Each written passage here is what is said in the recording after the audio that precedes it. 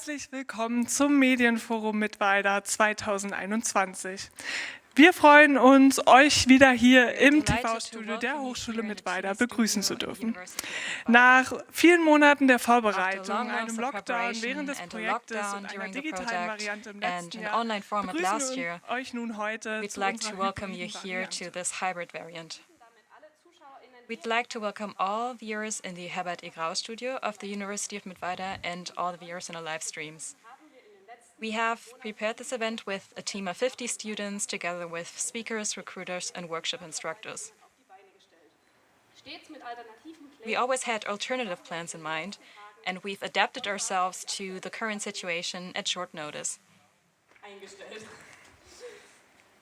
In the next 2 days, there are more than 130 students who work in front of and behind the scenes in order to put this event together. And we are happy that we can come together under the 2G plus concept. In the next days, we will discover the media technologies and innovations, and we'll talk about the future of the media world. Thanks to the support of the University of Leipzig and the Institute for Applied Linguistics and Translatology, we'd like to welcome all international viewers in our English live stream. This year, we'd like to invite you to explore the topics, the captivating topics in the next 2 days, and our Claim Deep Dives puts these contents even more in the spotlight. In the next 2 days, we look forward to hearing 12 panels with 22 speakers from 6 different nations that will give us exclusive insights into the complex media world.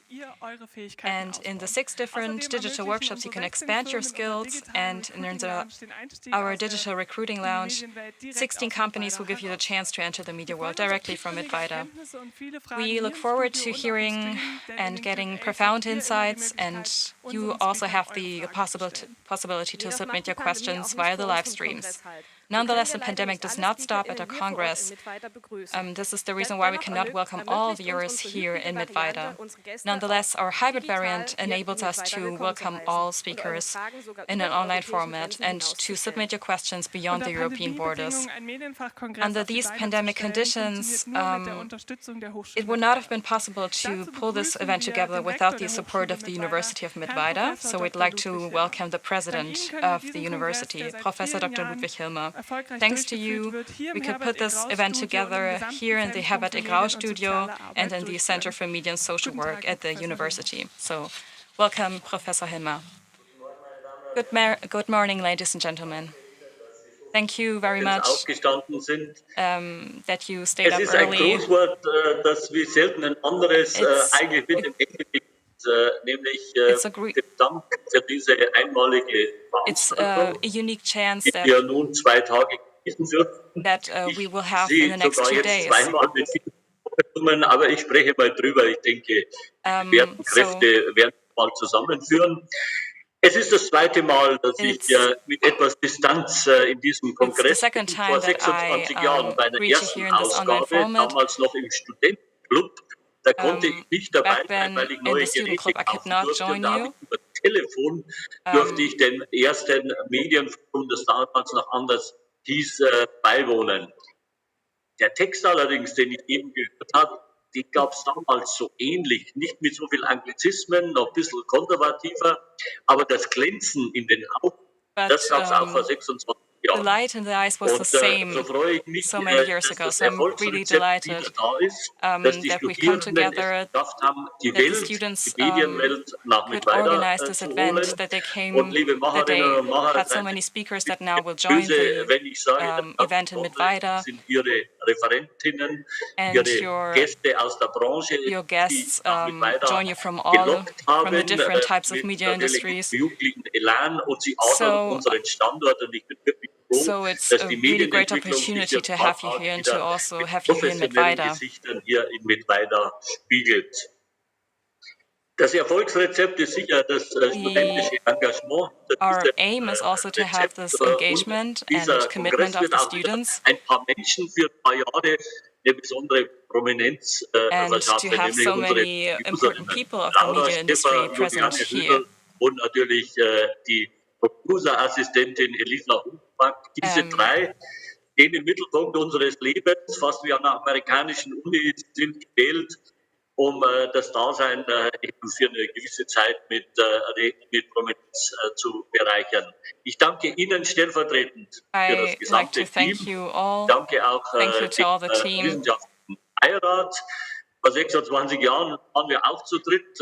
Otto Altendorfer, die Gründungslegende der Mittweida Medien, Udo Reiter, der langjährige and of course, there are many famous people that put this event together and have worked with us in the past. Schon eingebettet in die entstehende back then, of course, it was not very easy for us. So I'd like to thank all of you and also the Dean of the university so that we can put this event together. And I wish you good conversations, good results, and I hope that this media convention can be a starting point for a lot of the students, and that you can gain some first contacts, that you can have an exchange with the experts, and that will also give you a starting point in your professional career later on, and you will think about this congress later. So I wish you all the best. Good luck at this year's Media Forum. Vielen Dank, Herr Professor.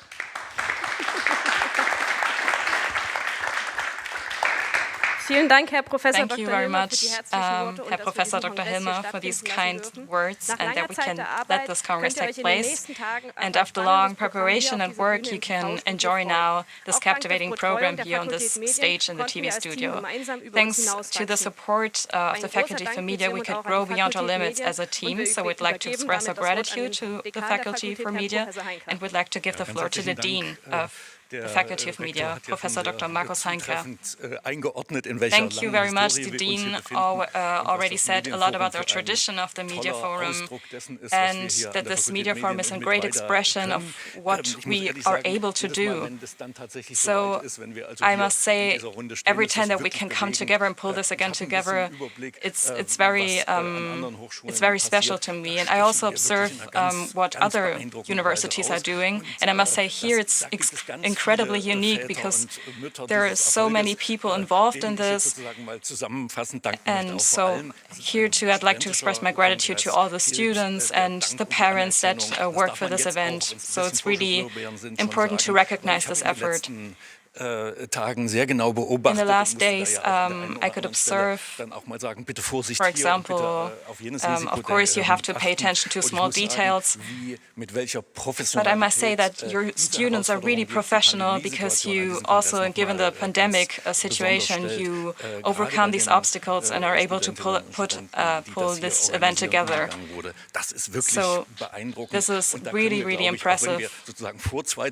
So just 2 days ago, we can really be proud of ourselves. Thank you to all of you that make this event possible, that we can come together and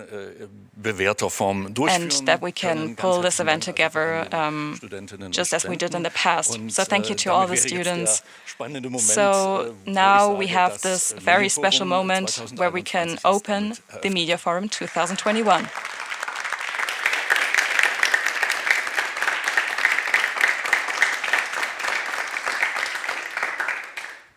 Vielen Dank auch an Sie. Thank you to you as well.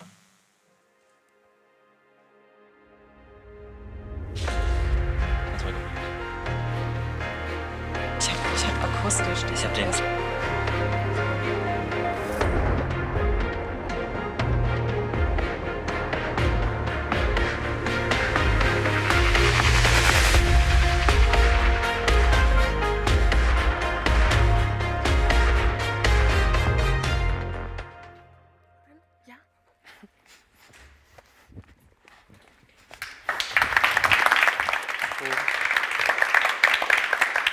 Hallo Mittweida.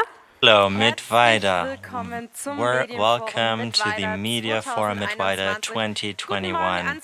Good morning, audience. Good morning to everybody on their digital devices. My name is Elise Rabe and I'm Erik Schiller. We will be your hosts for the next 2 days. Finally, the day has come. We will dive into these 2 exciting days of the world of the media industry, from movie production, journalism, all the way to the music industry. Together, we will guide you through the different panels and talks, but of course, that's not everything. everything. There will also be workshops, a recruiting lounge, and because of the current situation, all of this will have to be online. So please be on time because you want to leave a good impression. I think we've already talked enough, Alice. Let's get started. Absolutely. We have a tight schedule and we want to be on time. That's where we're going to start right away with our first panel, just one more episode. It's about fiction in movies and series. Our first guest is an expert on series and fiction productions. Since 2007, she's been working for Wiedemann & Berg, a beacon in the movie and series industry. They've worked on 4 blogs, The Life of Others, and have received a lot of awards for that. Kerstin Nomsen is a film producer at Wiedemann & Berg, and her new big project is a 6-part event series called Blackout, Morgen ist es zu spät, based on the book by Mark Ellsberg. That's what all of this will be about. How do you produce it, and how much work is the post-production of such a project actually? All of this we'll hear in just a bit. A warm welcome and a round of applause for Kerstin Nomsen. Good morning from Munich. I'm very happy that I can be a part of the Media Forum this year, even if it happens from a distance, but I think we've already gotten used to this quite a bit. Let's get started right away, and I would like to show a trailer.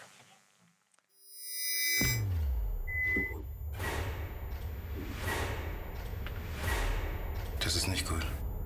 This is not good. Ja, Do you have a problem? aber ich fürchte nicht nur ich. Yes, but I'm afraid it's not just me. Innerhalb der letzten Within Stunden the ist last das few gesamte hours, the europäische entire Stromnetz European power grid zusammengebrochen. has collapsed. Komm, Herr Jesus, Come, Lord sei unser Jesus, be our Gast guest, und and segne, bless what was you du have uns given us. beschert hast. We need you to find our mama, please. Da hat jemand der Zivilisation Someone has den Krieg declared war erklärt. on civilization.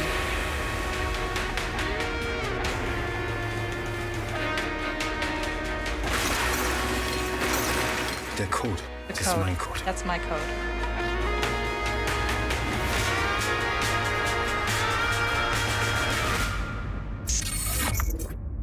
Es hat gerade erst begonnen. Just begun.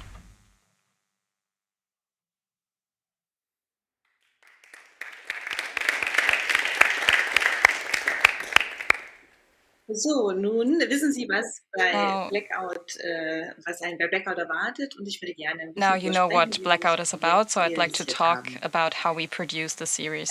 Blackout ist eine Verfilmung eines Bestsellers von Blackout Mark Ellsberg, is an der adaptation of the book by Mark Ellsberg, which was published in the year 2012 in the Blainville publication house. It was sold more than 1.7 million times. It has been translated into 15 languages, and it is a thriller, nicht nur 800 pages long, and it was critically acclaimed, was weltweit Schlagzeilen gemacht also hat. Vor allen Dingen deshalb, weil das globally. Szenario, was Mark Ellsberg in seinem And Buch schreibt, particularly interesting is the scenario that Mark Ellsberg creates in his book. Umsetzung auch So bemerkt, that was something that we also saw that when we were adapting this novel, in der gesamten Industrie, because in der gesamten Strombranche, because it features the topic of the power grid and the energy supply in Europe. Als wir Blackout diskutiert haben, haben When wir uns we natürlich die Frage focused gestellt, on Blackout and tried warum to würden wir adapt das this gerne novel, filmen? Also was we sind thought die of why we'd like Entscheidungsgrundlagen to für die Realisierung eines film solchen it, Projekts? and those were some In erster guiding lines Linie for geht us es um to die Relevanz decide des on why Themas. we'd realize this Blackout project. würde ich First of absolut all, the geben. relevance of the Ein topic. weiteres Entscheidungsmerkmal ist die Another Bekanntheitsgrad important und Aufbau topic einer Vorlage, die waren bei is Blackout also the way it was critically claimed that it's natürlich really a muss der renowned Stoff book Begeisterung by this auslösen author, and bei den also Kreativen, bei den Produzenten the und way nicht people are zuletzt beim really Auftraggeber. delighted about it, and Den haben wir dann gefunden, und zwar waren das Join und 7-One Entertainment. it was a collaboration with Join and 7-One Entertainment, where we decided we will work with them together. Und in Absprache mit den Produzenten So we und talked to Auftraggebern haben wir uns producers. entschieden, Blackout als 6x45 We decided to create a 6-part series.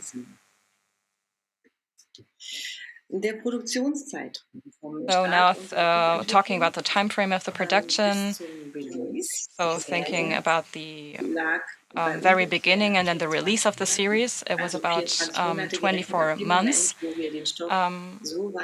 Starting there, that we really had a full grasp of the content of the book, and then really creating the series. We have different phases of the production. We have 6 in total. So you can see this now on the slide. First of all, developing the content and finding financing, having the soft preparation, but also the work for the management. The first step is about financing this 6-event series. So first of all, it's about getting the rights for the content. So you present a concept, you talk to the publish house, and who would you would trust with such a project. We talked also to the screenwriters because they're very important in order to elaborate such a concept. Also in order to get the rights for the content. As I already said, the amount of information and content that we get from the book is equally important. So, first of all, you have a first approach where you think about the first idea of how producing such a series. First of all, you speak with the other members and producers on the team. Of course, this is a long process. Sometimes you have to work on the draft and elaborate different versions. So all the process of having this first idea is dependent from many factors. As an author, such as Mark Ellsberg, you have to contact him. And of course, with such a book, such a renowned author, it is very important to get in contact with him. Parallel to the content creation, it is important to focus on the financing of such a project. So we have to get a lot of partners that will give us the financing, such as the Weltvertrieb. Then the second phase, you have the soft prep. That was the phase from January 2020 to June 2020. That was about 6 months, where we still have the development of the book, and we select other creative parts of the development, such as the director, and where we also get in contact with the agency. We do the casting with the main roles. We first of all need a main producer that supervises the process, so that we can have people for all the important things to do and professions to do at set.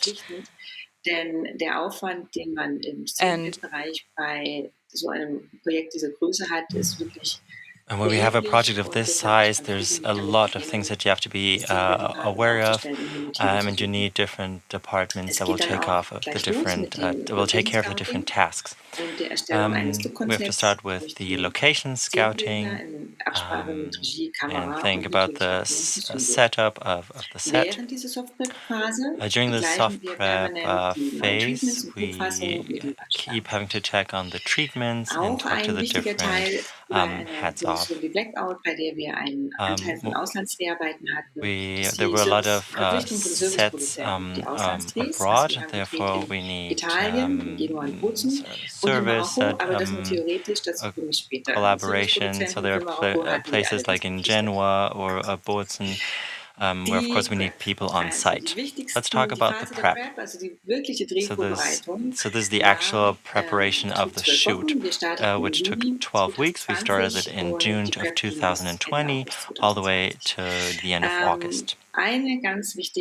One very important task in this phase is continuing the casting of the secondary parts. There were 134 parts in total, which of course is quite a bit of work. And this is due to this project because there are so many different storylines with different characters, and therefore we needed a lot of different parts, which exceeds the usual size of a normal size series.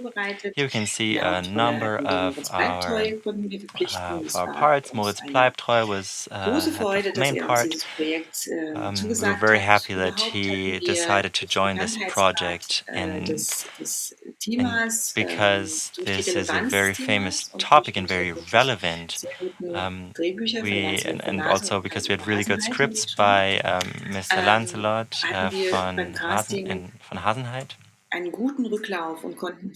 Therefore, there were actually a lot of people that came to our auditions, and that way we could choose and find exactly the actors and actresses that we wanted. Heiner Lauterbach was the head of the PKA. A number of renowned artists. These are just the main parts we can see here, but like I said, 134 in total. And this was, of course, a part of the project that took all summer.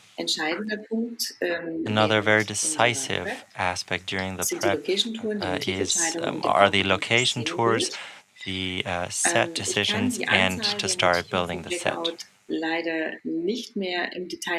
I can't tell you exactly how much time we spend on all of this, but here we can see some of the setups of the shooting sets.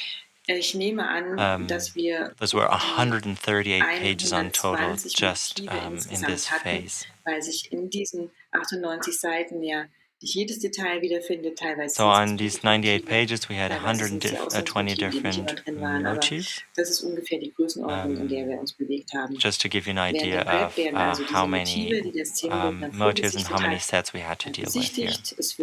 So we went to viewings of these locations and to decide which sets we will actually be using in the end, and then we already have to start planning the construction of the sets. Some of them take a lot of time, especially the Ministry of the Interior. We had to build the whole set, which took a lot of time, and this is something we had to start already in August so we could start the shoot in September. Other tasks during this phase are the script extracts, and when there are like pre-productions, and also having to clear all the questions regarding the rights, and then of course rehearsals for the costumes and masks, and coordinating all of this with the producers. Die Kostüme und die Masken festgelegt. Weiterhin Vorbesprechung mit Sand, special effects and VFX department. Then of course there's a lot of work regarding the stunts and special effects, which always plays a big role. And I mean, the name is Blackout, so it has to be dark, and usually there are no dark cities, and not even in the countryside it's not dark anymore, so we had to turn off a lot of lights, and to see something like that and to estimate how much work this would be is something we can only estimate, and in the end it's always more work. During the entire prep time, we always have to monitor the costs, and sometimes we have to see that some things are difficult to realize because we have budget limits, and then of course sometimes we have to change the scripts. Let's talk about the shooting. We started shooting at the beginning of September, and it was scheduled to be finished by Christmas 2020 with 68 days of shooting. We had two units of directors and camera units with A and B cams. Some of them were a lot of work, and therefore we needed two teams. Laszlo and Mr. Hasenreit had their own teams of videographers. The team was the same, but they each worked with one. There was one thing that was special about this shoot was the season. It is set in November, but we already started in September. So weather was beautiful. It was very hot, and that's why we had to start with all the indoor sets. All the artists were wearing coats, and it was very warm, but they had to pretend it's cold. And then we also had the vegetation. As soon as this didn't look like fall anymore or like summer anymore, then we could start the outdoors shoots.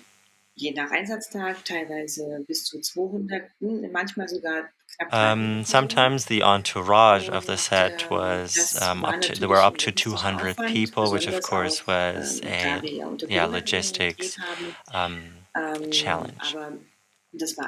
And of course, COVID also played a role in this. During the shooting, we also had to keep monitoring the costs.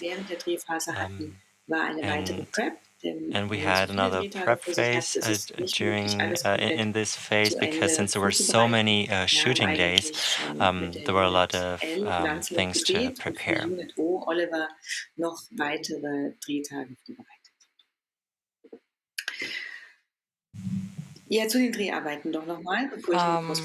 Before I talk about the post-production, I'd like to talk about the shooting. So let's talk about Corona. Of course, Corona presented some obstacles to us that we had to overcome, because we could not finish the filming on outdoor locations, because there were some difficulties with traveling. And another problem were also the motives. Some people said that they could collaborate with us, but then they said that they could not give us the set constructions. Unfortunately, that was, for example, the Federal Ministry, Interior Ministry, because they had some difficulties, and it was also the Deutsche Bahn. That was quite a challenge for us, because we had a scene that we had to film at the main station, and the Deutsche Bahn said that it could not support us, so that during the shooting we could not have these sets. So of course we had to react to this. And in two cases we were able to overcome this obstacle. So first of all, we tried to not go to the main station, but go to the trade hall in Leipzig, which has a similar setting, so that we could avoid so that we tried to have a similar set construction as in the Berlin main station. The big advantage of the trade hall in Leipzig was that we were in fact able to use the set construction that would not have been able with another location. And we also were very lucky to have an IC train that we could use for filming. So we tried to rent this train. There we were able to film the scene. And we tried different methods, such as different lights and different set constructions. So we were but still there were some problems that, as I already mentioned before, that we had the problem with the collaboration of the Federal Interior Ministry. So we had to, in fact, we had to say that we were not able to use the set construction. Another part was filmed somewhere else. So, for example, we focused on other locations, such as in Italy. So there we found some possibilities, such like in Bozen. But of course, this was not very easy for us to do.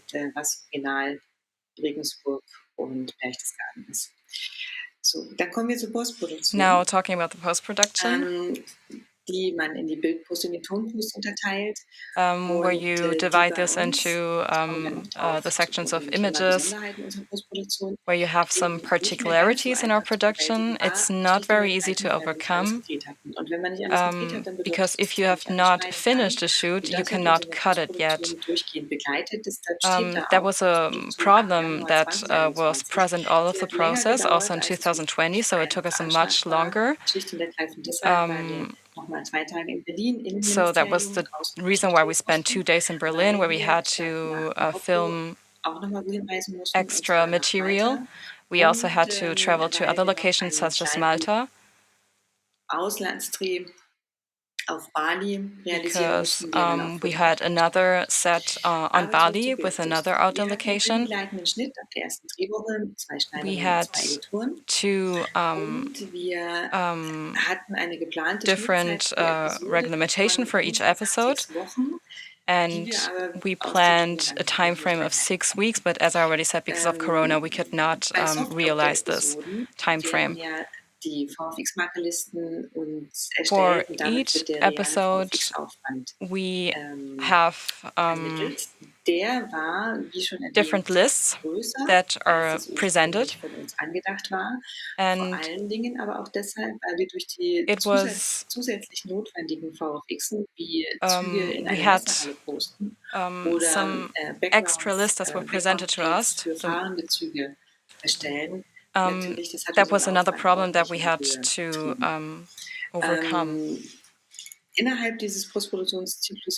Within this production cycle, we have special people that are responsible for the different tasks, and we had the obstacle that we had a lot of work to do and that we could only later cut the scenes. So we did not have the capacity that we planned before. And this is the reason why the production did not go as we planned. We had different types of designs that were then elaborated. And when people finally decided on a common design, then we were focusing on the grading. You must say that the process of grading was very, very important in the series Blackout, because we had so many scenes that were in a dark mode. And of course, when filming the scene, we had the problem of filming in a dark environment. This does not make any sense. So in general, we had to film some scenes at dusk, where then in the end to change the scenes with the grading to put them in a night mode. Talking about the audio and the sound, we established different lists where we had sound editors with different noises that we and the sound design. So we had some musicians that gave us some first themes that we can then talk about with the directors. The particularities of the post-production that I've already mentioned before for the series Blackout was, as I already said, some outdoor locations such as Morocco or Bali were not possible because of the interior ministry. So those were some things that where Corona made it impossible for us to realize this. And as I already mentioned before, we had about 580 shots where we had some special technology used. I have some examples. The first one is Berlin.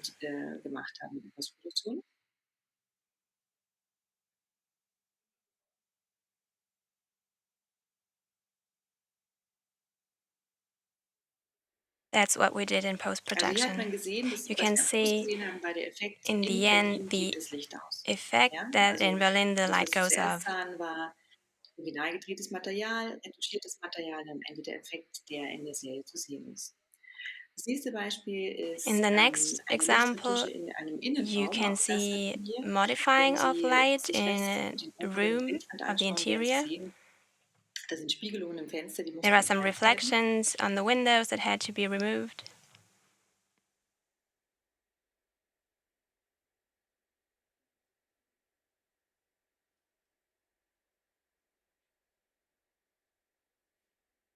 Das Schlussbild zeigt jeweils den In the last Endgrading-Stand. image, you can see the last stage of Führt editing. uns zum Grading, dann sehen wir die Einstellungshöhe, wie es in der Serie zu And sehen that's ist. how it is Das seen nächste in the Beispiel ist series. der Hauptbahnhof, von dem wir schon gesprochen In the haben. next Es geht ein example, you bisschen can schnell, da müssen see Sie genau the hinschauen. main Erst keine Züge rechts und station. links und dann Züge rechts It's und quite links. quick. Und Cloud Application, wir haben die Anzahl der Komparsen dort vervierfacht.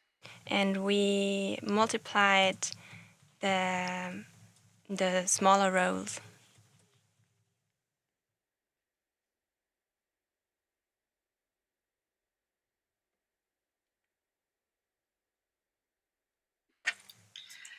Ein weiteres Beispiel ist Another Folge 1, example ein is from the Achterraum, first wir episode. gedreht haben in You can see a Leipzig. roller Stand da ganz coaster in alleine in Leipzig. diesem Freizeitpark. Das sah natürlich nicht so It schön aus. Deshalb was standing gab es alone 6% in the Extension park von in Leipzig, weiteren and that was not looking as good as we Achterbahnen, also wanted. von weiteren Figuren, die dort stehen. And that's why Und wir we haben den added Himmel some ausgetauscht. more.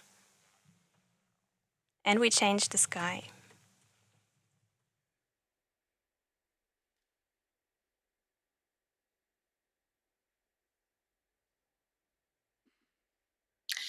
Und zuletzt noch ein Beispiel für das, was ich And erwähnte. Wir konnten the natürlich last nicht drehen, example weil alles beleuchtet is ist. Also something das that we ist die couldn't shoot Bergstraße in at Bozen, night. mit dem It's Deponet. a street in Bozen.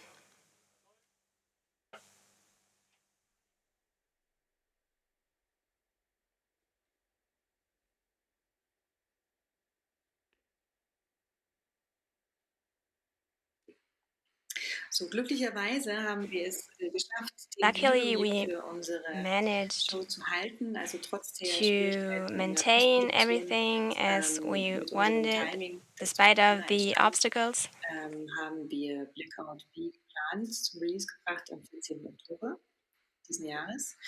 Und die letzte Phase And the release der was as planned the 14th of October.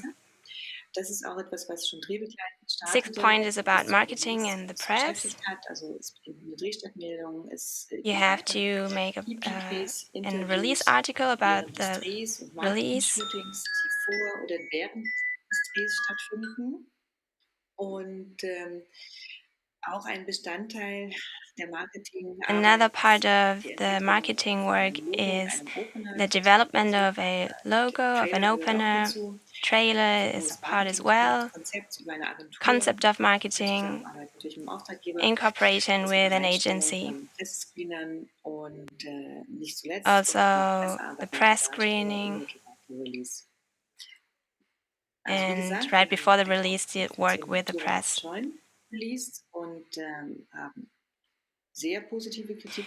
We had a lot of positive critics. And we managed to Also insgesamt sind sowohl unsere Auftraggeber als wir sehr zufrieden. To have good results in the click numbers of join. Ja, das sind noch kurze Einblicke. There are some more impressions. Ja, Kerstin, ich bedanke mich recht herzlich und ich glaube, thank you, Kerstin Namsen. I hope that you all enjoyed it. For me personally, I watched the series in one night. I can totally recommend it, and the book was also really intriguing. And I found it really interesting to see what is it all that it is behind. The effects are really working well because I wanted to make the screen lighter when I watched it. Now my question is, how do you get to such a project? Ja, also im Wesentlichen geht es darum, den Punkt mal im Blick zu haben. Blackout ist ja schon länger erschienen, you need eine Idee to zu haben, have was man daraus machen a look könnte. at the Und book bei Blackout market ist es sicherlich so, dass damals, because it als was der already Roman published, and erschienen then war, es noch gar nicht die Möglichkeiten there war, das Projekt wasn't zum the option auszuwerten, denn to eine Produktion dieser Art hat natürlich evaluate the einen project erhöhten Kostenaufwand. because the Und costs are really bevor high. bevor nicht die Streamer in den deutschen Markt gekommen sind und auch die lokalen Plattformen Before the sich hier streams got etabliert to the haben, German war markets, Blackout aufgrund des hohen Budgets, Blackout was man dafür aufbringen muss, was, auch because of the high nahezu nicht costs, realisierbar. not really Kannst du es possible. grob einschätzen oder uns sagen, Can you was da der estimate Kostenaufwand war? how big, Das how Budget, das great Produktionsbudget was von Blackout, the da budget? lagen wir 12,5 Millionen. Wow. 12 Ja, and a half danke million. Kerstin für diese Einblicke. Thank you, Kerstin, for Wie these gesagt, ich impressions. kann die Serie nur empfehlen. As Und I jetzt said, noch I mal ein really großer can recommend the Applaus. series. A round of applause for her.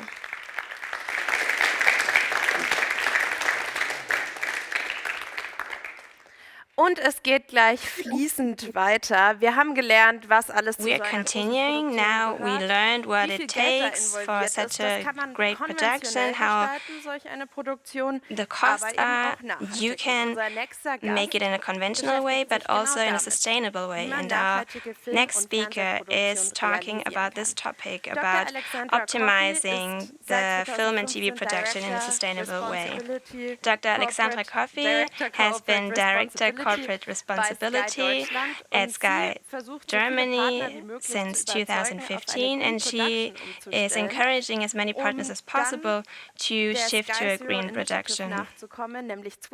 And she's pursuing the goal of the Sky Zero initiative, which is to be 100% carbon neutral until 2030. We are looking forward to hearing from her strategies, concepts, and we are right clicking in. Thank you for being here today. Gerne. Und vielen Dank, dass ich heute da sein darf. Wie ihr an der Anmoderation schon gemerkt habt, habe ich einen etwas sperrigen Jobtitel. As you already said, Ich I bin have also in quite meinem Leben so extravagant etwas name wie die and Umweltministerin von profession. You could say Sky. that I'm a minister Und ich for mache das environment tatsächlich im at Sky Hauptberuf. Germany, and of Und course das this is my main unterscheidet mich profession, von vielen meiner so that Mitstreiterinnen differentiates in der me Branche, die from das a noch lot of other zusätzlich zu members ihrem in the media anderen industry Hauptberuf machen who müssen. do this next to other Ich beschäftige mich also sehr works that they viel have mit to do. Umwelt und sehr So viel I mit deal CO2. quite a lot with the topic of CO2 ist übrigens CO2 and the umgangssprachlich, environment. Of course, denn gemeint ist CO2 eigentlich is the colloquial language. CO2e, So first of all, you think wie about das englische Wort für CO2e, Äquivalent which means in und English gewissermaßen die equivalent. gemeinsame Währung, in der alle And Treibhausgase this is the main umgerechnet currency werden. that we Wenn use man in order jetzt wie ich to Glück hat und in einem think of all Entertainment-Unternehmen emissions. zuständig ist, If you're dann lucky, hat just man as me, to sogar bei work einem in the media umfanggrößeren industry, Thema wie you CO2 das must Glück, say that interessante Projekte zu haben. you have so many interesting Meine lassen projects sich when ganz working gut in the media industry. zusammenfassen in So first of Sky Zero all, you und in can Green Shooting. let's Hinter present Sky my Zero verbirgt topics. sich So im it's Sky Grunde Zero. die Erklärung, warum Sky Sky sich Zero für Umweltschutz deals mainly engagiert. with Und das the andere initiative of Sky Arbeitspaket to heißt Green be Shooting net und carbon dahinter free. steckt, wie And wir es we tun also have the second und one was on the wir genau agenda, machen. which is green film shooting. Und am Schluss versuche ich noch einen And ganz in the end, kurzen Überblick zu I'd like to geben, give was you a die short Branche so summary tut of what the und hoffe, dass ich industry dabei is doing, keinen what kind langen of Monolog efforts halte they und have. Sie noch die Fragen stellen können, die So Sie eigentlich at the wirklich end, I wissen wollen. also would like you to ask some questions. So. Sky Zero ist eigentlich So unser thinking Versprechen, of bis Sky Zero 2030 is our CO2-neutral promise zu to be werden net carbon free und by das über die 2030. gesamte Wertschöpfungskette hinweg. And Das heißt, es geht nicht nur um this Emissionen, means die wir it's direkt not ausstoßen, only about the sondern auch emissions, um diejenigen, die von but unseren Lieferanten it's ausgestoßen also werden, about eigentlich in the unserem emissions Auftrag. from our suppliers. Und es geht im zweiten Schritt auch darum, And in the second möglichst step, viele Menschen für we Umweltschutz zu want to inspirieren. encourage a lot of Also people to protect the Zuschauerinnen, climate Öffentlichkeit and und to auch politische also advocate Entscheidungsträgerinnen. change. And Das Ganze hat also einen kleinen so all of Marketing-Aspekt, this, of course, den has ich a Ihnen ganz marketing kurz aspect zeige, that I would und like dann to present to springen wir you uns direkt in die before Präsentation für die grünen focusing Themen. more on my presentation. So, würdet ihr den Film abspielen, bitte? Could you please play the video? Eines Tages kam der Mond zur Erde, the moon came to Earth sie endlich finally aus der see it up Nähe close. zu sehen. Das Wunder, the miracle das unser that there's a Zuhause home. ist. Laurin? Und der Mond sah vieles, was ihn in Erstaunen versetzte.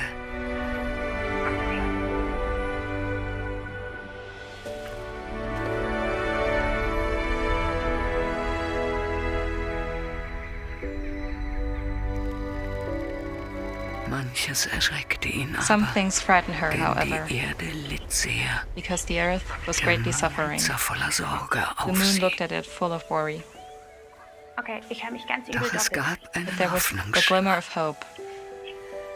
Wenn wir heute das If we do Richtige the right tun, thing today, machen wir we will unsere make our future Zukunft better. besser. That's why we will be net carbon free by 2030.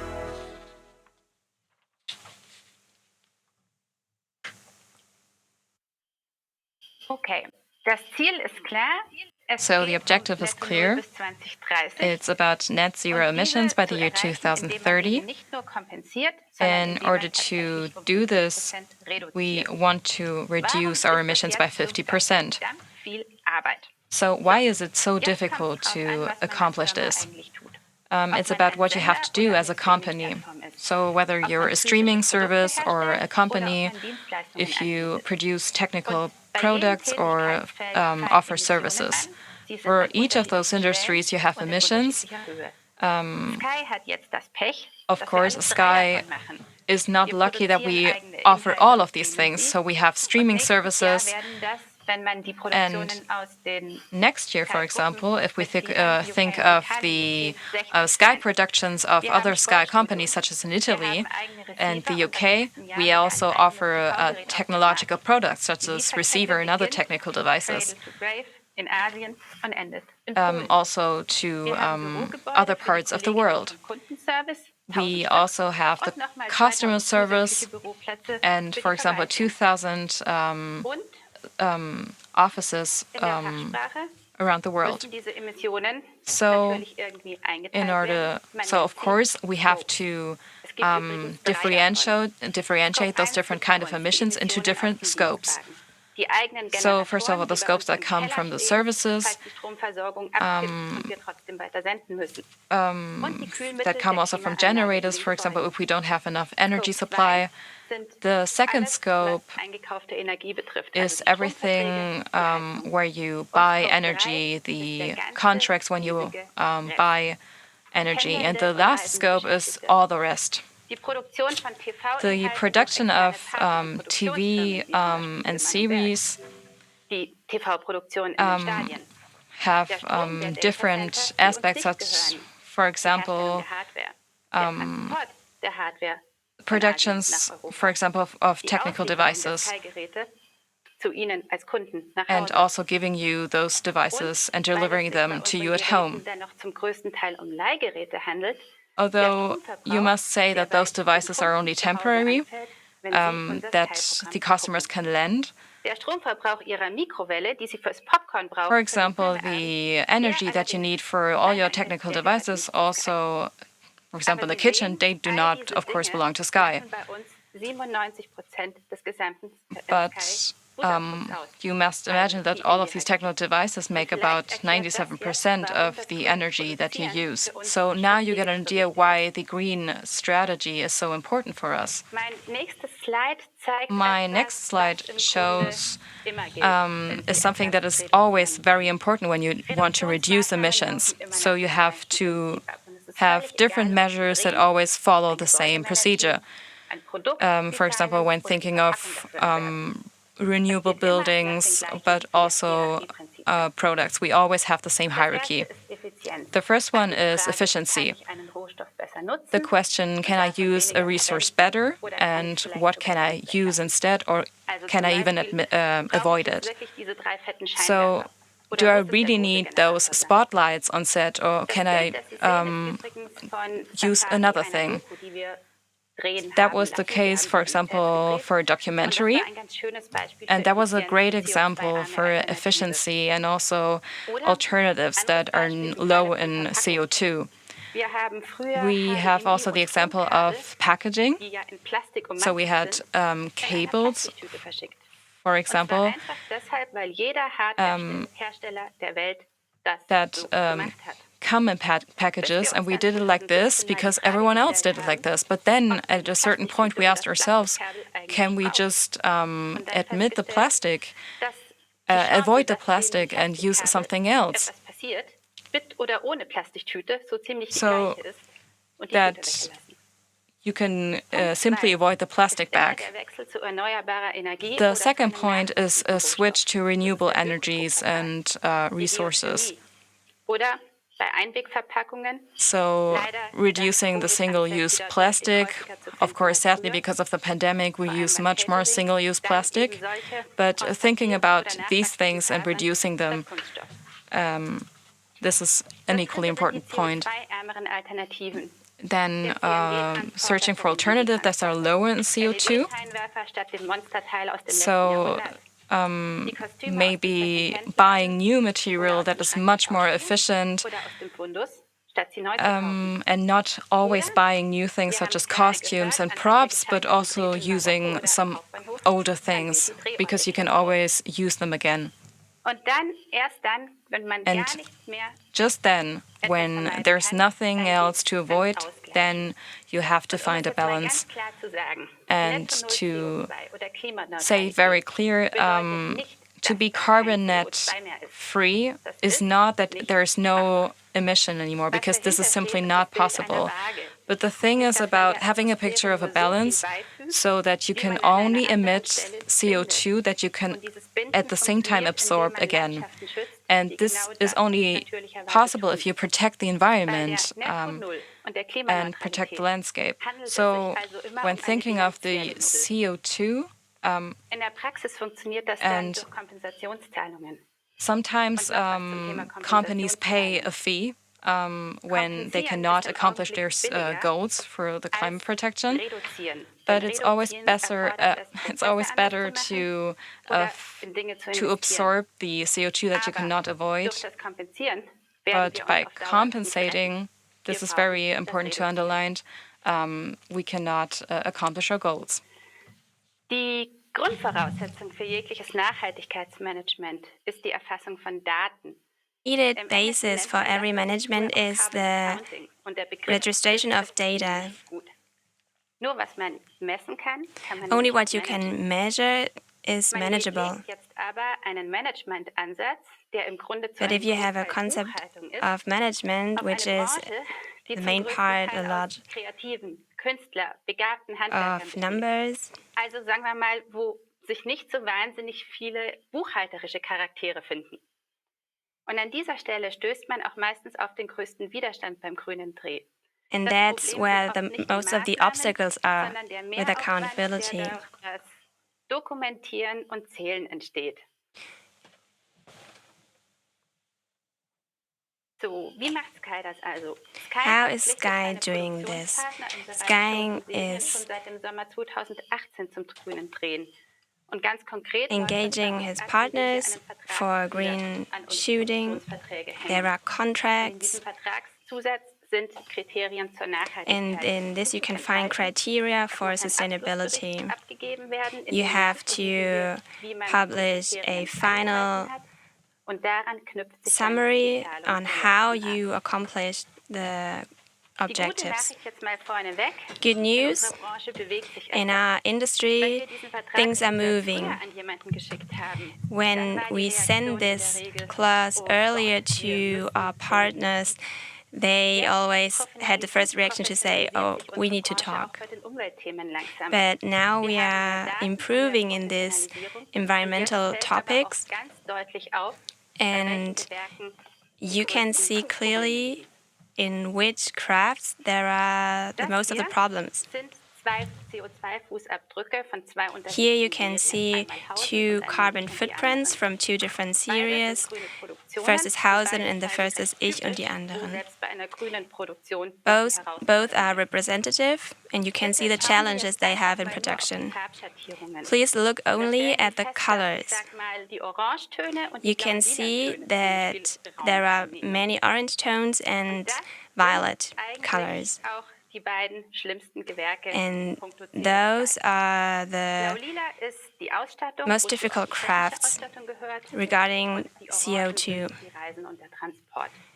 The orange colors is transportation and violet is costume, stage projection. You can see that the factors are always the same. And as a producer, you have to cut costs many times in those areas. And in the topic of transport, there were very good solutions. On 7 locations in Berlin were filmed, and the crew was living around Berlin.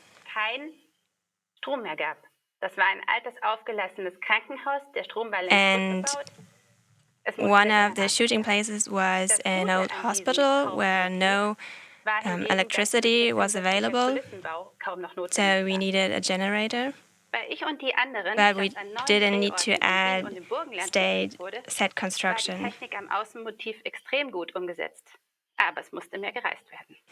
The technical aspects were realized very well in the outdoor locations, but you needed to travel less.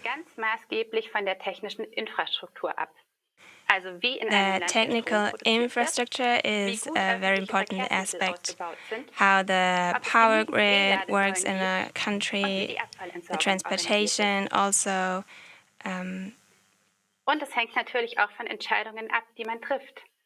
The decisions that are taken.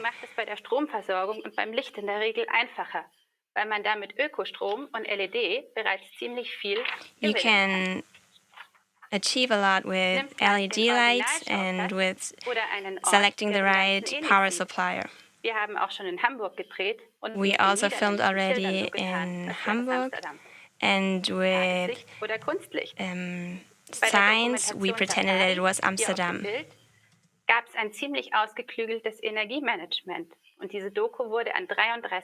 With the documentary Safari, we worked during 33 days without generator, without a power cable, and also without using any additional lights. But we already heard that it depends mostly on the season you are filming. Here you can see Ich und die anderen. Those are also good realizations of reducing emissions. Technisch jedenfalls ist es überhaupt kein Problem mehr, wenn die Regie und die Kommentatorinnen, the director and the host vor Ort is in a studio, and then the crew is on site. The task of green shooting is to bring together the financial aspects and also catering, costumes, post-production, and you can manage it very well. But with the technical infrastructure, there are limits. Einige Produktionsmittel haben wir beim Live-Sport auch selbst in der Hand. Zum Beispiel unsere Some of the material we use, we can control easily, which generators we use when Sky is the broadcaster. That means that we give the license to others. We made a cooperation with the Deutsche Bahn, and in the next 2 years we are investing in our 2 sports studios in Unterföhring and in Wien. Hier auf dem Foto sehen Sie unsere größte eigene Baustelle. In this picture you can see a major construction site. Und oben an der Decke noch die Scheinwerfer. Die hat schon das ZDF on the ceiling there are big, spotlights, but on stage only LED lights. It's a big challenge, especially for sports, because the power supplier, the contracts of the power supplier is in the hands of the stadium and we have no influence in it. Gleiches Prinzip gilt natürlich auch für Kulturveranstaltungen und The same Konzerte, is with cultural events and concerts. Also, die Reporterinnen haben Interesse daran, so schnell wie möglich dort zu sein, wo die News ist, und want to be there as unter quick as Umständen possible die where the E-Autoladen news happen, dabei. but you don't want to be charging your electric car. Mit diesen erneuerungswürdigen Monsterscheinwerfern im eigenen Sportstudio teilen wir übrigens das Schicksal mit vielen Big technischen spotlights in the Dienstleistern studio. We're on the same side as many studios because when you want to become green in this area, there's only one thing to do. You have to invest. It's unavoidable. Investition in Infrastruktur ist The das investments Ziel, in das wir als infrastructure Branche is the auch im Grunde vor uns objective haben. that we Denn have derzeit before gibt us es as auf dem industry Markt gar nicht genügend because Mietwagen, there aren't die alternative as Antriebe many haben. Und wir brauchen beim car-sharing Filmen ja nicht in der options Regel den normalen Pkw, as we wir brauchen need, die Kleintransporter und and die we Lkw. don't need Alte Generatoren und alte Scheinwerfer sind bei den Verleihfirmen schon längst abbezahlt. Die big Dinger transporters, but we funktionieren need prima. smaller Es gibt vans. für den Verleiher überhaupt keinen wirtschaftlichen Grund, warum er die austauschen sollte. Aber sie sind da. Sie müssen gefüllt werden mit Diesel und Strom. Aber dieses Diesel und diesen Strom zahlt ja nicht der Verleiher, So many sondern times derjenige, der ihn mietet. the agency that lends Also transportation gibt es durchaus die doesn't replace the trucks, Idee, wie man das and ändern they könnte. consume Und a das lot geht über of Marktmacht, Angebot und Nachfrage. Das heißt, immer mehr Produzenten und natürlich auch Auftraggeber fragen gezielt moderne Technologie an. Nicht, weil wir irgendjemanden gängeln wollen, sondern weil wir die Infrastruktur bei den Dienstleistern durch unsere finanzielle Leistung und durch unsere Aufträge ankurbeln möchten. And also encourage those partners with our Vielleicht haben contracts. Sie auch schon was von der Brancheninitiative Maybe you also heard from the initiative oder von dem Label Green Motion gehört. from the label Das wurde Green beides Motion. letzten Monat veröffentlicht. Last month there was a publication Diese about this. ökologischen Mindeststandards und das These Label ecological wurden vom standards Arbeitskreis Green Shooting und seinen that Mitgliedern were supported by erstellt. the Und zwar Work ist das Council ein breites Green Bündnis Shooting. aus der Film- und This is an deutschen initiative TV-Landschaft. of Und man hat sich different verpflichtet, actors, diese ersten different beim stakeholders of the Produzieren TV and media industry. Ja, natürlich auch. Wir haben sie ja mitentwickelt. And of course, Ein we zweiter also played a Punkt, big part in der this richtig initiative. interessant ist, Another part ist that is das very Thema interesting, Förderung. Bei dem the setzt topic jetzt of auch ein Umdenken financing. ein. Jedes There Bundesland we can hat ja also seine see a eigene change Filmförderung. Und because natürlich schwingt every da German state has its own Standortförderung funding mit. method. Das heißt, üblicherweise, wenn This man aus dem means Topf einer that Landesförderung normally when Geld you haben get möchte, money muss man and auch want to get etwas money Geld from the bei seiner funding Produktion in diesem Land of the German ausgeben. state, Das Stichwort, das hier immer genannt wird, nennt sich Fördertourismus. here you have the Aber keynote auch hier of gibt es funding tourism. mittlerweile positive Beispiele. Zum Beispiel But here too we have some positive die examples. Medien- und Film GmbH von For Baden-Württemberg. example, the limited Die sagt dann zum company Beispiel for auch, film okay, funding of Dann mach halt Baden-Württemberg. die standortunabhängige Post-Production bei So einer Firma in we Baden-Württemberg. need to Aber have bitte kommt an hier nicht independent alle zu post-production, uns, but nur please mit do not come to us to viel just Aufwand für 2 Tage und viel CO2 with, hier was zu drehen, was ja woanders do not auch come gehen to us kann. if you do not Und use der zweite sustainable Punkt, der sich methods in your gerade TV ändert, production. ist, dass viele And another Förderungen thing that has changed nachhaltiges is that Drehen nun zur Bedingung für die along Ausschüttung that von many Fördergeldern machen. fundings Und Geld ist have natürlich immer ein a super very starkes clear Argument. demand Fördermittel and sind ja öffentliche Gelder. say that Und schon you have allein to use deshalb sustainable begrüßen methods, wir otherwise es, you won't wenn get die the Ausschüttung funding. dazu beiträgt, dass Film- und TV-Industrie This is an sich important transformiert. thing to do and important for the TV and media Unser industry eigentliches Ziel ist to es transform eben, dass das into grüne a Drehen green zum Standard production. wird. Und nicht The etwas, most important das man thing is that we now have a hoffentlich noch standard of green mit production Vertragszusätzen and durchsetzen to oder have mit grünen special Labels regulations belohnen in the sollte. contracts. Und insofern hoffe ich, dass ich And zumindest ein so paar I Fragen hope that beantwortet habe I could und answer würde mich some of über your noch questions, viel mehr and Fragen I would an be dieser delighted to Stelle hear freuen. more questions from you. Danke. Thank you very much. Ja, danke, Alexandra. Thank you, Alexandra Coffey, for this up-to-date presentation we had the opportunity to see what kind of aspects are really important. So it's about investing. And so, of course, I'm very interested in the topic that Sky has become a role model when it comes to green production. But what do you think would the situation be like in about 20 to 30 years? So will everyone be green, or is it just a drop in the ocean? I think that later they will be forced to change something because the prices will be much higher for the energy. And if you think, for example, for the invest volume at the beginning, the thing is, if you don't pay now, you have to pay later. Thank you very much. That's a great prognosis that you gave us. I'm sure that here among our students, there are a lot of people who would like to produce themselves, but who are also very interested in the topic of sustainability. So this is the reason why we'd like to talk about this. So we'd like to talk with our speakers, with Alexandra and our Professor Rika Fleck from the University of Mittweida. But of course, you on your social media channels, you can submit your questions via social media on your devices. So I'd like to welcome Professor Rika Fleck. Please join the stage.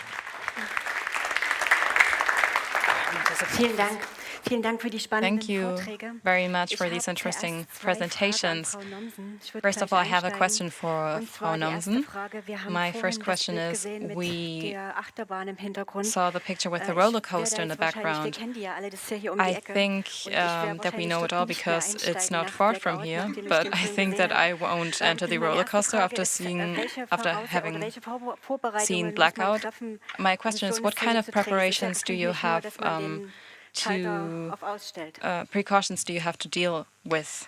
Ja, also diese Achterbahn, yeah, of course, this roller coaster that you know. Vorbereitung gekostet. Of course, there were a lot of precautions to think about. First of all, we had to think of a location with a roller coaster where we could shoot.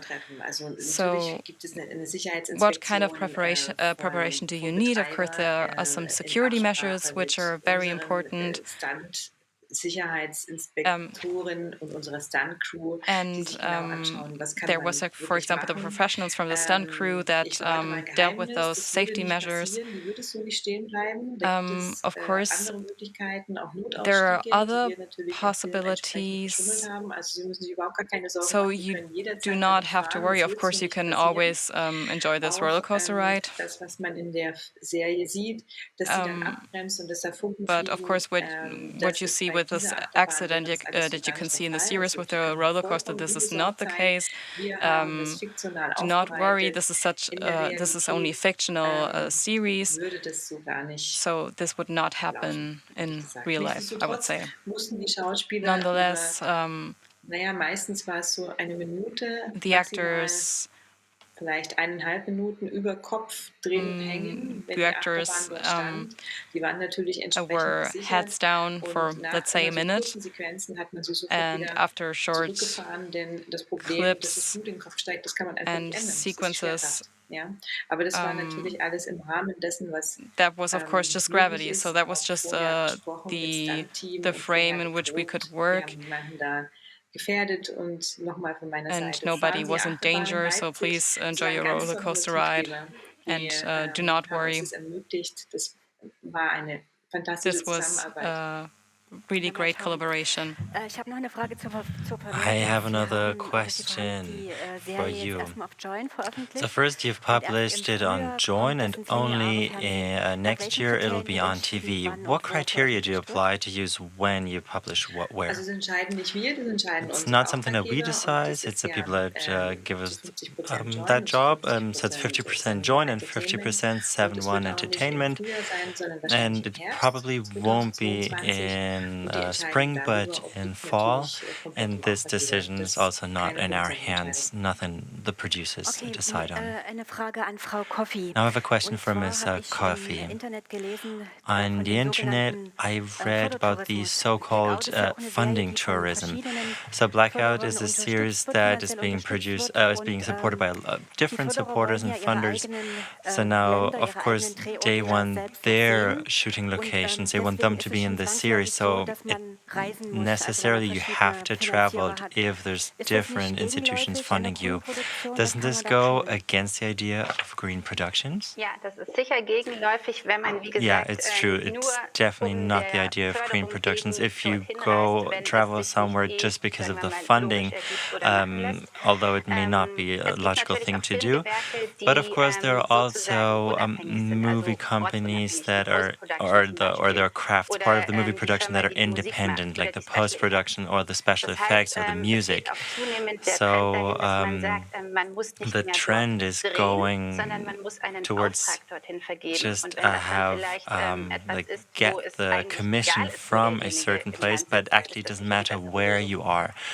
So you just get the commission from one spot. You already said there's a certain standard. Where's Germany located on this scale? Is this already an international standard? Germany's position isn't the worst, but it could be better. It depends on the infrastructure. When it comes to the crafts that the producers can take of themselves, it usually works pretty well. What is not working well is the infrastructure in the country, so often it's not possible to have green productions. Some things that cities could take care of themselves, for example, supplying green energy cheaply. And just like the whole country, we need investments in renewable and sustainable energy supply. And this is something that we can't do on our own, and that's why we have founded this alliance to have a common effort. I read that there is a training to become a sustainability counselor in companies. Do you have something like that? Yes, we actually have two colleagues who did that training, but for our productions and our series, we usually hire freelancers that accompany the cream production all the way. Ms. Nomsen, you personally, if you were on site, what would be the first thing to look at if you wanted to have a cream production? Well, of course, we also set that goal to have a green production, but it's not as easy as we've heard from Ms. Coffey. The technical infrastructure is setting our limits. Something we have to do, or what we look for, is to not use single-use plastic in our catering, and also to reduce waste in all phases, and of course to avoid flights and use the trains more. I think those are the basics, and those are also the things that I make sure to respect when I'm the producer. When it comes to the energy supply, for example, as Ms. Coffey said, generators are an issue. There are electric generators, but that's just not enough for now. And then, of course, the access to the power grid is not always guaranteed, so there's definitely still a lot of work to do for the whole industry. Blackout was mainly shot in the dark, or actually that's what was added in the post-production. Would you say that the lighting is worse for the energy when it comes to climate protection? Ms. Coffey? I can't say so much about Blackout because I have to say I have not yet it. I'm sorry, I have to confess. Lighting is definitely something where it depends on which kind of spotlight you use. LED is a very good alternative, and there you can definitely make a difference. You can already see it in our studio spotlights. They make up the biggest part of our energy take-up. So this is something where you can easily save energy. Okay, was sind die Alternativen? Also wenn What are the alternatives?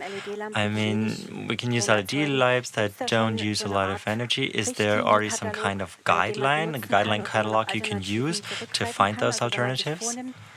If this is your goal, to have a green production. If you want to have a green production, then you just talk to your lighting technician who's the expert and actually knows how much light you actually need.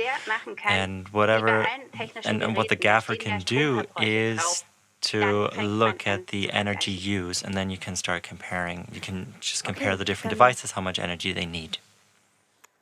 Okay, ich habe gerade gehört, darf noch eine Frage I stellen. just got the sign that I can ask one more question. I already mentioned before that green projections, I mean, I know it myself, that this is something that's already been discussed since 2015. A couple of years have passed. Would you say that over the last few years you can already see some change, that people intuitively apply those new standards?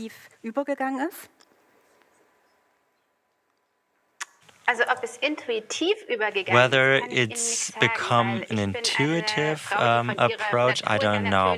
Me, I'm a woman that already breaks everything down to data and facts, so it's difficult to talk about it in terms of intuition. Something that has changed is the reactions of producers.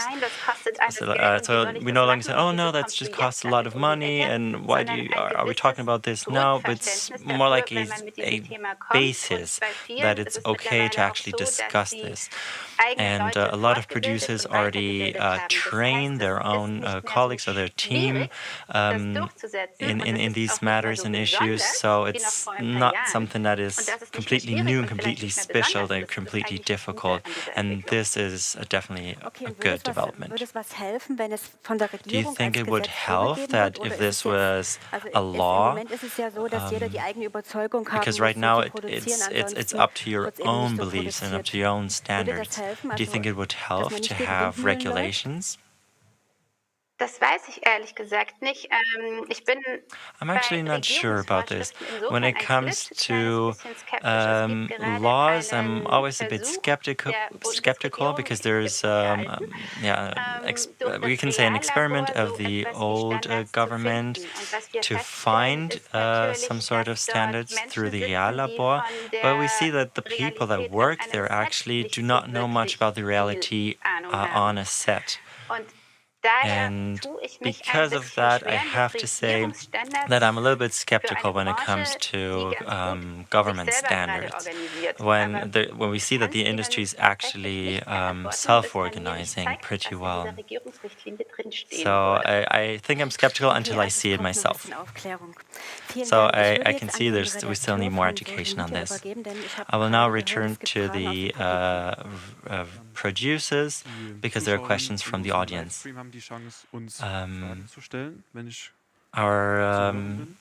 In the audience, people can ask questions on social media, and there's a question for Alexander Coffey. What are the effects of Corona on green productions? Sometimes it's good and sometimes it's bad. It's a little bit absurd about this whole issue. When the pandemic started, there were many who like to fly, all of a sudden wanted to take the trains because there are not so many people on the trains. It's easier to avoid other people and open trains. So here we can say that the pandemic actually was helpful. Where it was not helpful was carpooling, for example. All of a sudden, people do not want to cramp a lot of people in one car just because it's practical. The same accounts for catering.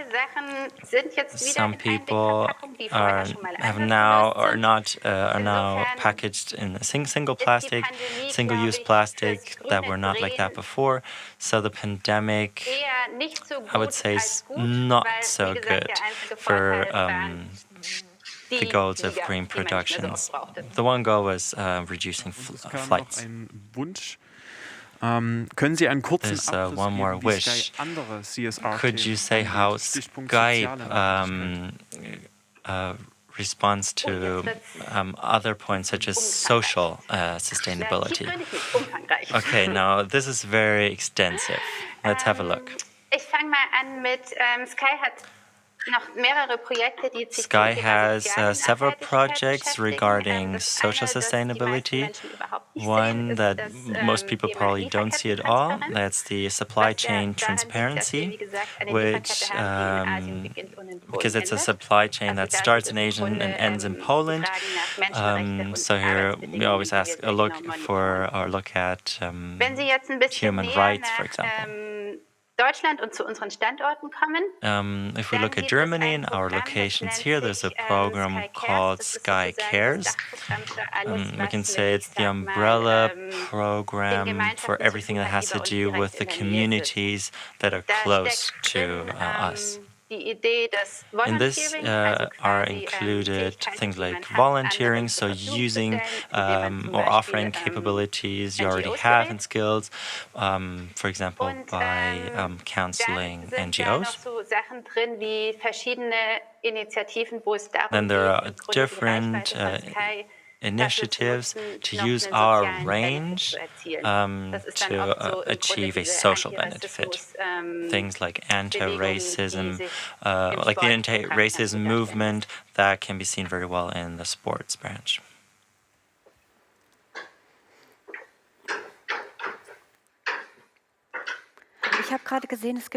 I just thought there's a question from the audience. Ja, genau. An Frau Nomsen. Und A question for Ms. Momsen. You said that this catastrophe isn't that realistic. Are you actually afraid of such a catastrophe? Or what would you do if all of a sudden the power went down all over Europe? Yes, that's a very good question indeed. We saw the case that the software that Blackout uses it happened at the same time as the start of the pandemic. So it was something that we were discussing. Is it a good idea to shoot right now? There's a real catastrophe and there's a fictional one. So how will this be received? And actually we saw that it was received very well.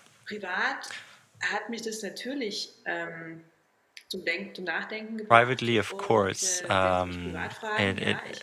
it scared me, and yes, I did read the brochure that the federal government gives out on the matter of catastrophes, and this is where you can see how you can prepare yourself for a catastrophe. The scenario of a power breakdown on the European scale is not completely realistic, but I think we actually should not be afraid that this will actually become a problem. Probably, maybe there will only be local breakdowns. I read that in January of 2020 there was almost a breakdown in Romania. And this also had to do with the common European power supply. So we're somehow interconnected. So this idea that this could happen is quite scary. What do you think would be some of the biggest challenges when thinking about these things and also shooting in the dark? How was to keep the everybody on the set happy? I would say there was a really good atmosphere on the set. There were not, I would call it blackout depressions. There weren't really any of those, because it was a great challenge for all of us. Because of this, we're all very motivated. However, one thing that I thought was interesting and also scary was the shoot in the nuclear power plant, in the former nuclear power plant in Greifswald. And this was definitely a situation where you think, okay, what if something happens? And if something happened right now, we would have a big problem. And this definitely can be very frightening. On the whole, however, we were all capable of separating our job and our fear. You also said in your keynote that Mark Ellsberg, being the author, that he actually has a very realistic way of describing the storyline. How was it for you to make that look as realistic as it did in the book? I think it was mainly the choice of locations, of sets. For example, the nuclear power plant. So we really chose locations and the technical support to really show everything the way it was described in the book. But of course, we can't use all the places, like a nuclear power plant that is still working, but we try to do it as closely as possible. And of course, there's also institutions and buildings where you can't just walk in with your whole team. So we have to see what's already there, what is still missing, and how can we make it look as real as possible? What are things that we have to add, for example? And that's what we have our crew for, the set design crew. And they may say, okay, this doesn't look 100% real, but if you maybe use monitor additions, you will definitely get way closer to reality. We have another question from the audience. So, if in fact a production is in fact damaging for the environment, so how does it function with the financing and the funding of the production? Yes, the first measure is to simply not pay the funding, and for now we did not have the problem that production was in fact did not respect our measures and regulations. So we were very lucky, and we hope that it will stay the same in the future. But of course, whether it's a green production or another production, you always want to evaluate the production in the end. Thank you very much, Ms. Coffey. And Ms. Nomsen, thank you for being here and that you took your time to present your interesting topics. And I would now like to give the floor to Alicia to move on to the next panel. Genau, ich bedanke mich auch noch mal ganz herzlich. Thank you das war auf jeden very Fall much. spannend, mal It hier was very interesting Produktion gemeinsam in now einem Talk to zu haben. have a producer Wir würden normalerweise in a jetzt talk. in eine 15 Normally we Minuten would Pause now gehen, have aber da hier a so 15-minute break, diskutiert but wurde, as there's so haben wir many leider nur people bis so 15 interested into Nachzeit. Das bedeutet in 8 this Minuten topic, ungefähr. Wenn we jetzt now nicht have alle a Fragen break of geklärt about wurden, 8 könnt ihr minutes. diese So gerne if there are auf any unserer remaining Website in der questions, you can of course submit them via Und social um media. 15 nach geht es dann And auch weiter und dann haben wir das Panel as I said, in 8 Sound minutes we Design. will continue, Dort wird ein Geräuschemacher and then da we sein will und dann werden wir sehen, wie Geräusche für Filme, move on with Serien the und second Co. panel, gemacht werden. which will Bis be gleich. about the sound effects.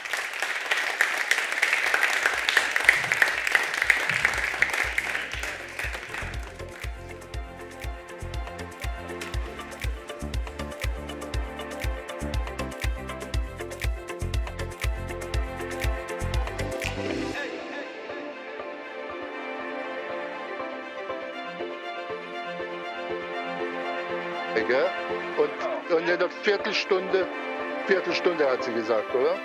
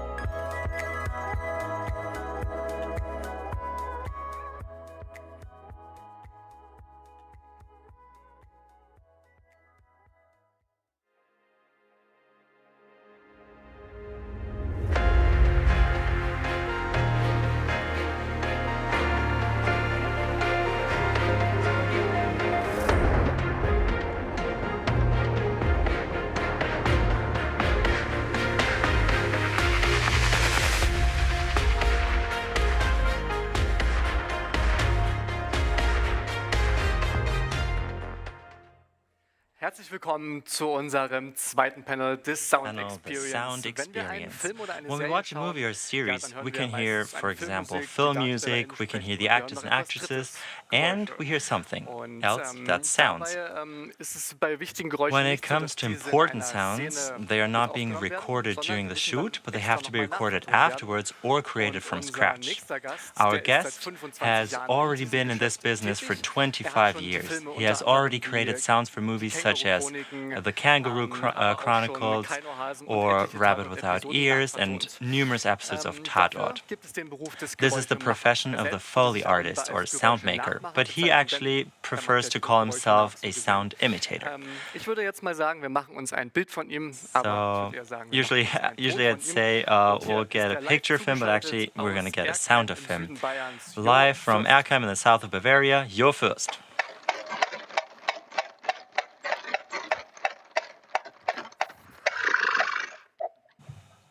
Ja, hallo, grüß Gott. Hello. Bayerisches, warmes. A Bavarian grüß Gott from Erkheim to you all. My name is Jo Fürst. I'm a Foley artist.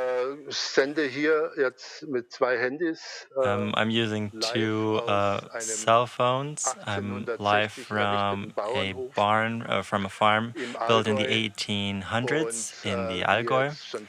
And as you can see already, my wife is showing the barn a little bit. It looks like chaos, but it actually isn't. It's all very well organized. All of these are my sound modules, or as you may say in Bavaria, this is my stuff. So everything you see here are things that I actually need. This is my sound workshop. I don't really like the studio because studio is everything. This is my sound workshop. I think it is the best word for that. As you already said in my introduction, I make sounds, but I actually imitate them. Internationally, we're called Foley artists because the first sound maker was Jack Donovan Foley. I think he made the first sounds for The Last Bow. They call also synchronized sounds. and he recorded them in his studio, and that's what gave, and he actually gave us the name. So the Foley stages is what you call it, and the sounds we make are called Foleys. And this actually doesn't really tell what we do with Foley. It's just an American name like Smith or Johnson, but if we call ourselves a Smith artist, nobody would know what we do. That's why the English found a better word for it. They call it walker. So it's the walkers. Because the walkers make the sounds with the movie, and it's called walkers because we have to walk a lot. The actors and actresses have to walk a lot, and we have to reproduce their steps. That's what we call walkers in England. I don't know how much you already know about this craft. Therefore, I have to see how much I have to tell you. So just to give you a quick insight into what my job is in a film production. The film sound is a virtual sound. Something that we hear at home. It's 5.1 or stereo and Atmo and however you want to call it. There's so many different kinds. So usually we out there we focus on the picture and the dialogue and the acting, because you know that the sound will be post-produced. And one department are the Foleys.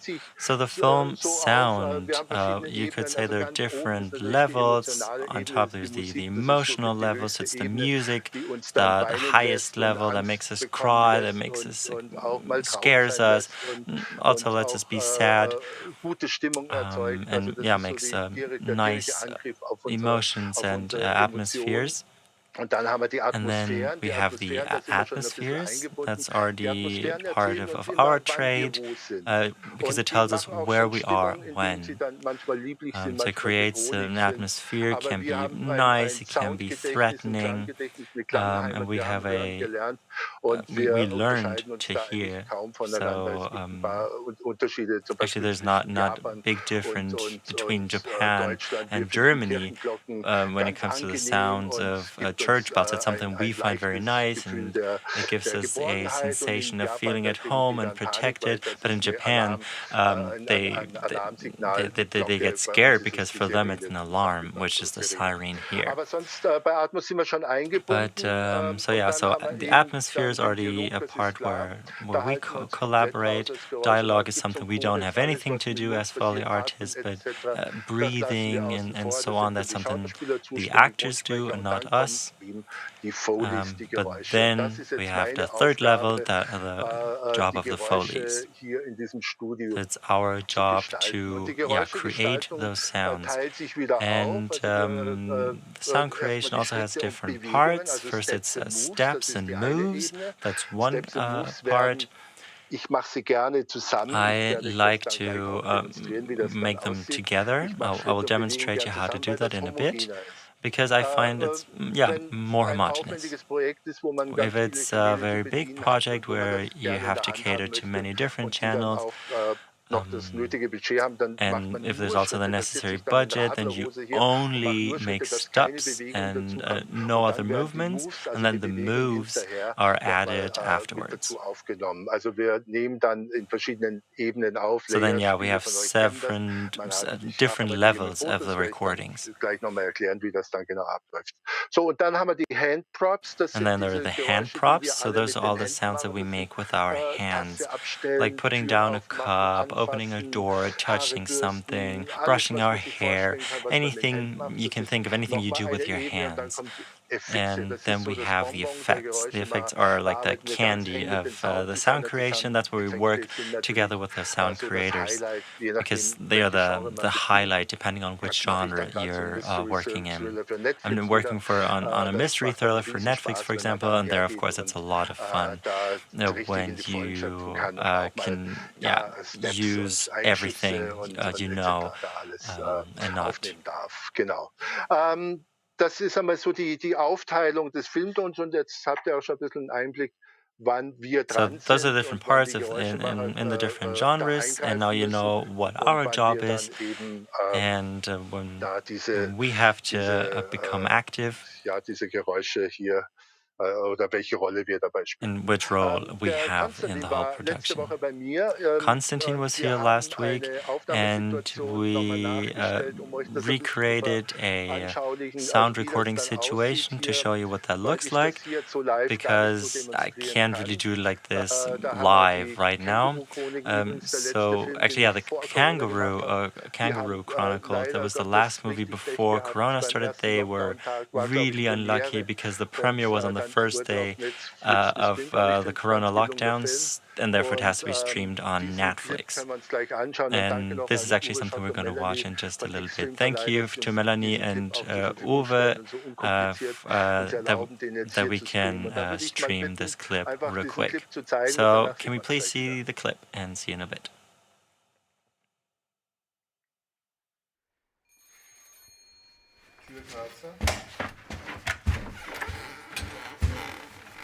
Kein Herd. Ja. Aha.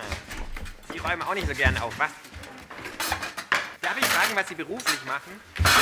Also ich bereite das jetzt mal vor, um das abzuhören, weil wir ja vorne die ganzen Klappen there's drauf something haben. I prepare Und ob das, because was wir aufgenommen haben, auch schön klingt und so zusammenpasst. whatever Also so ein we bisschen record fein sounds nice tunen. and works well together.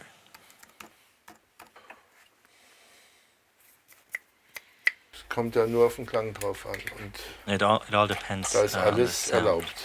And everything is Alles allowed. möglich. Das ist And jetzt everything's hier so ein possible. Rehleder. So this is Lappen einfach in Wasser und das ist yeah, it's a alter. cloth made Ein of kaputter leather. Tennisball It's für just die a Schale. broken tennis ball. Ich arbeite noch dran, das ist noch nicht. Das ist noch Doch. Na los. Ja, jetzt bin ich aber neugierig. Hm?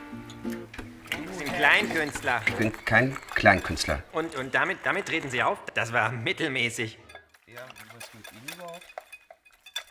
Entschuldigung, bei Ihnen ist jetzt rausfrei. Ich bin Kommunist. Was dagegen? Nee. Das ist ja eine Familie drüben, aber kein Tisch. Was denken Sie denn von mir?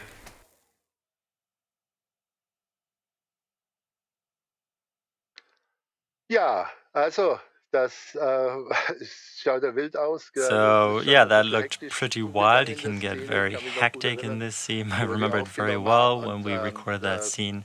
Ich denke auch, dass das so ein bisschen veranschaulicht hat. This shows pretty well how this works. Let's go into detail a little bit. How do you start a recording, and then how do I know when I have to do what?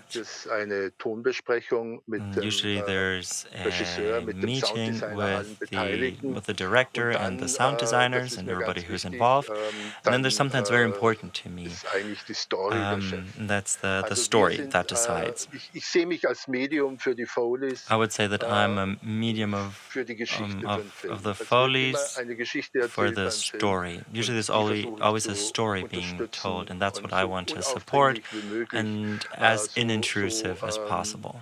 Ja, hintergründig wie möglich. Für mich ist ein guter Filmton, wenn ich I prefer to work in the background, and I think a good sound for a movie, even when I worked on it and I know it all by heart, but I think the best for me is when I feel like I'm a part of it, when I'm dragged into the movie, and I really have the feeling that it touches me and that I'm part of it, and I don't have to think about it. When I can tell that there was a Foley artist working, and I think that's not well done. I have a setup here with many different tools. Some of you probably use it. So I have many different tracks. I usually don't use all of them, but it's great to have this technology compared to back in the days. So you can just add one sound on top of each other without problem. When I start working, And I would say my first step is always steps and moves, just to get a feel for the movie. And I would say that these steps and moves are... I'm sorry, I just have to put this aside real quick. Okay, so the steps and moves, to produce them, I have many objects I use for that, because now I have to think of like a certain type of apartment with maybe old floorboards, and I have to find a way of creating that steps on this kind of floor, and that's something I imitate here. So if, for example, I walk through an old apartment with old floorboards, and I have this object right here. Yeah, it's an instrument I use for many different sounds, like snow, for example. I just put Mondamin in there. Maybe the other camera can show this. Yeah, so I just put it under my thigh. And yeah, so that would be really nice to have the second camera to show how I do this. I don't know how well you can hear it, and this is the sound of walking on these old floorboards. Now I want to show you what it sounds, how I create the sound of walking in the woods. So this, for example, would be walking in the forest. Of course, I wouldn't be watching flip-flops.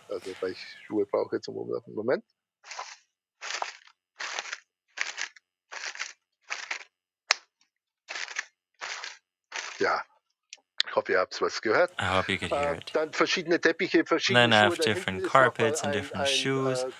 Back there I have a box full of different kinds of shoes. But now, why do I do it that way? The reason is the following. You have this idea in your head that the movie is being shot, and you have this idea in your head of what it's supposed to look like already when you cut it. And then it's just getting more and more clearly, okay, here I need more high heels, here I need more boots. And those are things that I can control very well here. So Foley recordings are not just experimenting and seeing whether it works or not. Foley work is like more like music. It's like a musician who plays from notes and plays them exactly how you're supposed to, and that's more like more similar to what my work looks like. I have the picture, and then it's my job to create the sounds. I have different objects I use. I usually call them modules, so they're different modules that I put together, like the high heels on the old floorboards with more sound or less sound, so I can put the different sounds together so they represent exactly the character of walking, exactly the character that we see in the picture, and so also to make sure it fits the story. And now we have the hand props. For hand props, anything works that sounds good. It's not necessarily that the original sounds good. If I take, for example, this device, this, for example, is my my gun.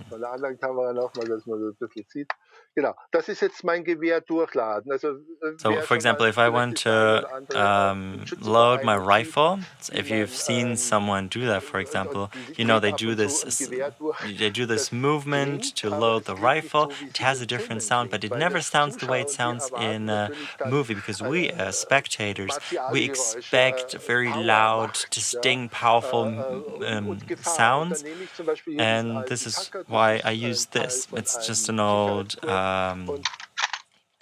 stapler and a security belt, and just by doing this movement, I don't need the actual device, and this way, by using these two devices instead of an actual rifle, I can control how loud I want it and how fast. Same for slamming a door.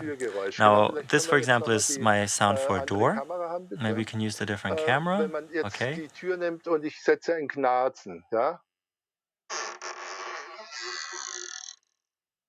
Das ist zum Beispiel ein altes Tonband. So this is just an old tape, and this is what I use to make short creaks or long creaks. If I want to open or close a door, then it depends on the door what it sounds like, whether it creaks or not. And I can't wait for the door to creak, and that's why I do it. And actually, we still work the way we worked 50 or 60 years ago. We use the same kind of methods. I call it modular Foley stepping. It's something that it's an expression that I use because it explains what you do. You have different modules that you put together, and it's pretty much like a puppet. I don't know, maybe you remember those paper puppets you could cut out and add a different head. And this is how I do it. I put the modules together. I'll have a second example. This is an old coffee mill. When I turn it, then it creaks a little bit, but not always. But if I need this sound, this high-pitched sound in the exact moment, then I use this because I can control it better. Some people probably don't like this sound, and I can control it very precisely. Like a turning movement, or any kind of movement I need. So this control over the movements and not wasting time on having to try out and find something that sounds like this. Yeah, like I said, it's actually not 25 years. Actually, I've been in the business for 30 years. And then what I did in the beginning is the coconut carriage sound, and this is how I do it still today. If you watch Ludwig II, that's what you can see. If you see the carriages there and you hear them, that's how I made this sound. And of course, there's a second part I need to add. I want to show this to you now. Now we have to imagine what does a carriage ride look like. First, we need the coconuts for the horses. And actually, I learned that the coconuts sound much better than actual horses. So all the horses that I do in movies, I always use the coconuts, and other people do it too. And there are other sounds of horses. I used to have horses here on my farm, and you actually don't hear them so much because they're too far away. But we have to use the coconuts because that's what people expect. Now, if we switch to the other camera real quick, I'm going to show you how I create the sound of a carriage. I use this old suitcase and something to rattle. So that's the body of the carriage. Ja, oder da saust es halt über Stock und Stein. So that's a carriage on pebble stones, for example. And of course, you can add the harness, the sound of the harness, and add more sounds to that of the carriage. And of course, you have to know, how does a carriage sound work? What parts is it made of? One thing I have to think of too is the turning of the wheels on different grounds. Where's that shoe I've been looking for? Oh, there it is. So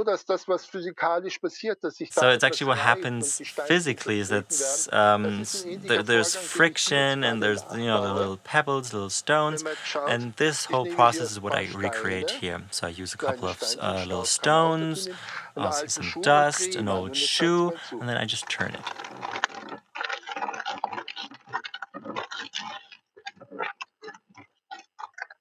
I think you could hear it well. This is exactly the sound that we hear when the carriage is driving over stones. So this is how I simulate that. So I sound those three sounds, put them together, and here we go. So let's move on to steps and moves, which is, as I told you, the main part of the job of the Foley artist. So this only works if you really go into this, what we call sound acting to make it more credulous, or more credible.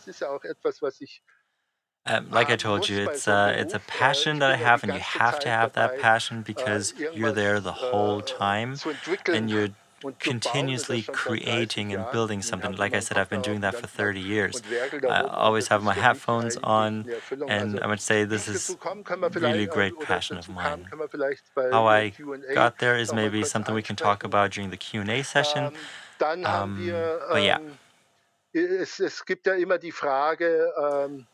There's always the question of, well, we have computers and other things, so shouldn't it be possible to do this by using computers?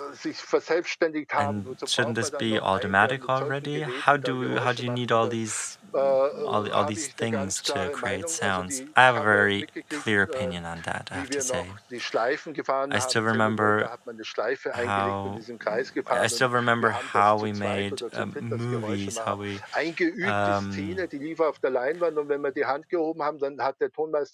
and so I still remember how movies were recorded, and were making the sounds in real time. But now, we have different tracks, and we can add sounds later.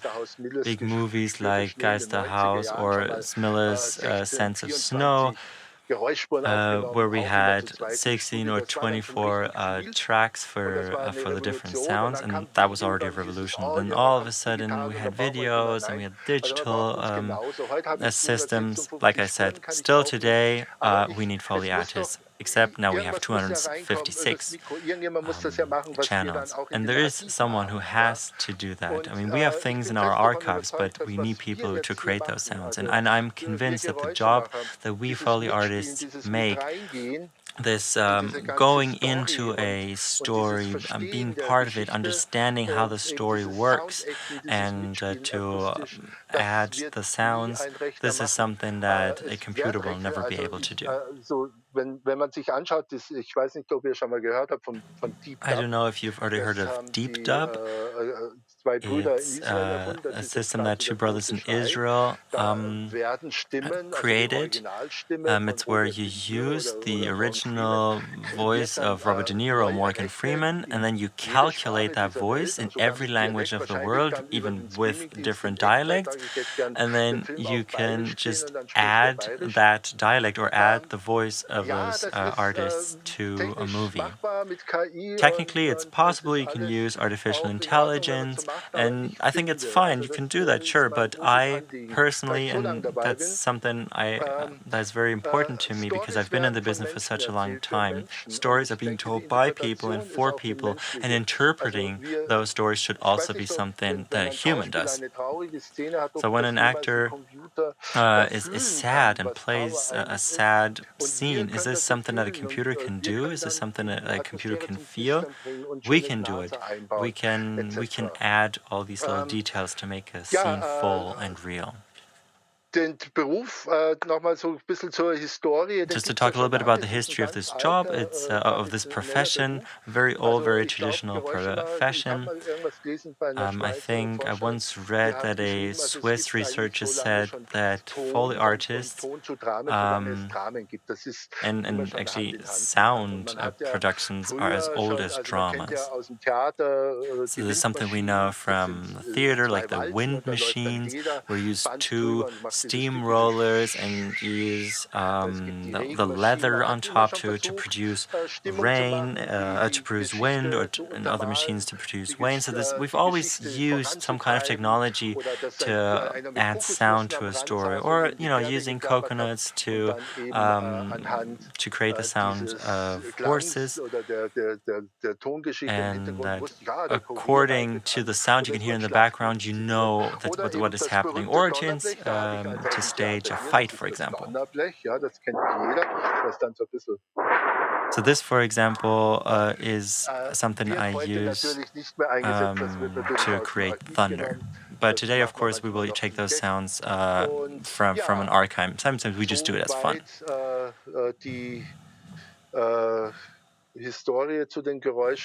That's as far as to the history of sound. And I'd like to get into German history as well. We have a big tradition with a lot of really great Foley artists with which I could learn. And I need to name those. Hans-Walter Kramski, Merkutby. I have to mention them because when you watch films from the 80s, from the 70s, there were a lot of great Foley artists behind them, and they did a really good job on it.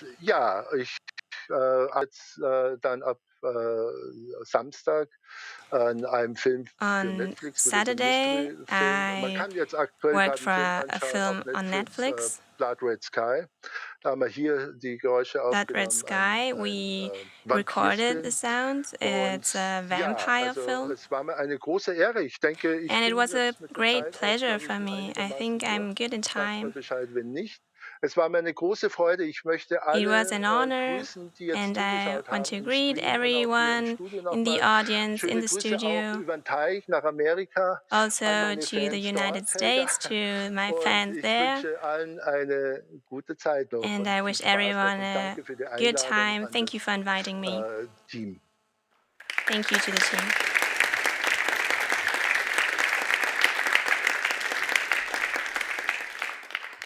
Thank you, Jo Fürst, for your interesting keynote. Being a Foley artist isn't very common. What do you recommend in terms of training and studies? If someone is planning to pursue their career, are there trainings? There is no chance to train in order to become a Foley artist as I am. Film production is a work of many different parts. The editors need a sound designer. There are trainings for that. So having a musical technical background is very helpful. And then also understanding film, and as we did before, go to a set and look into the work of film production, of cutting, of editing. And then I think the best is to contact one of the old masters and to see the secrets. I didn't show as many secrets, but to contact a master and see how he works. I don't think that you can simply invent it. I did many inventions in the last years, but the basis and the feeling that produces in me, that's not possible without the old masters. Thank you, Jo Fürst. We are going to hear more from you later in the Q&A. We are continuing. We have another speaker with us. In order to get the sound right, you also need a room that suits acoustically. Imagine simply having a device that can adjust the acoustics with a room to suit you best. That is no longer an unfulfilled dream, but already came true. Yamaha makes it possible with the active field control. Maybe you are in a concert hall where there is talking but also singing, and you can adjust the acoustics of a room with it. Gerrit Carstens is explaining everything to us now. He's working at Yamaha Music Europe as Senior Installed Sound Specialist. Welcome, Gerrit Carstens. Ja, hallo und moin moin hier aus Hamburg. Hello, moin moin from Hamburg. Thank you for this short introduction. It is my honor today to present you the newest sound systems. Active field control maybe sounds a bit vague. What is it about? You already said a little bit. It's about room acoustics and other immersive sound stories. I want to start with my introduction.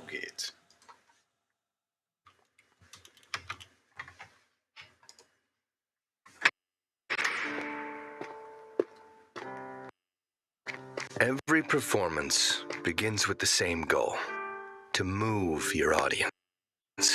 And any performance, a concert, an installation, an event, begins with the space. But just having a great space doesn't mean it's the right space. What if you could change it? Not just move your audience, but transport them. Transport them from your space to a cathedral.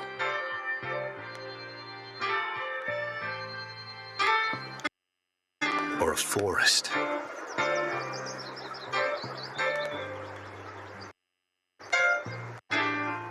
Or the perfect theater.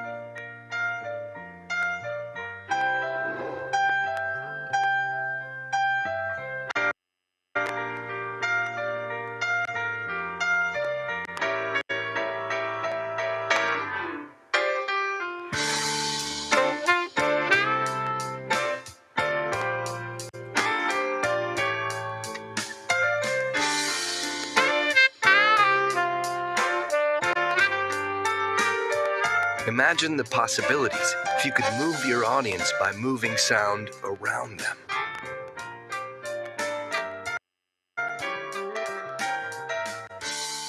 So individual elements, single instruments even, could come from above them, beside them,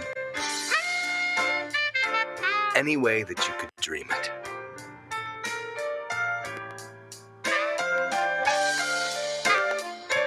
If you could do that, the possibilities would be endless.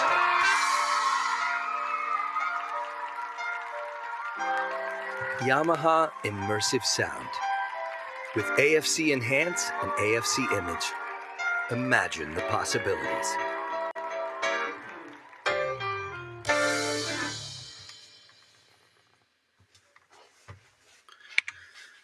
Ja, bevor wir uns die eigentliche Technologie anschauen, möchte ich noch mal ein paar von Yamaha verlieren.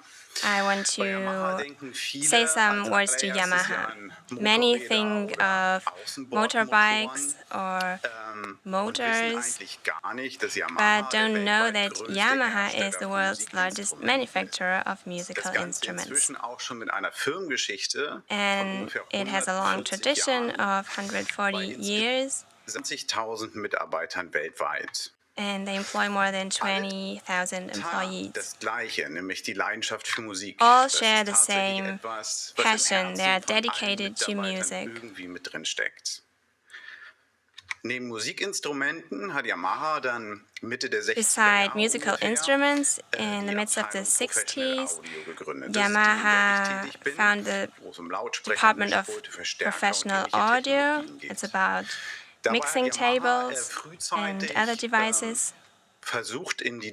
And they started really early to invest in the digital audio technology. Investiert und hat maßgeblich die digitalen Mischpulten und DSP-Technologie beeinflusst.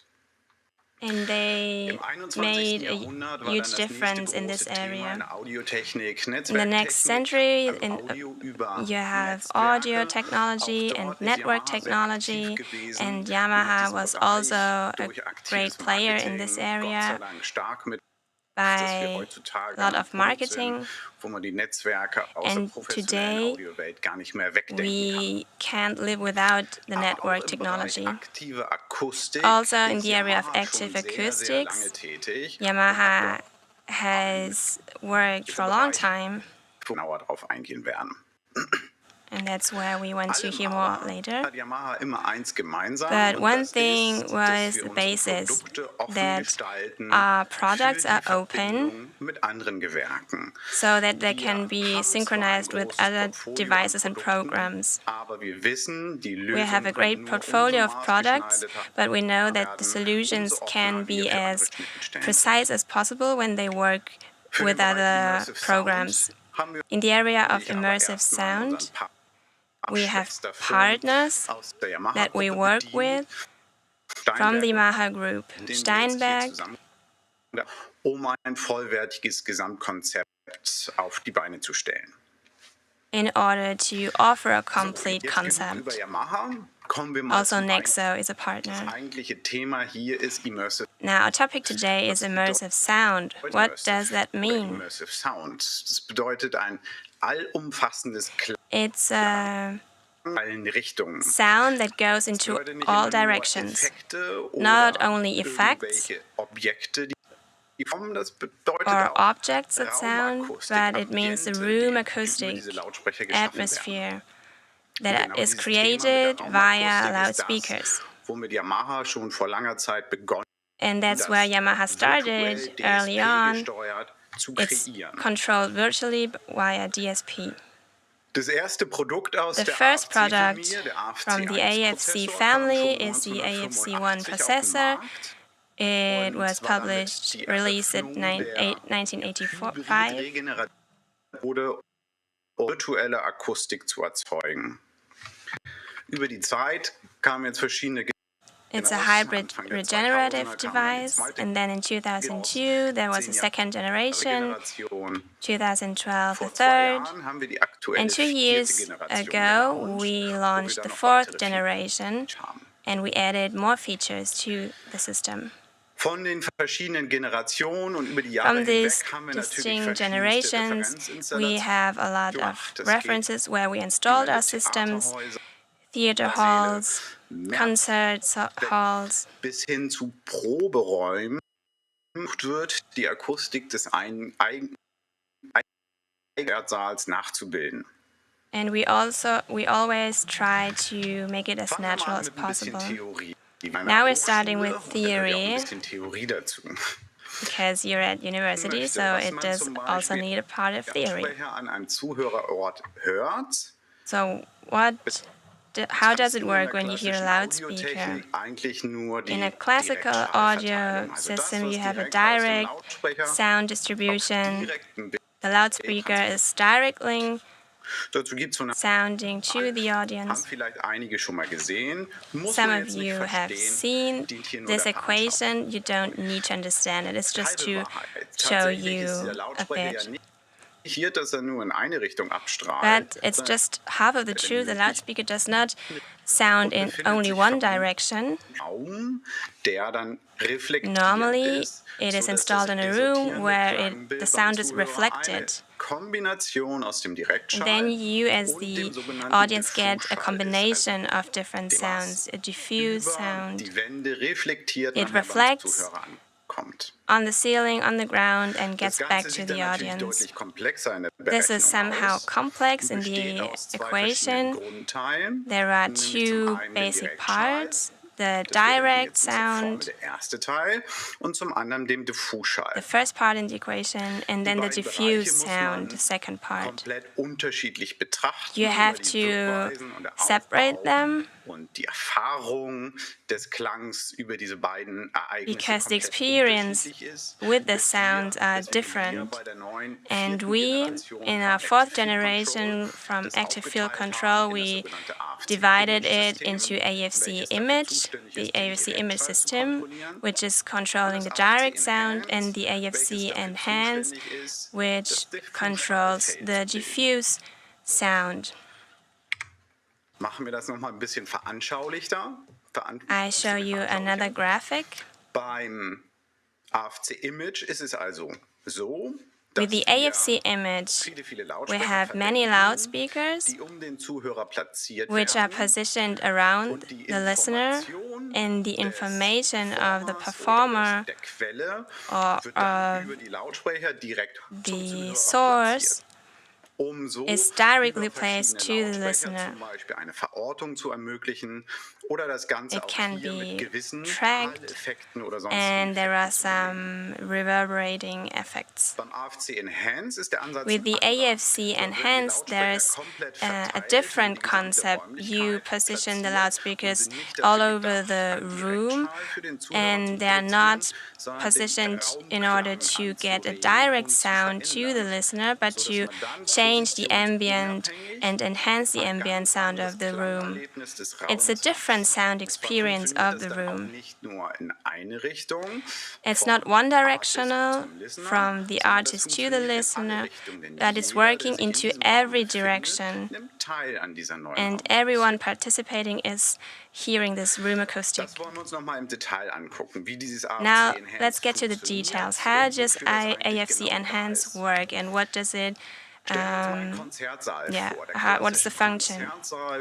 In a traditional concert hall,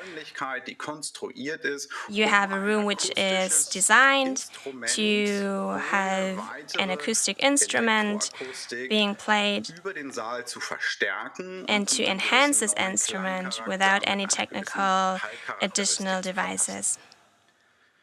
But not everyone does have such a beautiful concert hall as this. Some are old, with a low budget, and the reverberation time isn't as long as needed. But you can enhance such rooms with the acoustic system. You can enhance the acoustics of poor acoustical rooms for acoustical performances. You can turn this effect on or off. Just with the push of a button, you can change the acoustics of a room. You can do that in advance of a performance, but also on the same day of the event. You can also use it in a creative way, in a musical scenario, where the music is changed within the same show. And you can change the room acoustics and make from the room theater maybe a stadium theater. Another point for the AFC Enhanced is the quality of the reverberation. Normally, you do everything with closed miking. Everyone has a microphone. You can think of working with classical reverberating processors to enhance it, but this is only the sound of a few loudspeakers. But if you have this enhanced system, the sound is way more natural. And this works when the singer is only heard in the same microphone. Let's imagine this room. There are many microphones positioned and installed. They are recording the diffuse sound, and they play it back through different loudspeakers. It sounds simple, but you need a lot of material for it to realize this installation. But the concept in itself is simple. Some of you may ask, wait, don't you also have interferences? Yes, it is possible, but there is science research behind the systems and experience.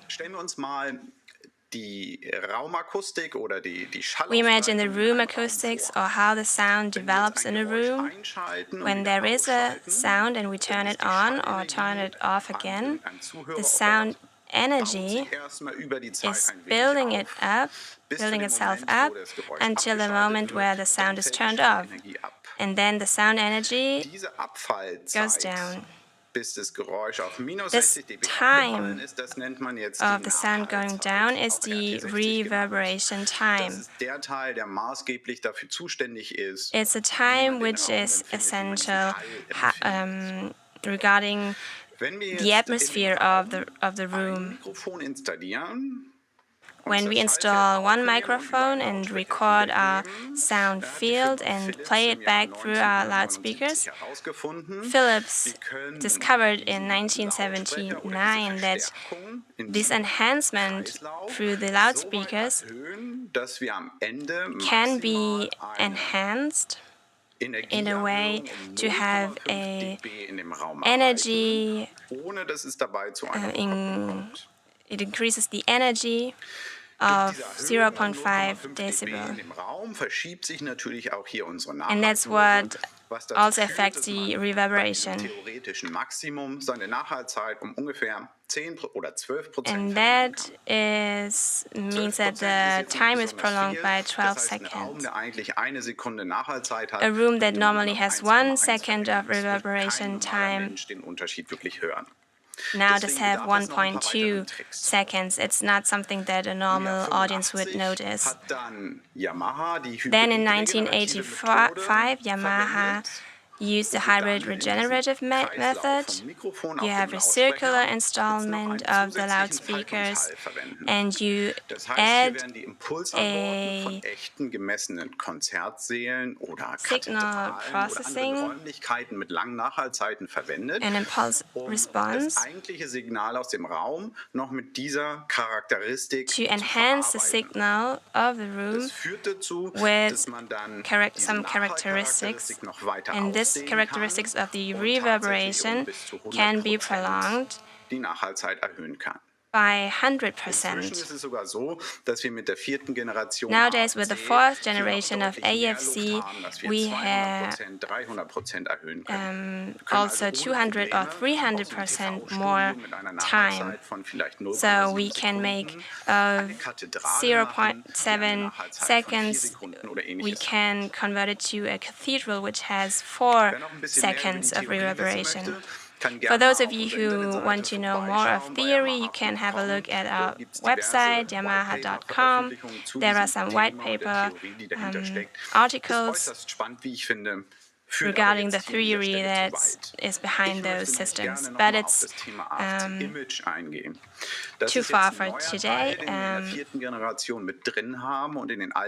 In the fourth generation, we have a new aspect, the AFC image. What is it about?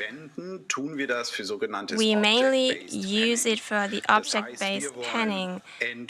That means we want to have objects, for example, a helicopter,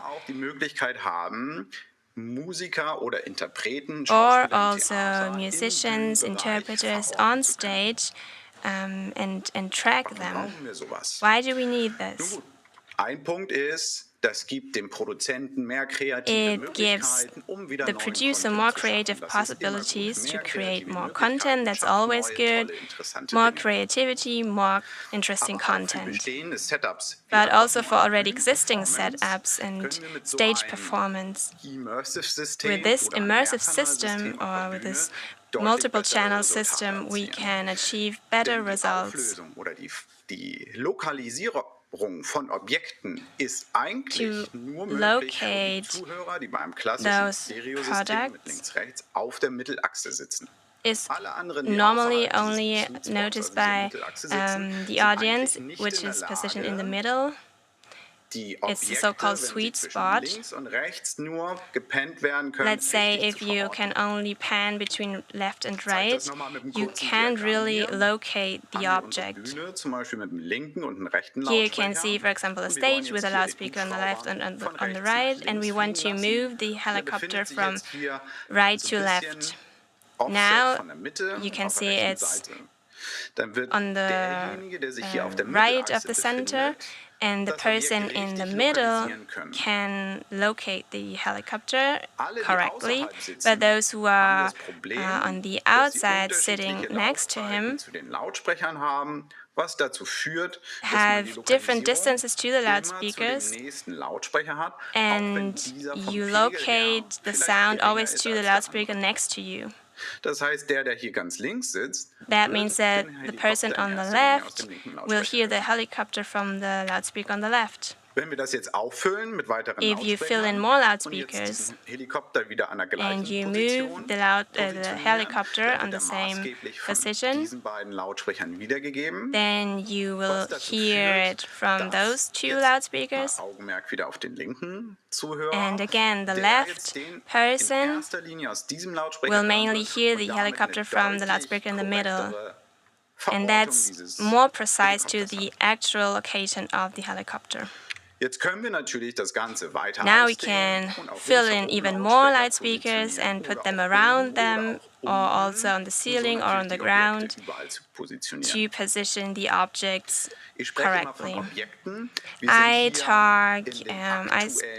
talk about objects because with the AFC we work with objects. It's also the case with Dolby C. It's better than the classical channel system. And you can position objects precisely on the loudspeakers in the editing. And the editing setup needs to be the same one as the production setup. But in an immersive sound system, we are more free with the distribution of the loudspeakers because the content isn't transmitted via channels, but through distinctive loops and coordinates. Sich das Objekt befinden soll. Und der sogenannte Renderer, also der and then there is the renderer, the AFC image processor in our case, is making the distribution to the right loudspeaker. Das sieht dann bei uns so aus, dass der Now it looks like this. The AFC image processor has up to 64 speakers with independent channels, and you can also distribute them to independent zones, up to 32 zones. Some for the stage maybe, or some for the audience, in order to make objects move only on the stage or only among the audience. When the room is in a round shape or angular shape, you can adjust the sound, the acoustic concept, and it will translate to the processor. Up to 128 objects can be controlled by the system. There are 96 aux inputs,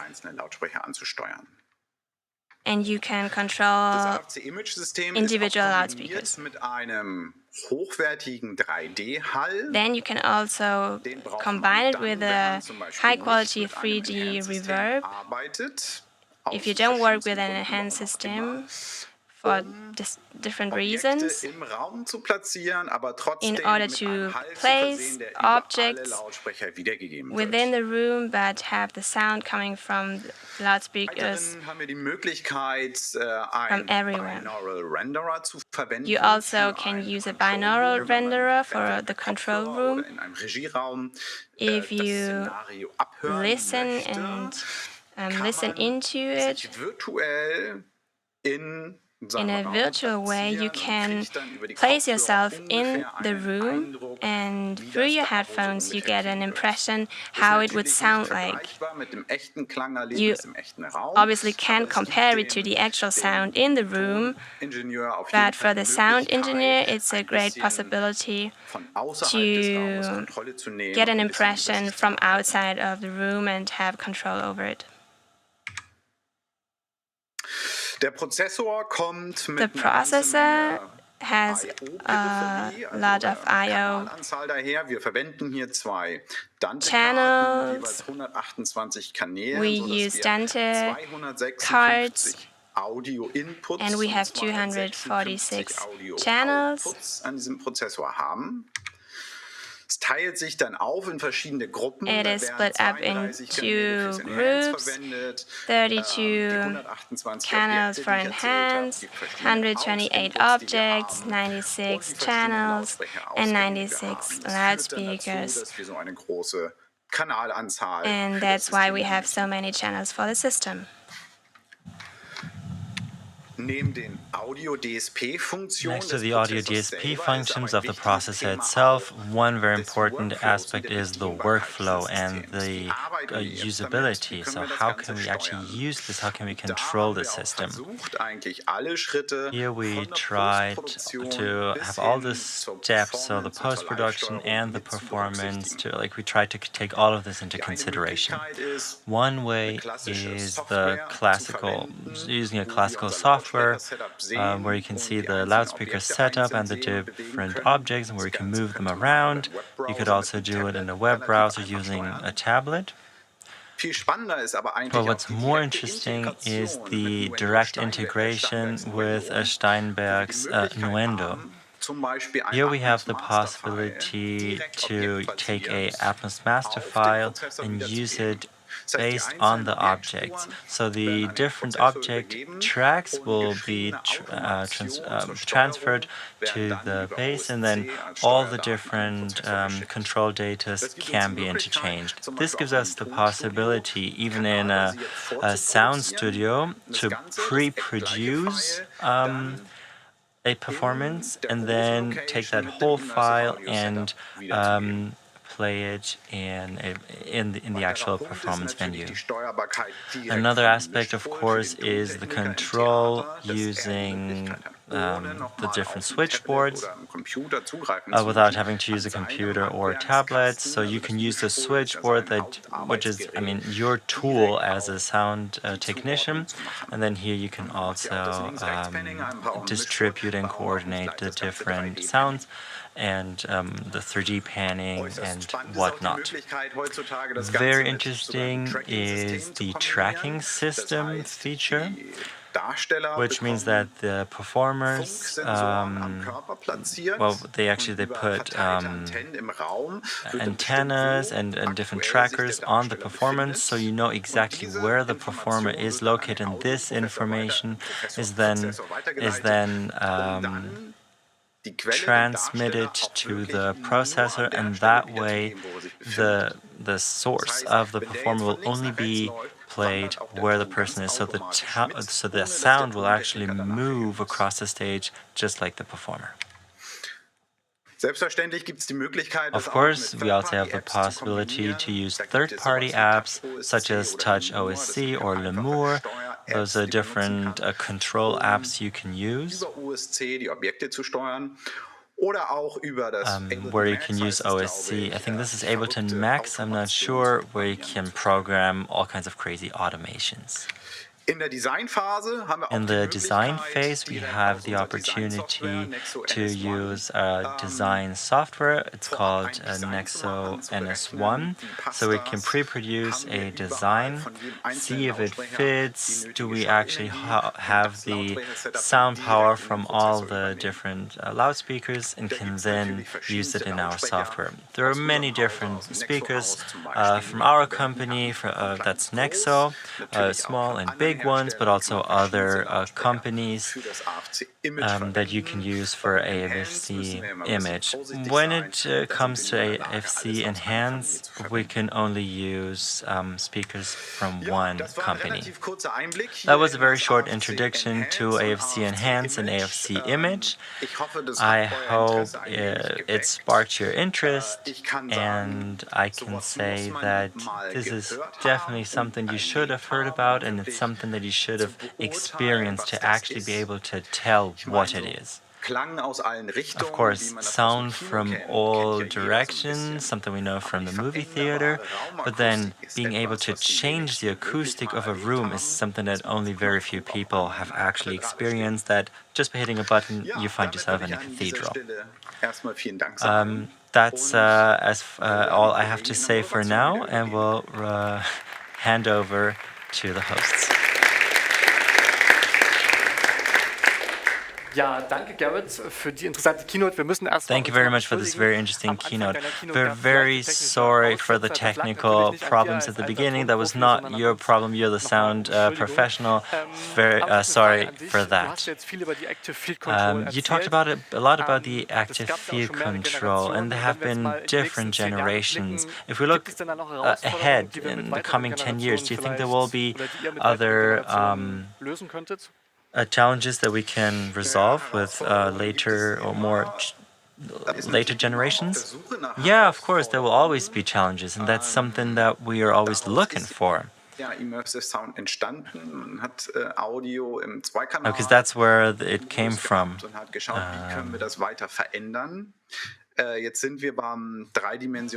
Now we have reached the phase of the 3D audio. And so how is this going to go on? That's a very good question. Actually, I can't tell what the vision here is.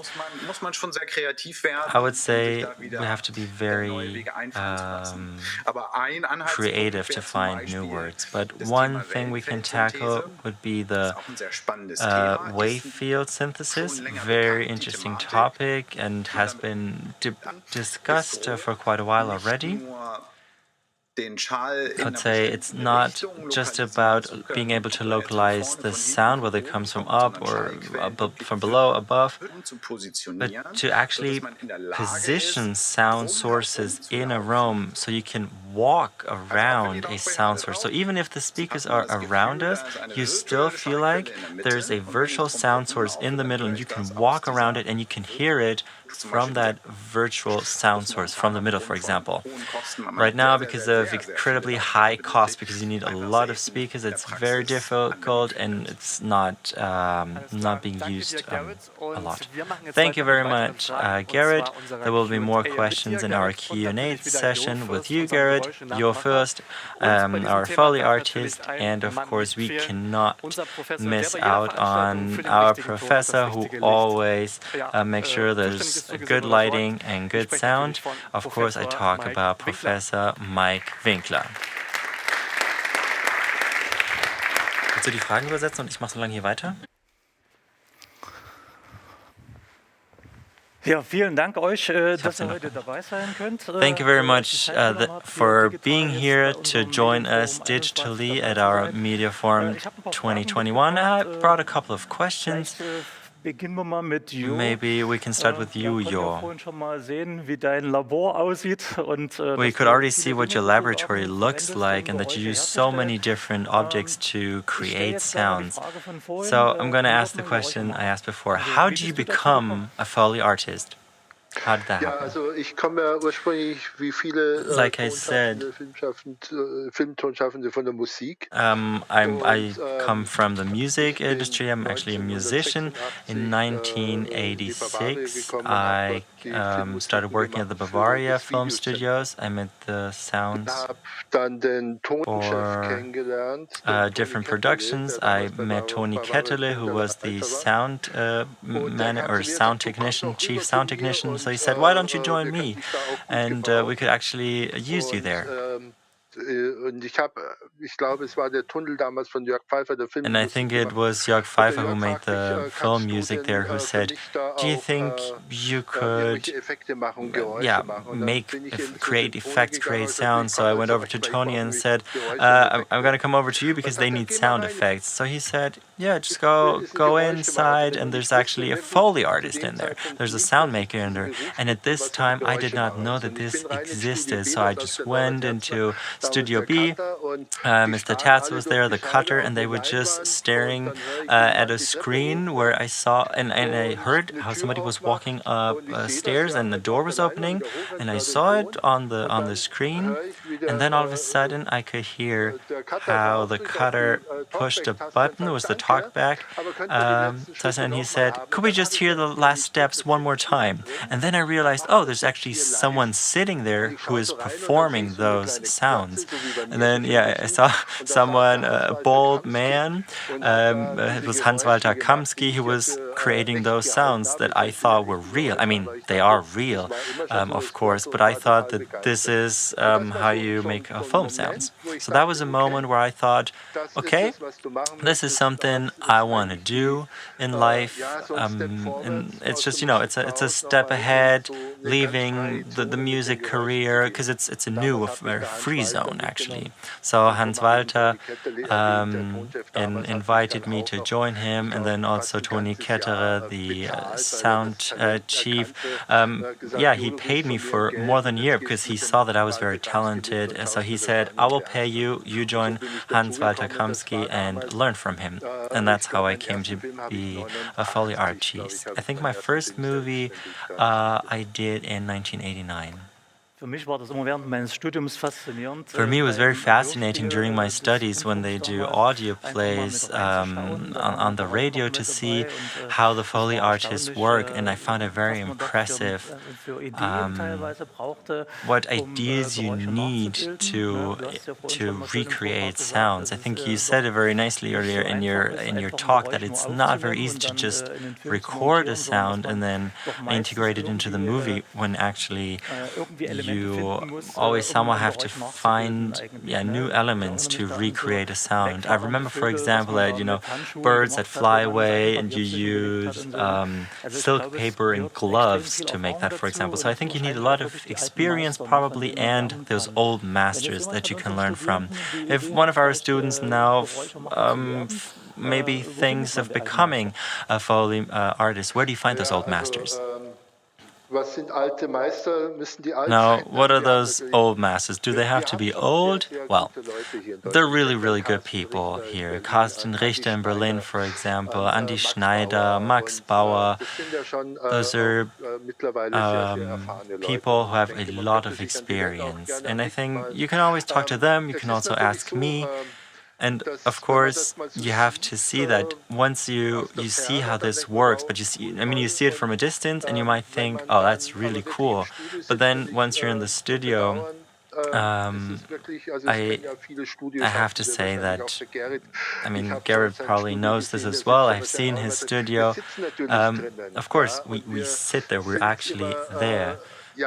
And we're always a little bit secluded, cut off from the rest of the world. And I think this is an important part of the jobs. So when I talk to people who want to do this, they say no, I can't just sit in the studio and be listening and creating. I also need to do other things. So this is definitely a prerequisite. And you just have to see if you already have done training as a musician or something technical, and it transpires that this is something you want to do, and you can feel a passion for it. Then I would say that's a very good basis, and from there you can come talk to us, talk to Carsten, talk to me, Jo, and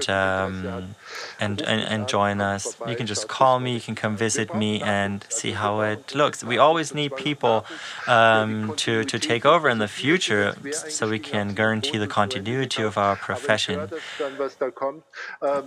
And I must say, often when I hear the sounds that are being created today, it's not always as good. So if somebody wants to do an internship, they can just knock at your door. Of course, that would be great. Something about the technical side, so use an O'Toole system. I saw a microphone, a little bit Neumann, some Sennheiser. What are your favorites, and what do you think about distance, so the spacious part compared to other parts? Do you record on both microphones, or how do you do this? I use 3 microphones actually, and then on the aux I have a third virtual room. I actually created different rooms so I can add more color, more colors to the sound, and of course for the different perspectives. So I have one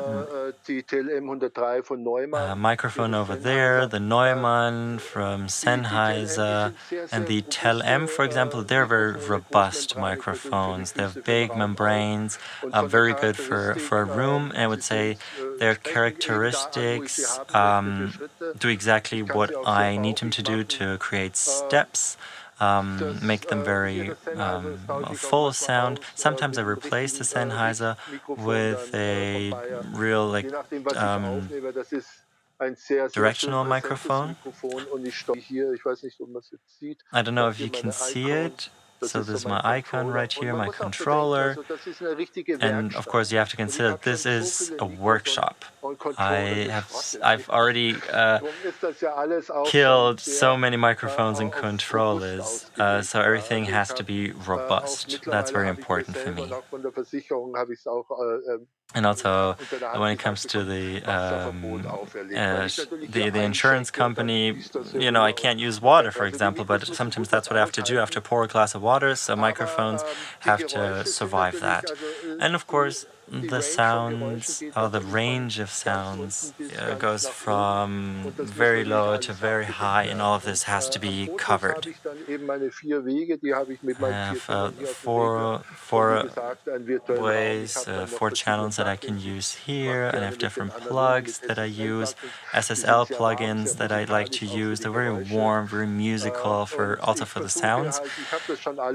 And I've tried it out. I've tried out so many different ways, like tape plugins, to recreate this analogous sound. But I've realized that the analogous sound is for what I do not always perfect. I also use a gate as a plugin, which I use for when I'm outside, so I can capture the dynamics and this spaciousness.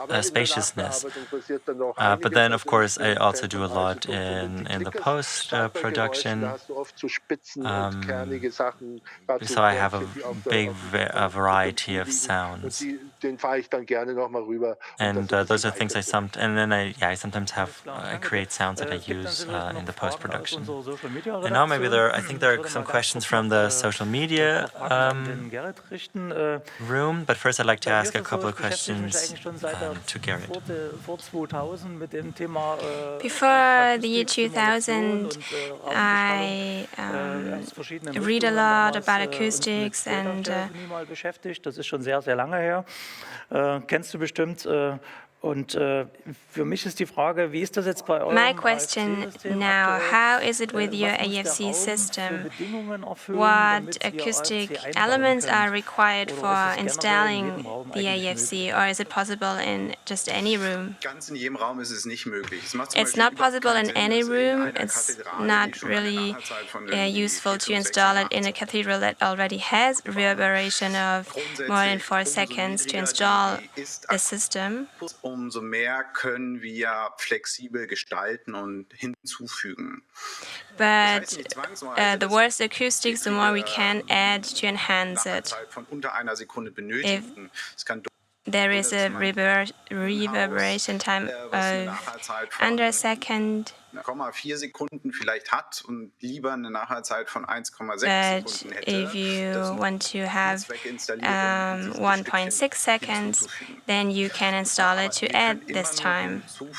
We can only add. Niedriger der Ist-Zustand ist, umso mehr mögliche verschiedene Settings zu erreichen. We can achieve many settings. Ich denke mal, je dichter du dran sitzt, ist das ja sicherlich schwieriger dann, ne, als wenn du weiter weg sitzt. If you are close up, I think it's easier for you as being distant. Ich habe den Anfang nicht ganz gehört. Sorry, can you repeat the beginning of the question? Was ist der günstigste Abstand zwischen What Lautsprecher is und the best distance from loudspeaker to the audience in the room, in a theater or in a concert hall? Also für den AFC Enhanced For the AFC Enhanced system, Denn es geht ja darum, dass man ein neues Gefühl für den Raum We want to create a new feeling for the room, a new atmosphere. And we don't want that the sound is located really quickly because we want to create an atmosphere that sounds equally in all of the room. Für Reflexion weil diese dürfen ruhig verortet. Es gibt But then there are some parts that cause reflections in the sound. Klassische Nachhall dann von möglichst weit entfernten Lautsprechern von der Decke kommen. Weit entfernt heißt aber nicht, das müssen 10. And we want the classical reverberation from the ceiling from quite a far distance. Auch schon Tests mit noch kürzeren Distanzen gemacht. We may test with shorter distances, but if you have a really good sound, then you need quite distance. Die Lautsprechersysteme, sollten das alles die gleichen Systeme sein? Oder do you need special characteristics for the loudspeaker systems? Oder abgesetzt Tieftonsysteme? For the woofers? Das kommt auch so ein bisschen immer auf die characteristics? Anfügen. It depends. Grundsätzlich könnte man denken, breit wäre gut, um so Schallfeld zu In general, you may think that wider distances are good to create a wider sound field. Das ist dann nicht zu einer sofortigen direkten Rückkopplung. But you don't want to create a direct interference. Bei Charakteristiken sind von und bei vom Frequenzbereich auch breitbandig sein, denn Bereiche unterstützen auch den Tieftonbereich. Dort kann man auch Woofer noch arbeiten, um den Bereich heranzutreiben. Vom her ist es allerdings wie laut die Handsystem relativ wenig Energie ist, die darüber ist. Anders bei dem Image vielleicht machen wollen. Da ist There are technical issues to the audio. It's difficult to understand the question and the answers.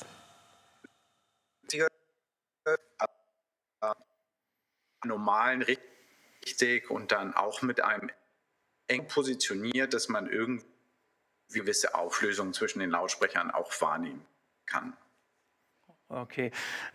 Die Übertragungsqualität ist recht schlecht jetzt gerade gewesen. The quality of the transmission is not quite good. We didn't hear everything that you said. Auf meinem Tablet stehen momentan bestimmt noch so wenigstens 10 I have maybe about 10 questions for each of you, but because of our schedule, I hand over. There are some more questions from the audience and from the stream. Was gibt es aktuell für Fragen Are there any more questions? Von Ihnen oder euch hier aus dem Raum? Eine Frage aus dem Livestream an Johann Fürst. Question from the livestream to Johann Fürst. Are there any sounds that are protected legally by copyright? It's a good question. Norbert Schneider damals mal geraten. Da haben wir gemeinsam mit die Musik, ich habe die Geräusche gemacht, an die Weide. I did the sounds and we worked for the Augsburger Puppenkiste and the sounds were incorporated into the music. They asked us to record a disc and we needed to contact the GEMA. Normally we make contracts with the companies and the copyright is everything that I create is with me, but then when they use it, all the usage is controlled by the contract. They buy the sounds that I produce. Es ist halt natürlich schwer zu kontrollieren oder but it's welcher Anteil difficult fällt to da an. control. Wie viele Geräusche habe ich gemacht, weil wenn man sich vorstellt, And it's difficult for me also man kann to es wirklich rausfinden, measure how many was sounds der did I Geräuschanteil ist, produce. wenn ich dann mal den Film anschaue And when ohne I mein watch Geräuschen und dann schaue, was the fehlt. film Also without ich mache my natürlich die sounds that I vollen could 120 notice Minuten alles, was im my Ton participation reinfällt. in Da the wird ja wieder film. viel runtergezogen, wieder viel hochgezogen. Musik kann gestoppt werden, von da bis da geht die Musik und von da But bis da geht die Musik. the Da geht thing auch is, die Sekunde. you can Beim stop Geräuschen ist music schwieriger, aber ich hoffe, dass das irgendwann mal nochmal so in by diese Urheberrechte editing, reinfällt für but mein Film, was when natürlich sehr it comes to sinnvoll sounds, it's more difficult. Okay, ja, schönen Dank. Weitere Fragen? Are there any more questions? An den Herrn Carstens. A question Wann wird to Ihre Technologie von Mr. Yamaha Carstens. denn die zu Hause Zuhörenden und Is there any die zu Hause technology from konsumierenden Yamaha for those consumers Interessenten erreichen? Sei es die, at home, das those Processing hinter dem normal consumers, hinter der Technologie mit dem dreidimensionalen Raum, the processing with a auch die 3D room, Gestaltung eines Raums mit or den also Lautsprechern? designing a room with loudspeakers? Ja, ich habe ja auch gerade nur irgendwie die Hälfte verstanden. Ich weiß nicht, meine Verbindung ist I vielleicht did schlecht. only understand half of your question. Gerrit, wann wird es zu Hause verfügbar sein? In den Räumen, wo man zu Hause vielleicht Filme schaut? When oder is such a Musik system hört? available for your Ist das home? überhaupt angedacht? Also man kennt- Is that something that you planned for? Ja, es gibt ja für den Objektbasierten als das Dolby Atmos For für the zu Hause. object-based panning, Das there Konzept ist is jetzt a system for home. It's the same concept. Den man vielleicht von Yamaha zu Hause hat, rechnet das in das Lautsprecher, das man zu Hause stehen hat. Das heißt, man kann das natürlich auch nutzen, um eine immersive You can add Yamaha devices to your already existing musical equipment at home. relativ einfach zu übertragen, was auch so im Zimmer reproduziert wird. Okay, ja. To enhance Vielen the Dank. audio Ich hab in your gerade living gehört, room. dass die Zeit jetzt für uns schon zu Thank Ende you. ist heute. Ich kann schon mal verraten, Time is dass running wir, out. also Gerrit wird nächstes Jahr But I can 22, say that wahrscheinlich next im year April hier Garrett mit seiner is Technik an der going Hochschule to be sein. with Und us ich würde in jetzt schon April. mal alle einladen, die sich dafür interessieren, And I already want to dann, invite mal einen everyone Tag who's lang, interested das System zu testen. to Wir test the suchen momentan systems. gerade noch nach einem geeigneten Termin in der Corona-Pause irgendwo. You hope to find Ja, a dann date sehen in wir uns between the sicherlich Corona dann, lockdown. nächstes Jahr, Gerrit. So we see again Wenn's mal next passt year. und du in der Nähe bist, wir würden uns sehr freuen, vielleicht von dir auch noch ein bisschen mehr zu hören. And you, if you are around, we also would like to hear more from you. Vorträge. Many thanks for Schön, dass ihr your euch Zeit inspirational genommen habt für uns. insights. Und Thank ich you würde for your weitergeben, time. An unsere And I Moderation. hand over to our Erik, hosts. du übernimmst. Eric, a round of applause for those three. Vielen Dank. Ja, vielen Dank an Thank you. Gerrit Thank you, your Carstens und first, Professor Garrett Mike Carstens Winkler. and Wir machen jetzt Professor eine Mike Mittagspause. Winkler. In knapp einer We are Stunde going to melden wir have uns a wieder. lunch Bis dahin, break. wenn ihr We're noch back offene, in an offen hour. gebliebene Fragen an If die there beiden are habt, some remaining questions, könnt ihr die stellen auf you can still ask them at Medienforum oder da findet ihr eine Fragebox und da könnt ihr die stellen. Wie gesagt, jetzt eine Mittagspause in knapp einer Stunde. Um 13:30 Uhr So melden wir uns in wieder about mit dem an hour, we are back Director with meets the Artist. Bis gleich. panel director meets artist. See you in a bit.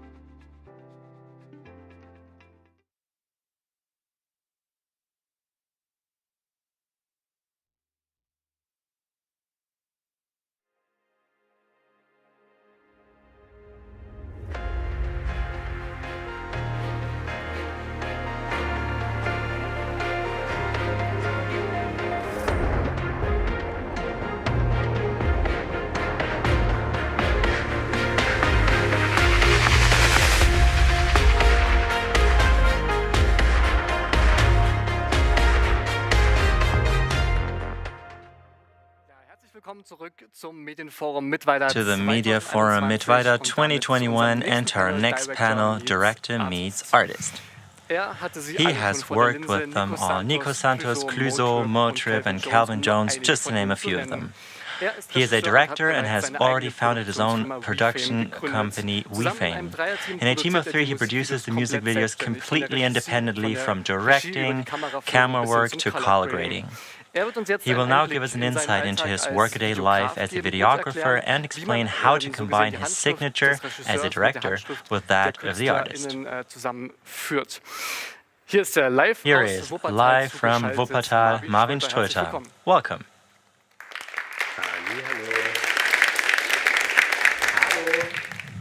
Yeah, I'm very happy to be here, at least virtually.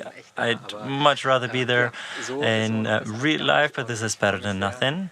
And I'm very happy to tell you a little bit about my work. I'm very excited to hear your questions later on. I'm a little bit excited because it's the first time I do this, so please excuse if I'll stumble over a couple of words here and there. Yeah, I'm very happy, very excited. Let's get started. This was a very nice introduction, very nice. Thank you very much for that. Hi, I'm Marvin, as you've already heard. My name is Marvin Ströter. I'm a director.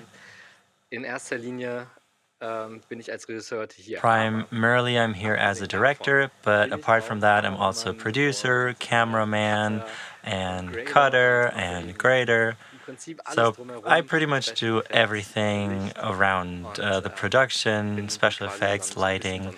So yeah, I guess I'm an all-rounder, doing everything that is part of directing and beyond. And this can look like that. So usually I have a camera on my shoulder. I might even put a pullover over my head so I can still see the image. I drive around in my car, as you can see down here. So yeah, I just do everything that's part of a video production, and you can see me on all positions. How come? Why is that how I operate? Because this is not how you usually do it. So usually there was a bigger budget for music and video productions, and since I did not learn to do that, and just learned it all by myself, and therefore did not have a big budget, did not have a lot of money. Therefore, you can't just book all the people to work with you, but you have to see how you can do it by yourself. That's how I learned how to cut already while I was at school. And whenever there was a task to be done, I learned how to do it and then did it. Of course, those were very small projects in the beginning, publishing them on YouTube, and also working with YouTube artists, and that was fun. But then the artists became bigger and bigger, and the team was still me because I didn't know how to do it any other way. That's how I had always operated, and I didn't change it until I reached a certain point, which was about 2 or 3 years ago, where I thought, yeah, this is a lot of fun and I like it a lot, but I can't do it all by myself, especially the production, communication with all the different people involved while cutting and also being involved in the creative process. So I need someone to take part of the administration. I need a hand there. And that's why that's how I found my first, my team member. This is Steffi. Hello everyone, I'm Steffi. I'm the helping hand of Marvin. In 2019, I started working for him, first his assistant, and then I realized, oh, actually producing makes more sense for me, so I do the music video projects with him, also commercials, but usually it's music videos, and I take care of all the organizational work around it. I do the offers, communication with the management, I negotiate prices, and also take care of a good mood around the set. Should I add anything else? Yeah, that's probably fine for now. Right on. That was Steffi. The last thing she said is very important, like to make sure that everybody's in a good mood while shooting. And whenever there are questions, from the management, we always need somebody who can explain that real quick, and I don't have to deal with that. That's very helpful. And also to communicate or to say that very clearly. She's been on the team since 2019. We had done a couple of projects together just to see how we work together. And now there's also Selina on the team who takes care of the finances, and Magdalena who takes care of the treatment and the visualization of the content I produce. So right now we work in a team of 3. So it's actually a team of 3. I mean, Magdalena has been our intern for half a year, so it feels like we're part of 4. And sometimes we work with a couple of freelancers, but this is the core team. Mainly we make music videos. And this is what they can look like. Maybe you recognize some of them. The artists we work together are very diverse. This is just a quick overview, short overview of artists we've worked with, very different people like Bosse, Alvaro Soler, Milo. I mean, that's very pop music. We also have people like Motrip or Oliver Pocher, Una. So you can see that it's, a wide range of people, different genres, just to give you an idea of people I work with. What you can see are projects we realized in 2020, just to give you a quick idea. Those were all the ideas, all the projects from 2020. And it's really great that it's so diverse and so many. Together with Crow, I worked a lot in 2018. We did his tour film. It was a small documentary that you can watch on YouTube. It's called Crow Stayed True. Here's Alvaro Soler, with whom I did a lot also beyond the music videos we produced, mainly Loca and La Libertad, so acoustic videos. This is Nico, whose first song I produced the music video for, and then, many others after that. And it's just really cool when you grow together, because when I did the first video for him, I was a nobody in the industry, and Nico pretty much also at the beginning of his career, and then it was nice how we grew together, and it was nice to go through such a process with someone together. This is Vincent Weiss, also very different to go on tour with him. We also did a live production of his final concert of one of his tours that was in Hamburg. So those are artists that we don't just do the music videos with, but also other things like live videos, photo shoots or social media content. Those are also things we do together. What else do we do beyond music video productions? Just to give you a couple of examples, I'll turn the microphone so you can hear the sound. The first one is a video for Porsche. We sometimes do shoots for commercials. Pascal Wehrlein, their new driver, was presented in this video, and so this was material for the sponsors, for social media, and that can look like this.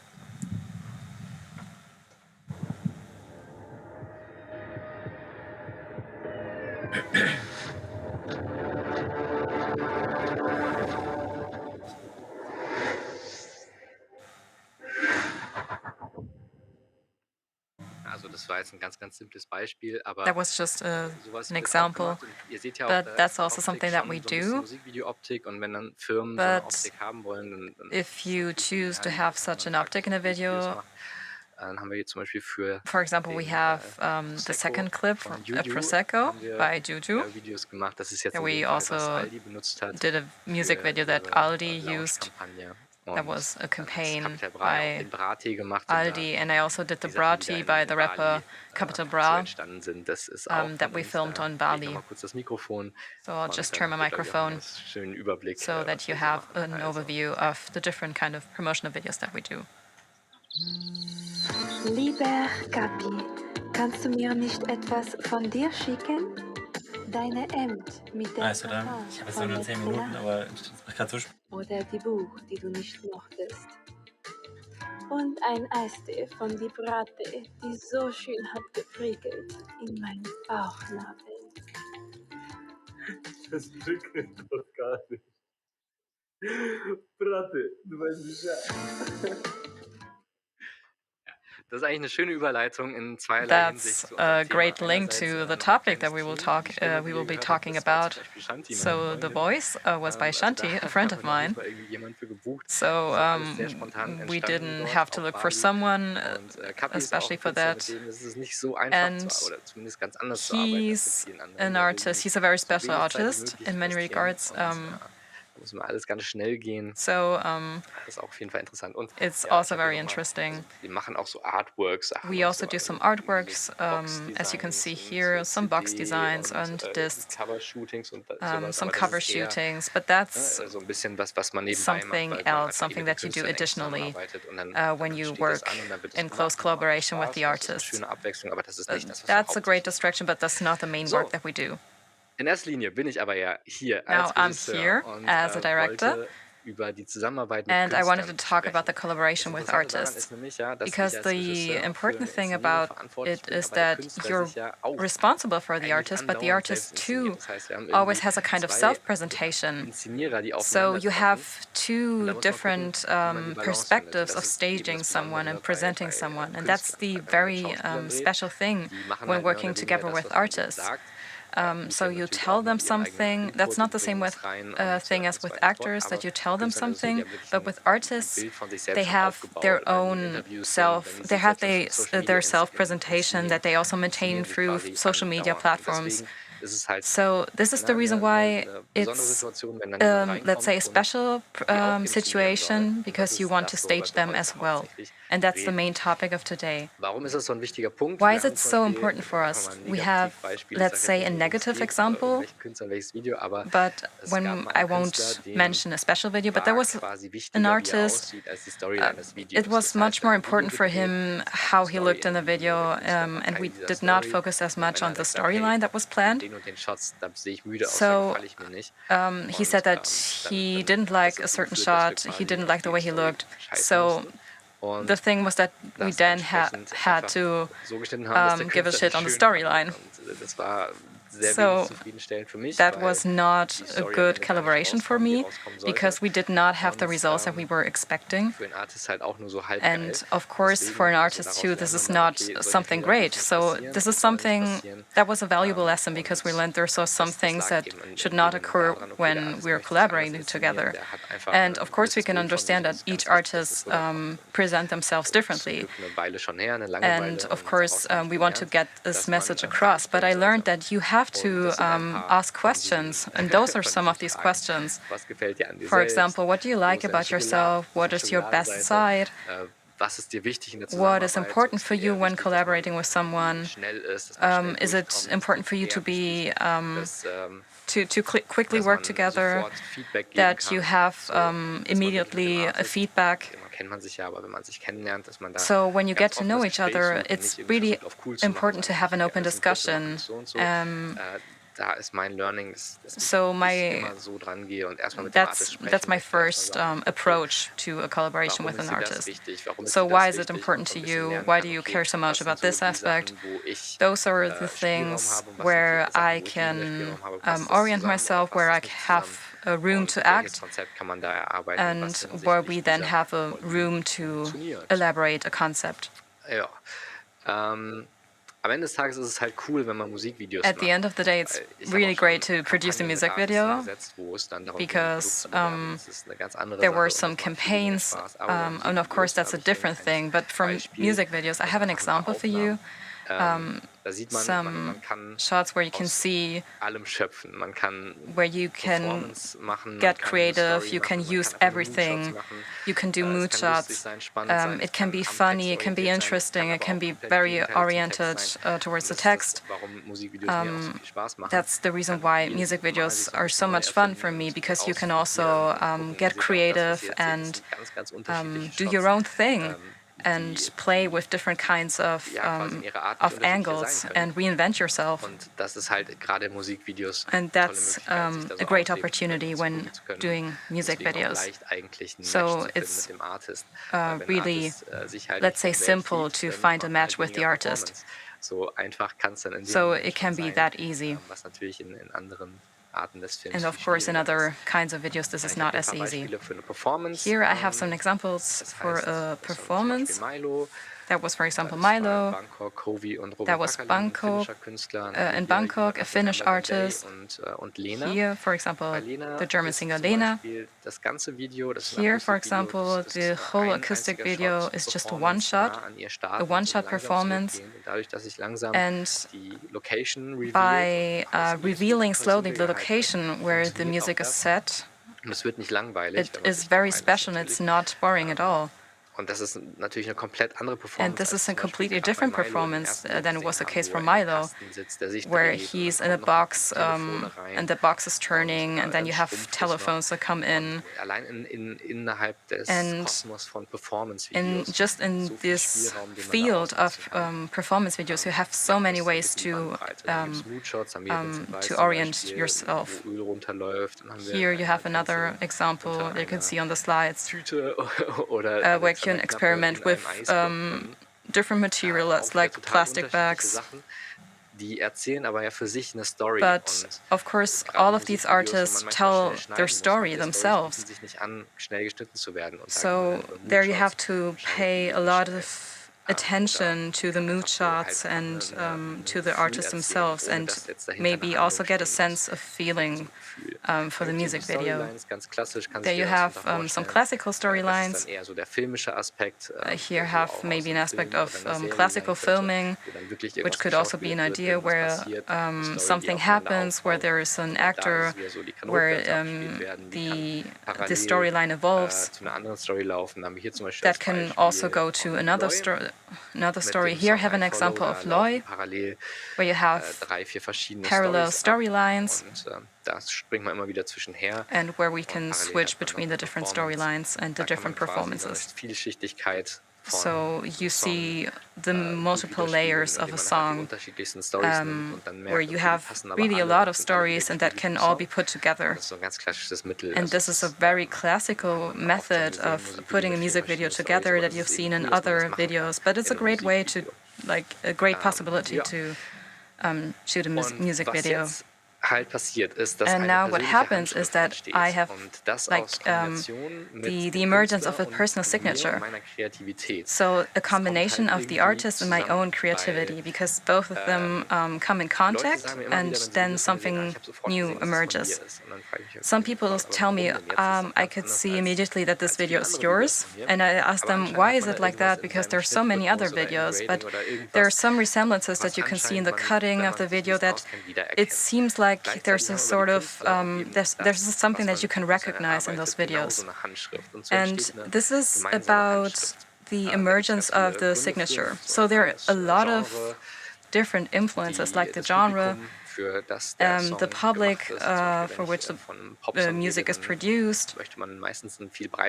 Then, of course, you want to reach out to a much more diverse public. So, of course, the audience at which it is targeted is very important. The way of cutting the music video, for example. But it's very important that the signature can repeat itself.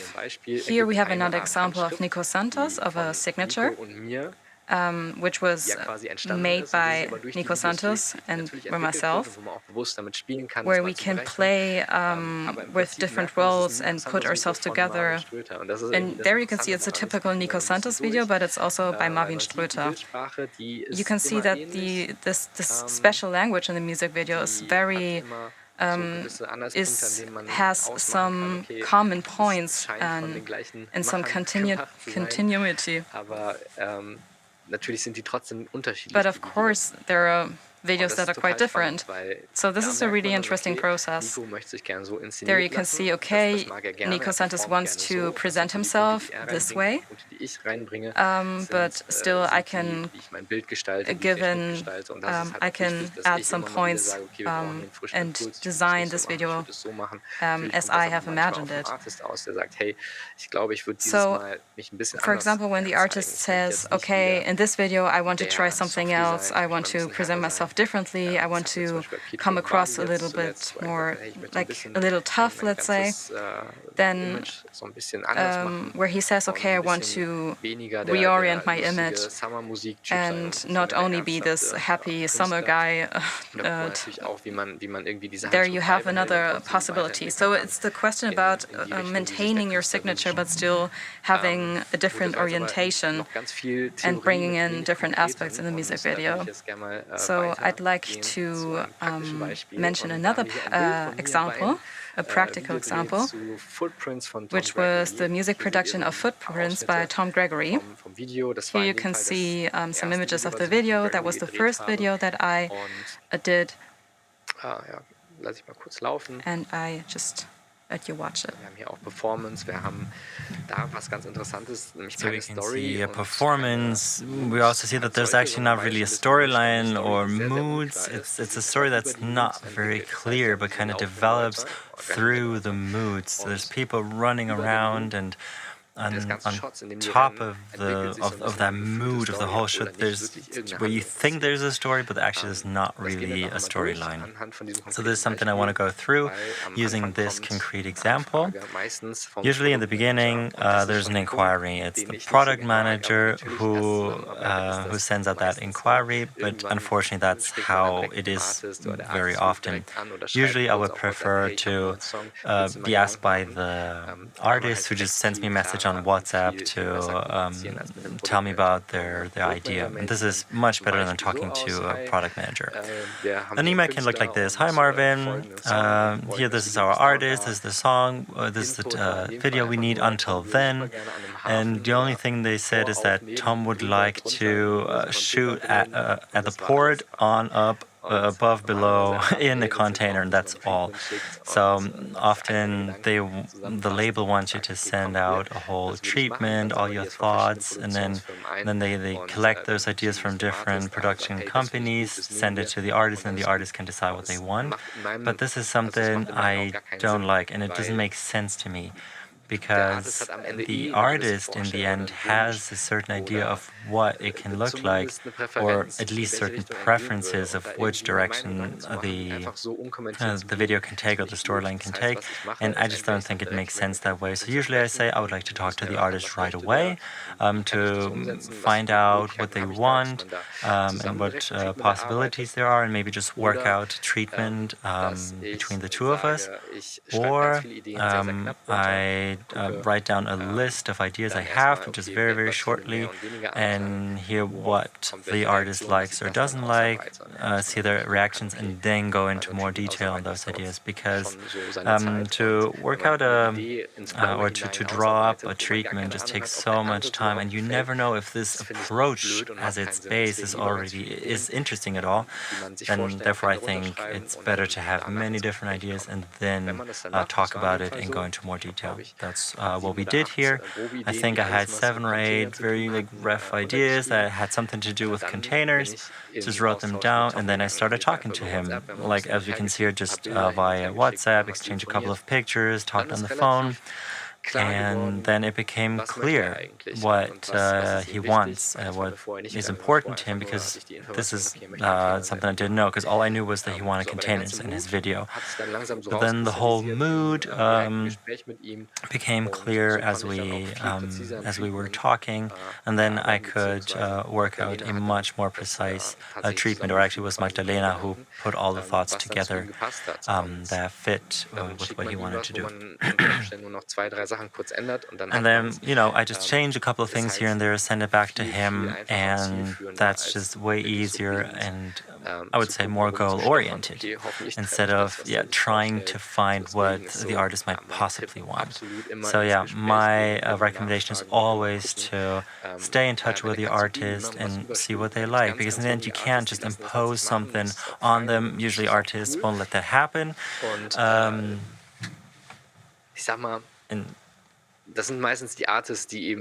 usually those are the artists that let you impose something on them are also the ones that don't write their songs themselves. They just wanted to look nice, but actually it's just more fun when there's a creative exchange and there's an artist who also cares about what's going to happen and something that you can add to and becomes very passionate, and then we do this and then we do that, and if we change this shot a little bit like this, and if there's something in the background like that, in the end, maybe it gets a little bit more expensive than what the label is ready to pay, but it's definitely more creative and just way more fun. Okay, now we got the part where the treatment is elaborated. In this case, it looked like this, very, very simple. I would say you don't have to write up a long text, because usually artists don't even want to read that. So it's better to have a couple of pictures where you can, make out what the mood might look like, a couple of captions, and then you talk to the label, talk to the management, have a selection, and then of course Steffi as a producer now knows what she has to organize, what has to be where, when, and to give you another couple of examples, Throwback by Michael Kelly. Here was important to have a little more detailed treatment already drawn up to say from where you can get which props represent what, which time they stand for. So we had a timeline, that's what you see in the middle. So you already know when what happens. And there it was more important to go into detail, and I think that's why I spent 2 days to get to what it was in the end. Sometimes we also use this technique, that's what Lena does. So she likes to visualize it. So it's the video we just saw with this zoom that retracts. So here I drew a little storyboard. Usually artists can imagine what you want, but in this case it was nice to see it together with the location and to make sure we're all talking about the same thing, see how the camera moves. And this is also one way a treatment can look.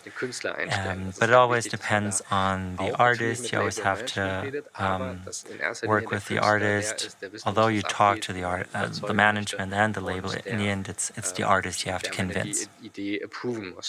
And the artist is the one who has to approve the idea. And the better the artist can imagine it, the better it is. And if the artist needs a drawing like this, why not? Another example, another part that's very important is the planning of the shoot, where you send out the dispos. You have to make sure everybody's on the spot when you need them. And here, when you work with artists, you always have to say that this plan is always just for orientation, because you never know what happens. This is a shot from the Tom Gregory video where everything went wrong. Tom called us in the morning, hey, my visa is expiring, I have to leave at 3 o'clock. Actually, we were going to shoot till 9:30, so all of a sudden we had 7 hours less to shoot.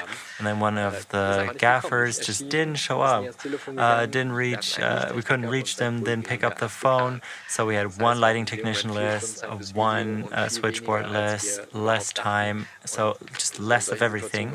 But those are situations where if you want to stick to the plan, if that's how you operate, it's just not going to work. So there it's important that you give the artist the feeling that it'll work out, we'll do it more spontaneously, it's just going to work out. But if you start getting nervous and you're like, oh shit, that's not going to work, and we have to find a new light technician, then you're probably not going to end up with a good video, because the artist might also say, oh, let's just do it a different day. And also when it comes to permissions to shoot. Sometimes it's difficult to get all of them, so sometimes you just have to show up and see what you can do. And when the when the police comes, then you just have to send them away, so you can talk to the authorities. And this also gives us great stories behind the videos, and so that's sometimes more important than just thinking about the budget and the plans you've made, because in the end it's probably not going to happen the way you planned it, and then usually you get more out of a shoot. And it's always important to keep your eyes open, see what you can still do, and maybe just ask, hey, could we still do the slow-mo, just 2 minutes? But there, you of course need the artists that are up to work like this. I have another example of a video, and Vanessa said that there we wanted to book a location that was way too expensive. They said, okay, you can film there when there's nobody there. So sometimes such spontaneous things do occur, and they can function, but sometimes it does not happen at all. So in this case, we had to shoot again this performance scene, and luckily everything went well. But that was an example for a plan B. That was the plan A, in fact, where we had to try again. So you see that every music video production is different, that you have different conceptions, and that it is very important that the artist is relaxed always, that you always have a balance between the risk and, because sometimes the artists are so adapted to the fact that they always have a plan, so sometimes it's very important to be spontaneous and can always be very different. So it's always important to have a plan B, but it's very important to keep in mind that if the artist is not at all used to the fact that there's maybe a plan B and he always wants to stick to the plan A, it's very important to keep that in mind. So also some other simple facts, like when the artist is very tired, maybe beginning the music video production later. So those are just some key aspects that you have to take in mind. Those are some individual things that you have to ask for, where you have to get in contact with the artist, and that play a very important role in how the music video production works. So those are some basic questions that you have to keep in mind, and you always have a plan B and a plan B, plan C. That's really important. Here you can see that the pizza is very important, and that there are also some drinks and beer, that everyone is happy. So yeah, maybe sometimes you have to think of other things. And lastly, of course, the most important thing is trusting, and is having trust in each other. And that's a spiral, because all parties are affected by it. So trusting someone, and trust is basically the key concept, because if you trust someone, then the collaboration will be a huge success. So if someone asks me, for example, and tells me, okay, I want you to do this and that, maybe it's a little bit more difficult, but I have to be open for all propositions. We have to decide together, where you also have to be completely honest. If you think that something will not work, then you can say it out loud and tell them, okay, maybe this plan of yours won't work, but that you can decide together on the music video production. And also trusting each other, that you can be open to new propositions, because if you see that the artist is maybe nervous, that he does not like your idea, that he can communicate that to you. So that would be negative. So the most important thing is to have fun, to trust each other, and to be open, and that you can also experiment, to reinvent yourself and try out new things. mit dem Gedanken im Hinterkopf, das muss jetzt so that you don't have this thought in mind, okay, maybe this won't work. So the most important thing is being relaxed and trusting each other. And for example, when an artist says, okay, he wants his teeth whitened, and you say, okay, but that takes much more time, so you can just give them some hints. If they give you some propositions, they can tell them what that means for the music video production, and then they can they know much more about it and can trust you. The key to gaining the trust of someone is always being open. You can show them what you've already produced, that you can look into your computer and at the first shots and the productions and some first scenes, they can have a glance at it, and that you can give them some recommendations. Maybe you can try a different pose, maybe you can look to the left or to the right. Here, for example, I don't like the light. So if the artist gets a feedback directly, it's a very important point to gain this trust, because if I simply tell him, okay, you have to do this differently, then maybe this is much more difficult. So if he gets the feedback directly, he gets a feeling for the music video production. And then there's also the post-production, and there also. Genau, da gibt es eine, also wenn man in der Postproduktion ist und man in the post-production, ist natürlich, was man zurückbekommt, was man sich wünscht, ist das hier. The most important thing, what you expect is this. Farben, das sieht so fett aus. The colors, they're extremely beautiful. I really like it. It's great. I just watched the video. It's amazing. Also sowas ist natürlich this is, of course, Traum, dass man ein Video rausschickt und the absolute dream for me, if they give you some feedback, if they like your ideas. And of course, there it's also important to give them the opportunity to give you some feedback. So you can ask yourself some questions that, first of all, you have a first cutting of the video and then go much more into detail, and you can discuss with the artist, I don't like myself in this shot, I want to change the cut here.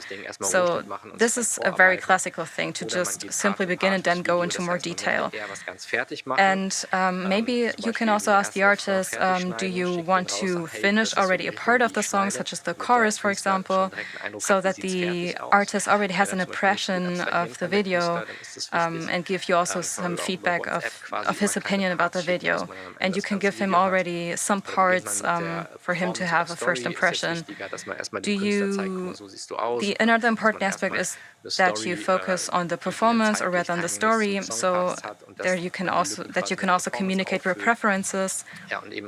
And also, if the artist can abstract something, so also talking about some aspects such as, do I have enough time to do that, to do this cutting? Is there something that you already want in advance that I can send to you, so that everyone involved should know what the next step is, so that they can communicate with each other. And of course, there are some artists that want to sit next to you, that they want to influence everything. They can have a glance maybe at your laptop and check everything. So there, again, it is very important to simply get in contact with the artist. So that's it. I think we can now move on to the Q&A session, and I'm very looking forward to questions. Vielen Dank, Marvin, für deine interessante Keynote. Thank you very much, Marvin, for your interesting keynote. Marvin, du hast ja in deiner Auflistung echt Marvin, you had so many artists for whom you've produced music videos in your slide, but is there someone in particular you would absolutely like to produce a music video for? Ja, also ja, Drake, aber Drake. Das ist einfach nur, also jetzt glaube ich nicht, weil das künstlerisch extrem interessant ist, mit dem zu Not arbeiten, only because he's an extremely interesting artist, but also because it would be very cool. Sehr, sehr happy, ehrlich gesagt, mit den But Leuten, I am very happy with all the people all the artists with whom I've worked together. Alles klar. Wir sind auf jeden Fall froh, dass du heute hier bist beim Medienforum Okay, Mittweida. we're so happy to Und welcome you ja, here to the ihr im Media Publikum und Forum. zu Hause And online you könnt natürlich in the jetzt audience Fragen and at stellen home an can submit your questions to Marvin und Ströter. natürlich auch einer, der jetzt hier vor Ort die Q&A And hält. of course, Der hat seine someone Augen und Ohren bei who jeder Produktion can überall, also damit nichts help schief us geht. with the Hier ist Q&A Professor sessions, who has Christoph his Amrein. ears and eyes everywhere in the production. Here is Professor Christoph Amrein.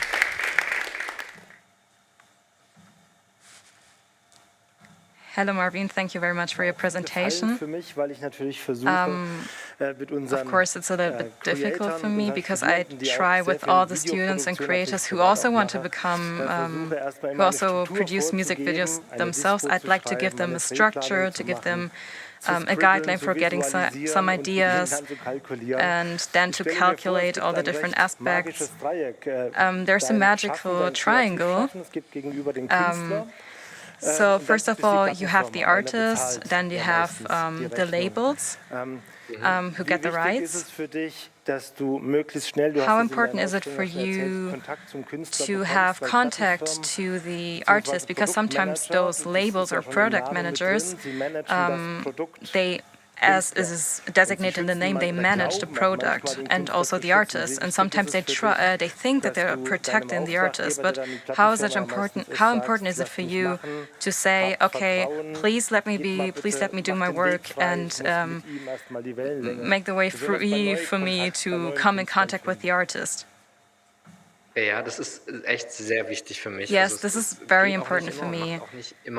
It's not always possible for me, but in most cases it is like this, because of course, sometimes labels and also product managers who know each other say, okay, we can do this, we cannot do this, but sometimes there are artists who offer some ideas and give me some ideas, and sometimes labels say, okay, we could have said in advance that this is way too costly.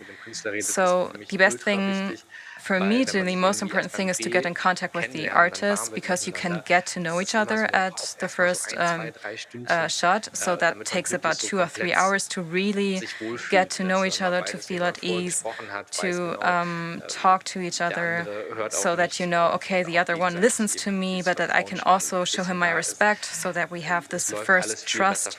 So that is a lot easier if you get to know each other. So that is also a very important thing to do in the first day of a music video production. That's very important for me. Now, you've established yourself in the industry, and you are also seen as, let's say, a product in the industry.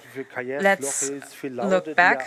For example, you've also worked for influencers and creators who are very present on social media platforms.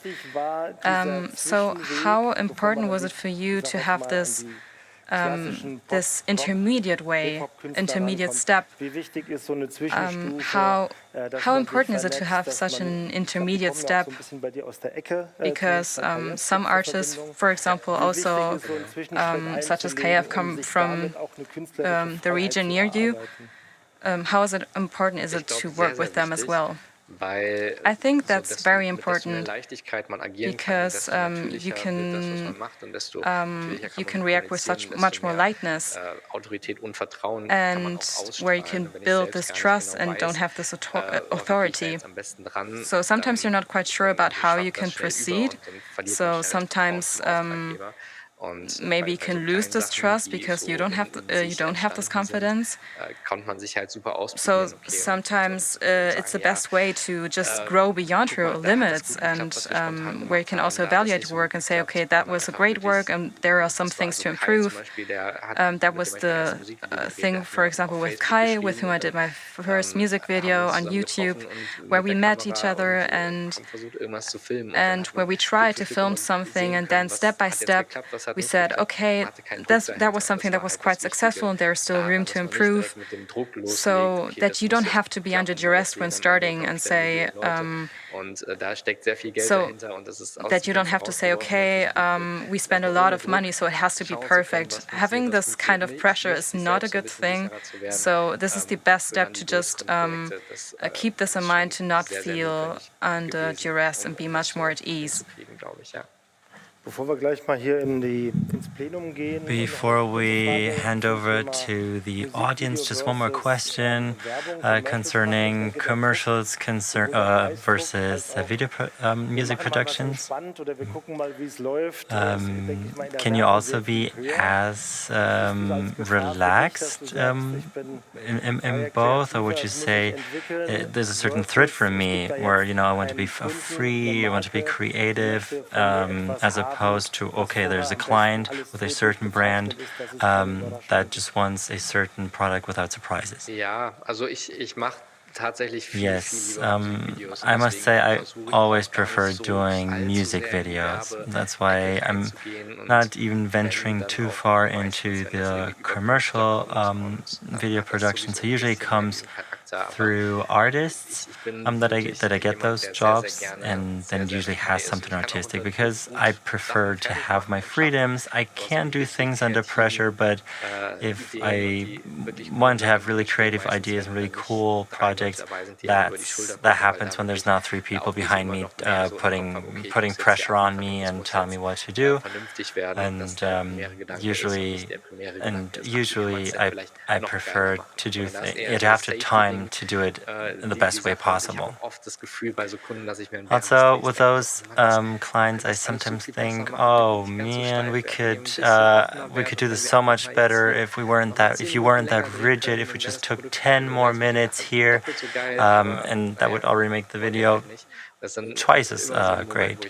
And then there's clients that don't want to do that, and those are the moments where I think it's better to be working with artists and not just a commercial video firm. Flo, do you have any questions from the social media? Do you see yourself more as an artist or a service provider? Wow, that's a very difficult question. It always depends on the project. There are artists that have a very concrete idea of what they want to do, and often you also like them, and then I don't think I have to add anything to them, and it's fine if we just realize the project or the idea that you already have, and then I'm just a service provider, which is fine, and usually I can enjoy it as much. But then there are projects where I can give a lot more of myself into the idea, because there's a lot less predefined, and usually those are the projects where I see myself more as an artist.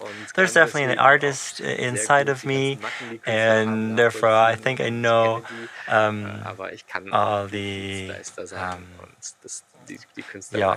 way artists think, but I can also put it aside. Alex asked how you find your clients. How do you get in touch with your clients?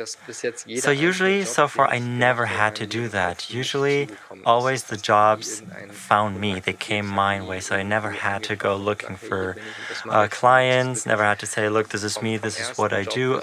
From the first job till today, usually the jobs always found me because someone had seen what I do and liked it, and then just Googled who the producer was, or was a product manager maybe refers me to another product manager, or artists refer me to their friends. So usually these are contacts that just find me and keep recommending me. So so far I've been very lucky and never had to look for jobs or clients. That is a great position, of course. But I think in one Adobe clip, you also did a master class, and I think in this video the topic was stock footage. So it looks like you're working with a wider range of markets and venturing into new markets. And as I read, you also use different kinds of materials and sometimes upload material that you you've created? Yeah, I would say it's the same here. Adobe reached out to me and they asked whether I know Adobe stock. I think back then they had just bought Fotolia, so they asked whether I wanted to try it out and then tell people about it. So I looked at it and I was like, well, why not? There's so many things that come up, just on my way to a shoot.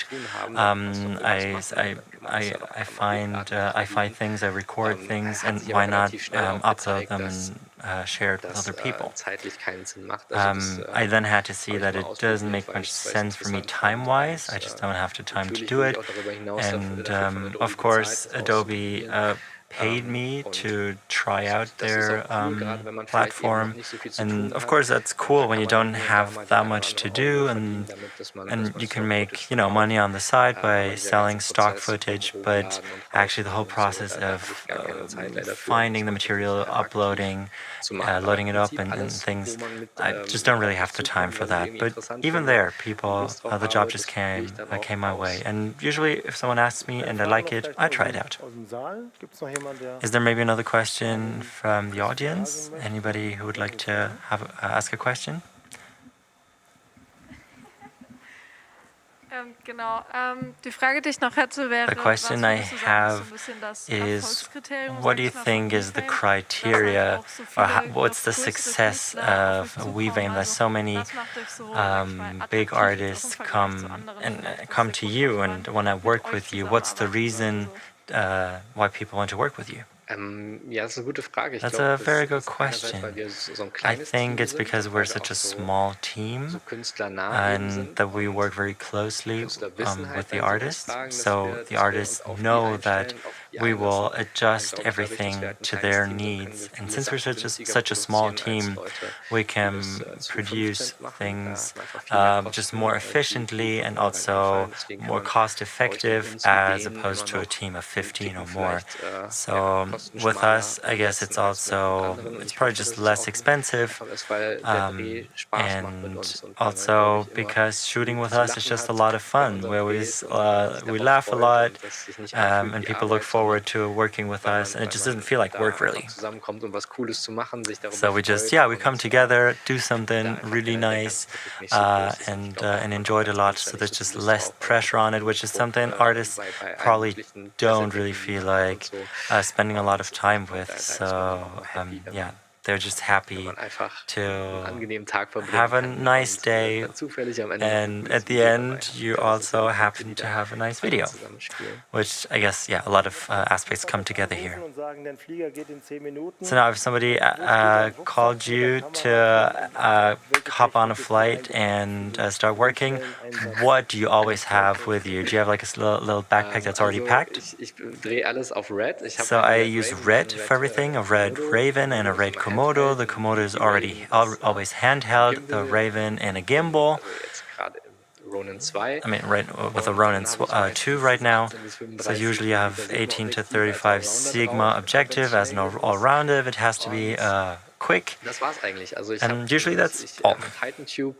I have Titan tubes suitcase with me, and a couple of panels, and with this I can usually realize any project.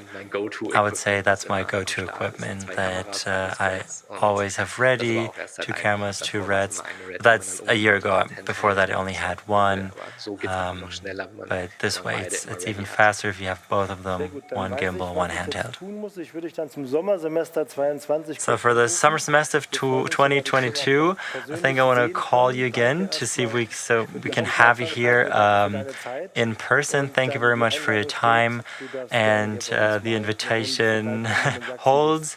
You can always come back. You can always come to visit us. Thank you very much. It was a pleasure to be here.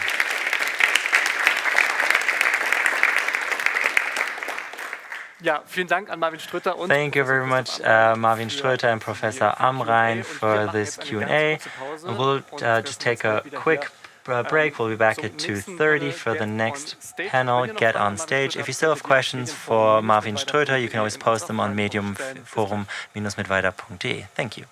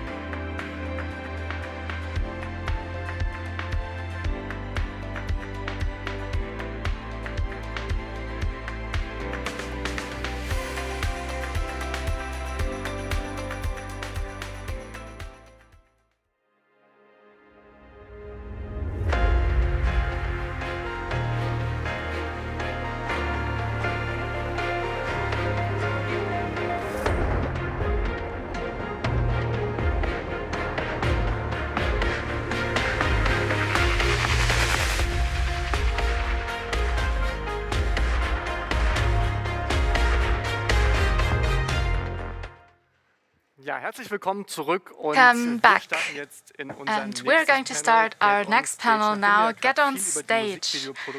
After we learned a lot about music video production, we are going to talk about another topic, the topic of music labels. Our first speaker was rapper himself, and he founded a lot of music labels, like, for example, 2004, Erst Guter Junge together with Bushido.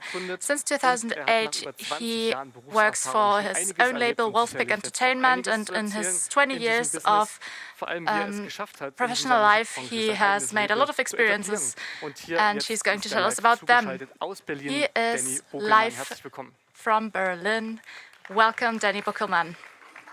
Hallöchen, ja, freut mich sehr. Hello, it's really nice to be here. Ich mache erstmal so einen kurzen kleinen Rundgang hier. I thought I'm going to firstly show you my office or apartment. This was not planned. I hope the producers are okay with that. So this is our small office where we work and we produce a lot of wonderful things. And I'm going to present you what I've done in the past. Die ganzen Fragen beantworten. Ich sitze jetzt hier Later an unserem kleinen I Konferenztisch. can answer your questions. I'm now at my small conference table. This is why my background is not that spectacular.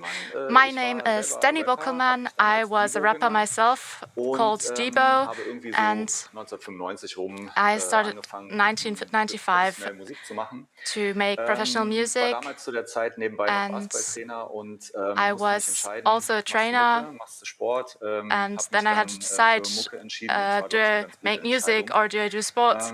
And I decided for music, and I think that was a really great decision.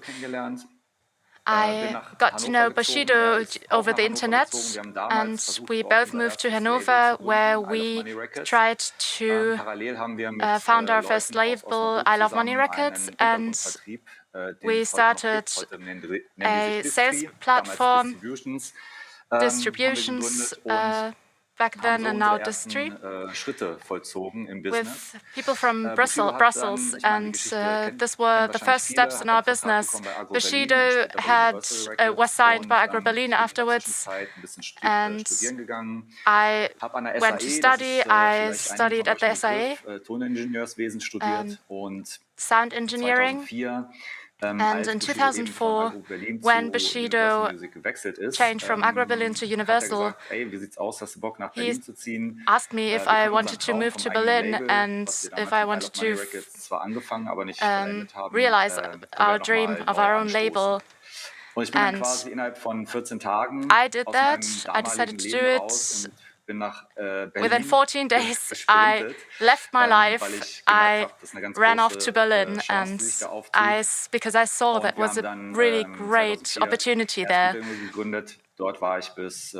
In 2004, we founded Erst Guter Junge. I was there as an artist as well as a manager, and afterwards I noticed that many things that develop in a label don't match my philosophy of what a label has to do and how to treat artists, and this developed into a different direction, and this is why I founded my own label, Wolfpack Entertainment, in 2008. I did that parallelly. And for example, I signed artists like Raf Camora, who is very well known today, Casey Rebel, Day Sports, Vega Nazar. All of those went through my label, and we were the first ones who offered hybrid contracts. This is called a sales plus deal. So as an artist, you get the conditions of a sales deal, but you have the service of an artist contract. And we were the first ones to offer that, and then we communicated with Universal Records about the idea of maybe starting a venture, but then Universal decided to steal our idea and found their own label, and it's always like that in the business. I can live with that. Later on in my professional life, das alles autodidaktisch beigebracht, haben Leute angeschrieben, I've made many experiences. I've taught myself many things. Termine, wo wir mit denen essen gegangen sind, wo And wir einfach Verträge gemacht haben. I Durch was das Leben starting der Verträge, das to gelernt haben. make appointments with Das hat jetzt dazu artists, geführt, dass ich going seit out with them for food to maybe sign them. And now since April, iGroove Music, also das ist ein I've been Schweizer head of Musikvertrieb R&A at geworden bin, iGroove, which is und, a das Swiss ist nochmal die music nächste sales Stufe, die ich jetzt platform. erklommen habe. And this is the next Das level sind viele on my Projekte, die ich career gemacht habe. path. Insofern behaupte ich jetzt So auch einfach that's- mal, dass ich ein sehr gutes So much about my projects, Wissen habe. and Bin gespannt auf eure now I Fragen. have a lot of Darüber hinaus habe ich auch im knowledge Bereich all Mode around the business. mich ausprobiert. Das war allerdings nicht so erfolgreich. Ich denke Moreover, aber trotzdem, dass I ich auch ein also gewisses Knowledge started habe. a fashion Und was wir label. immer wieder I machen, ist, have dass a knowledge wir, in that business mit, too, therefore. Werbebrands, also mit And Werbeagenturen, what we Brands often do aussuchen und, is we Aktionen select brands gestalten together und with Inhalte, PR für agencies, bestimmte Themen finden, and then we das dann find mit Künstlern zu verbinden und so eine find Win-Win-Situation topics that herzustellen. Der Künstler kriegt can connect das with Brand kriegt, certain artists, Reichweite and und then Gesicht the und brand das machen wir gets inzwischen auch ganz oft. visibility and a face. Ja. And this Das is ist what so we often jetzt sag ich mal do. ein Rundumschlag. Ich glaube, jetzt habe ich mich relativ kurz gefasst. Ich So hätte, that's maybe a 15 Minuten summary. Zeit gehabt. I would have had actually Vielleicht kann ich 15 ja noch mal minutes ein bisschen was time, erzählen, was and mir maybe now I can wichtig tell you ist im something Musikbusiness. about what's important for me Also, in the music business. natürlich machen wir das auch, um Geld zu verdienen. Und Of course, we do that ich to würde earn auch die money. Leute, die ihr jetzt gerade am Anfang And gesehen habt, ziemlich unzufrieden machen, wenn ich sagen würde, I would make the people hier that geht's um we andere just Dinge, saw als dass das alles wirtschaftlich very ist. Aber unhappy if letztendlich I said that this möchten wouldn't wir be a jeden Tag business, gerne ins but Büro kommen. of Wir course möchten we want jeden to Tag gerne come bei every irgendwelchen day Videodrehs, to office rumrennen happily, und and möchten jeden Tag gerne die ganzen we Anliegen, die want die Künstler to haben, love our work, angehen und and für die we arbeiten. want Und das to funktioniert nur, wenn du mit Leuten love zusammenarbeitest, working die together with the irgendwie artists, auch and this von only ihren works if you work together with Prinzipien, von ihren people who Lebenseinstellungen und have Philosophien similar irgendwie auf dem Level sind, principles and dass du teilen life kannst. philosophies. Und das habe ich im Laufe der Zeit gelernt. Dinge funktionieren einfach I've learned besser, that schneller over und time, and nachhaltiger, things wenn work du a lot eben nicht nur better, den kurzfristigen faster, Erfolg and more anpeilst, sondern efficient wenn if du we merkst, not du kannst only Teil eines look at Projekts the money, werden but if we und see identifizierst dich you can damit, be und part dann of a identifiziert sich der project Künstler auch and mit you dir, identify mit deinem, yourself with the project, and then mit the deinem artist Label, was du identifies hast, mit dem Management, was du himself anbietest und so weiter. with you and Und your label dadurch and wird what you alles offer. ich würde jetzt nicht sagen, also wir nennen uns dann manchmal so lapidar Wolfpack Family. Es wird alles I wouldn't sehr say, viel like, familiärer. Am Ende sometimes geht's we call natürlich ums ourselves Business, aber Wolfpack's das macht es family, doch sehr angenehm dann, but das Arbeiten. of course it's about Das business, versuchen but wir this gerade in makes allen Bereichen working umzusetzen. Und nicer, auch in actually. dem neuen Engagement jetzt im And we Vertriebswesen try to merke ich, dass so eine Dinge to nachhaltig realize wirken. that Also wenn jetzt philosophy Künstler mit mir reden, die in irgendwie our vor 10 work. Jahren If mit mir I mal zu talk tun to hatten, weil die artists irgendwie that worked ein with Album me über 10 uns years ago, rausgebracht maybe haben oder wir because irgendwie maybe we eine published Beratungsleistung für their die record or durchgeführt haben, we denen Deal organisiert haben, irgendwo offered anders them a oder so, deal or dann organized a kommen die deal halt for them immer zu somewhere uns else. zurück They come mit einem back großen Vertrauensvorschuss with a und sind huge, sehr neugierig, was wir alles with a lot machen. of trust, Und das and kann ich auf they jeden are Fall very jedem nur interested empfehlen, in what we dass do. man sich eine gewisse And Identität this is what I can schaffen tell sollte in dem, everybody. was man macht. Please establish yourself Also ich a sage jetzt certain nicht, dass identity jeder das so machen if sollte you wie want to wir. do Es it. gibt I ja auch don't andere say Möglichkeiten, that dass man everybody für should do it irgendetwas just like Bestimmtes we steht, aber do, man sollte but sich auf jeden Fall you in should irgendeiner stand Art for und Weise something hervorheben in one und man way or sollte another. auf irgendeine Art und Weise You should ein stand gewisses out Standing haben. and Was wir noch be insbesondere machen, established ist, as dass a wir certain versuchen, auch so politisch identity. irgendwie uns zu engagieren und What we also try to do soziales is Engagement zu zeigen. Wir show arbeiten mit social Exit, and dem political commitment. Nazi-Aussteigerprogramm zusammen, We work together with oder mit Exit, der the Björn Schulz Stiftung. Das ist a insbesondere mit dem program for Kinderhospiz Sonnenhof. getting Das ist Nazis so eine out of the scene, and Sterbeeinrichtung für there's also a krebskranke hospice Kinder for oder die andere unheilbare Krankheiten haben. Und kids with cancer, genau, and we work together with them too. soziale Verantwortung, die wir wahrnehmen, And die wir this auch gerne is wahrnehmen, a die social strahlt responsibility natürlich that auf we alles andere, assume that we like to assume, and this is very important for us too as a label. This gives us a nice identity, this gives us credibility. This is not a PR action, it's our intrinsic motivation. And this anyhow has a huge impact, a positive impact on other things, because people know that we are committed to certain things and values. And we're very proud of that. So where we headed is the question now. The Swiss sales platform is planning an expansion into other countries at the moment. This is our first international campaign. We're looking forward to that very much. And Ich habe auch damals mit Bushido europaweite Themen gemacht, aber together with Bushido, I also started working all over Europe, but this was still very focused on a project that started in Germany that has German attributes and values. But now it's actually the first project that's internationalized a lot more, and I'm developing, I'm learning a lot. I love that. And this is a summary, a 10-minute summary, what I do, where I come from, what I stand for. I'm looking forward to questions. I hope that wasn't too short, and I hope the next speaker is ready already. Thank you, Danny Bokemann. Applause to you.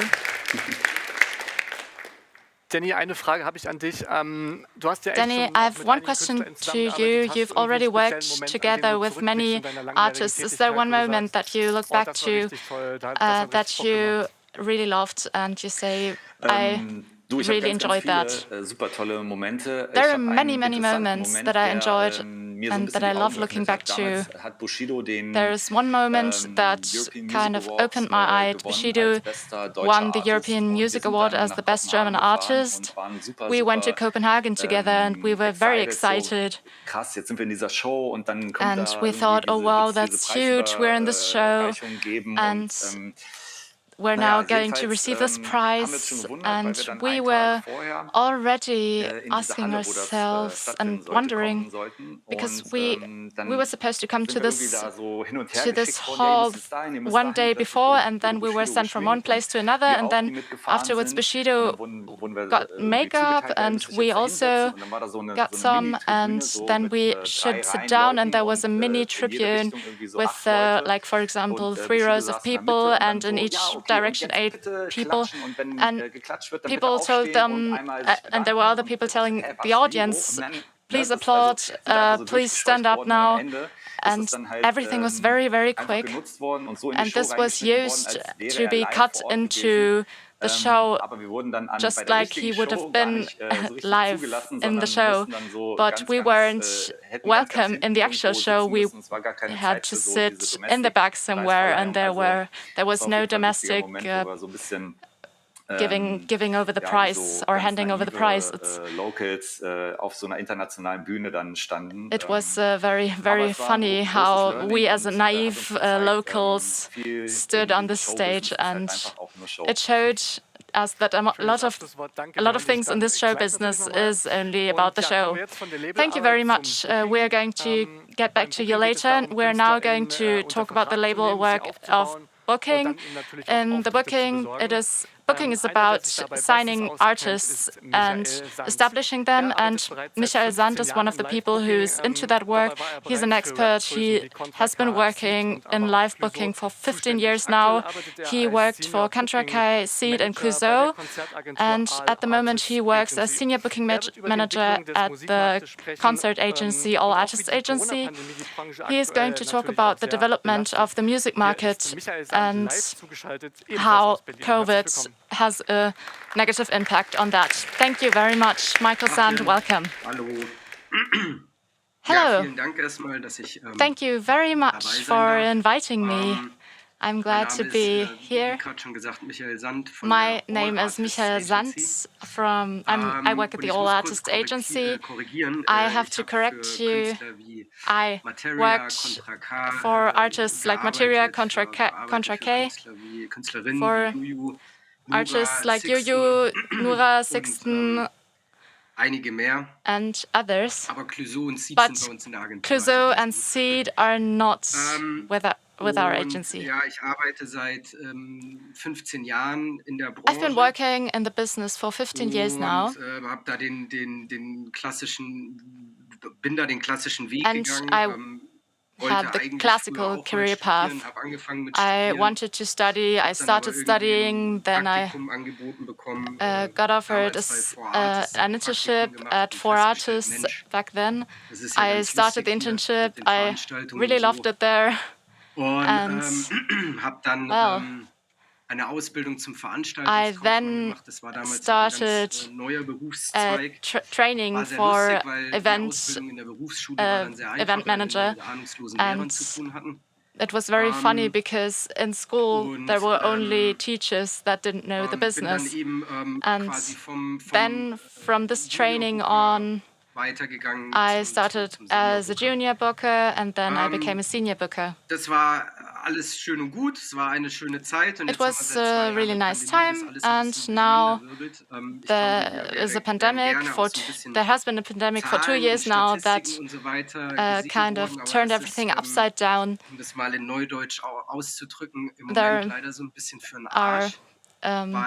Everything doesn't work anymore, and it's kind of horrible because the live business is turned upside down. There's just one figure I'd like to share with you. I have 3 topics. I've prepared 3 topics. The development, firstly, the development of the live market, from the rise of online media and the fall of phonograms, and the development of tour production, and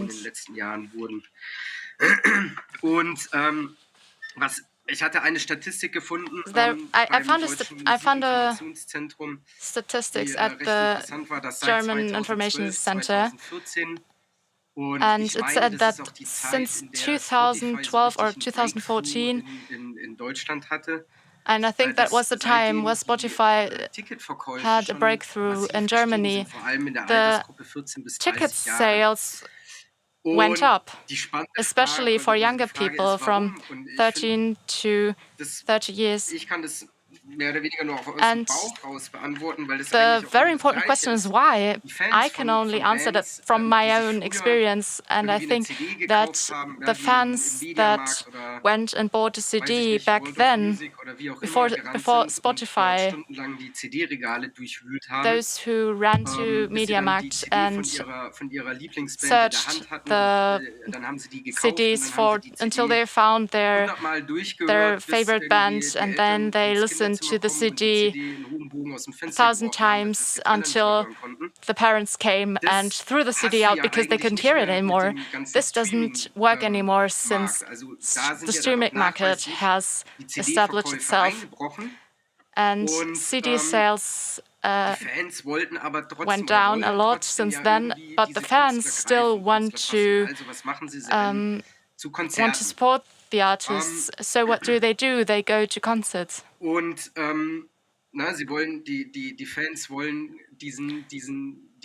So that means fans want to have this moment, this intimate moment with the artist.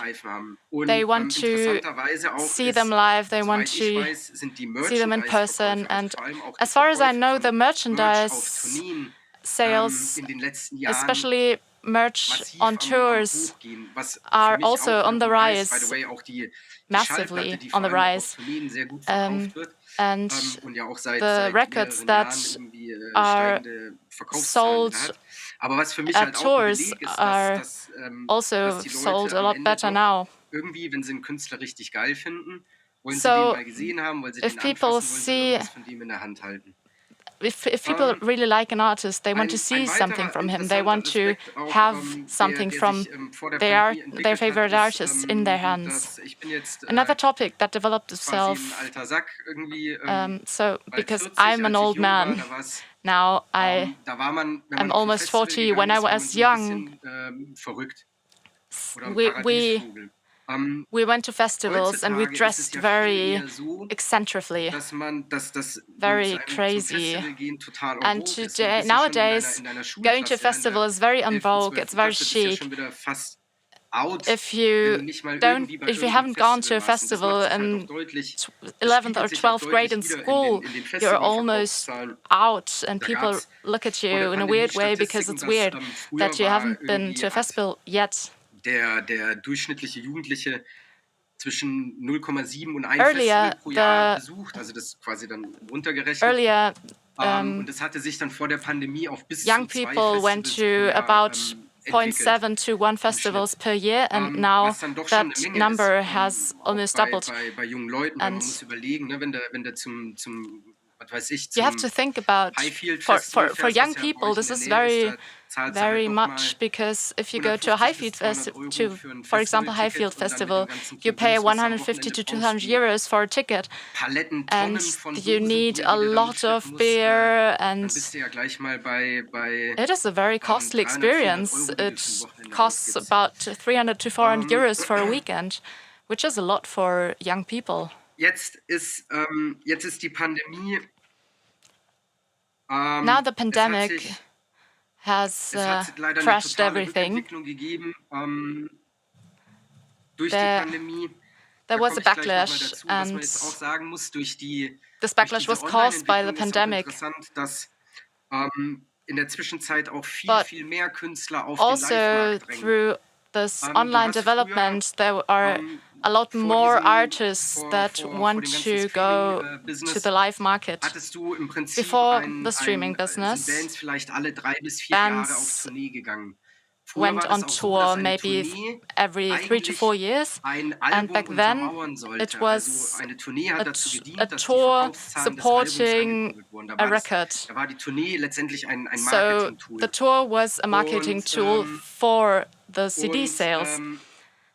Bei mir klingelt die ganze Zeit das Telefon, es tut mir leid. And I'm sorry, my phone is ringing all the time. Und in der Zwischenzeit ist es aber so, dass dadurch, dass das Streaming-Geschäft stärker geworden ist, aber die Einnahmen beim Streaming nicht an die Einnahmen it has changed. The streaming business has strengthened a lot, and it hasn't been able to replace the sales numbers of CDs. So this is why tours have become the main income for many artists. Also die Alben nach Tourneen geplant werden. Das heißt, ein Album richtet sich nach einer Tournee und Künstler wollen viel häufiger auf Tourneen gehen. What's also changed is dass früher zum Beispiel auch es viele Künstler gab, die eigentlich gar nicht records live are planned haben. according to tour possibilities, die bei and Viva stattfanden, die vielleicht mal in einem Einkaufszentrum aufgetreten sind. Die sind aber nie it's also like that irgendwie die wollten nie in artists Clubs rein. never wanted to. Well, back then, artists never wanted to go into cool clubs. They maybe wanted to go to MTV or Viva, but nowadays, it's the opposite. Everybody wants to go to cool clubs, everybody wants to go on tours, because it's the main income and the main income source. They don't have other possibilities to get their music distributed. Dadurch folgt, dass apart from streaming or YouTube, at least. Die wahnsinnig auf den Veranstaltungsmarkt drängen. Nowadays, there are therefore many artists that all want to be part of the live market, and we have a pandemic now that had as a consequence that the tour shows were postponed to 2021 already in 2020, and the calendar was very empty in 2020 for the artists, and now in Saxony and in Bavaria there are new regulations again, and now we start postponing the tours already to 2022 or even further, and this means that in 2022 we are going to have a very full event market. Also, wir haben wahnsinnig viele neue Künstler, die unbedingt Tourneen spielen wollen in tollen, coolen Clubs. We therefore have many great artists that want to go on tours in nice locations, nice events, have nice events there, and nobody knows how things are going to be like in 2022. And this is where the pandemic got us. This is the development of the live market until now. For the artists, it's very difficult too, and for the locations as well. But I think that the festivals are going to be able to take place in 2022, at least with 2G plus regulations, maybe.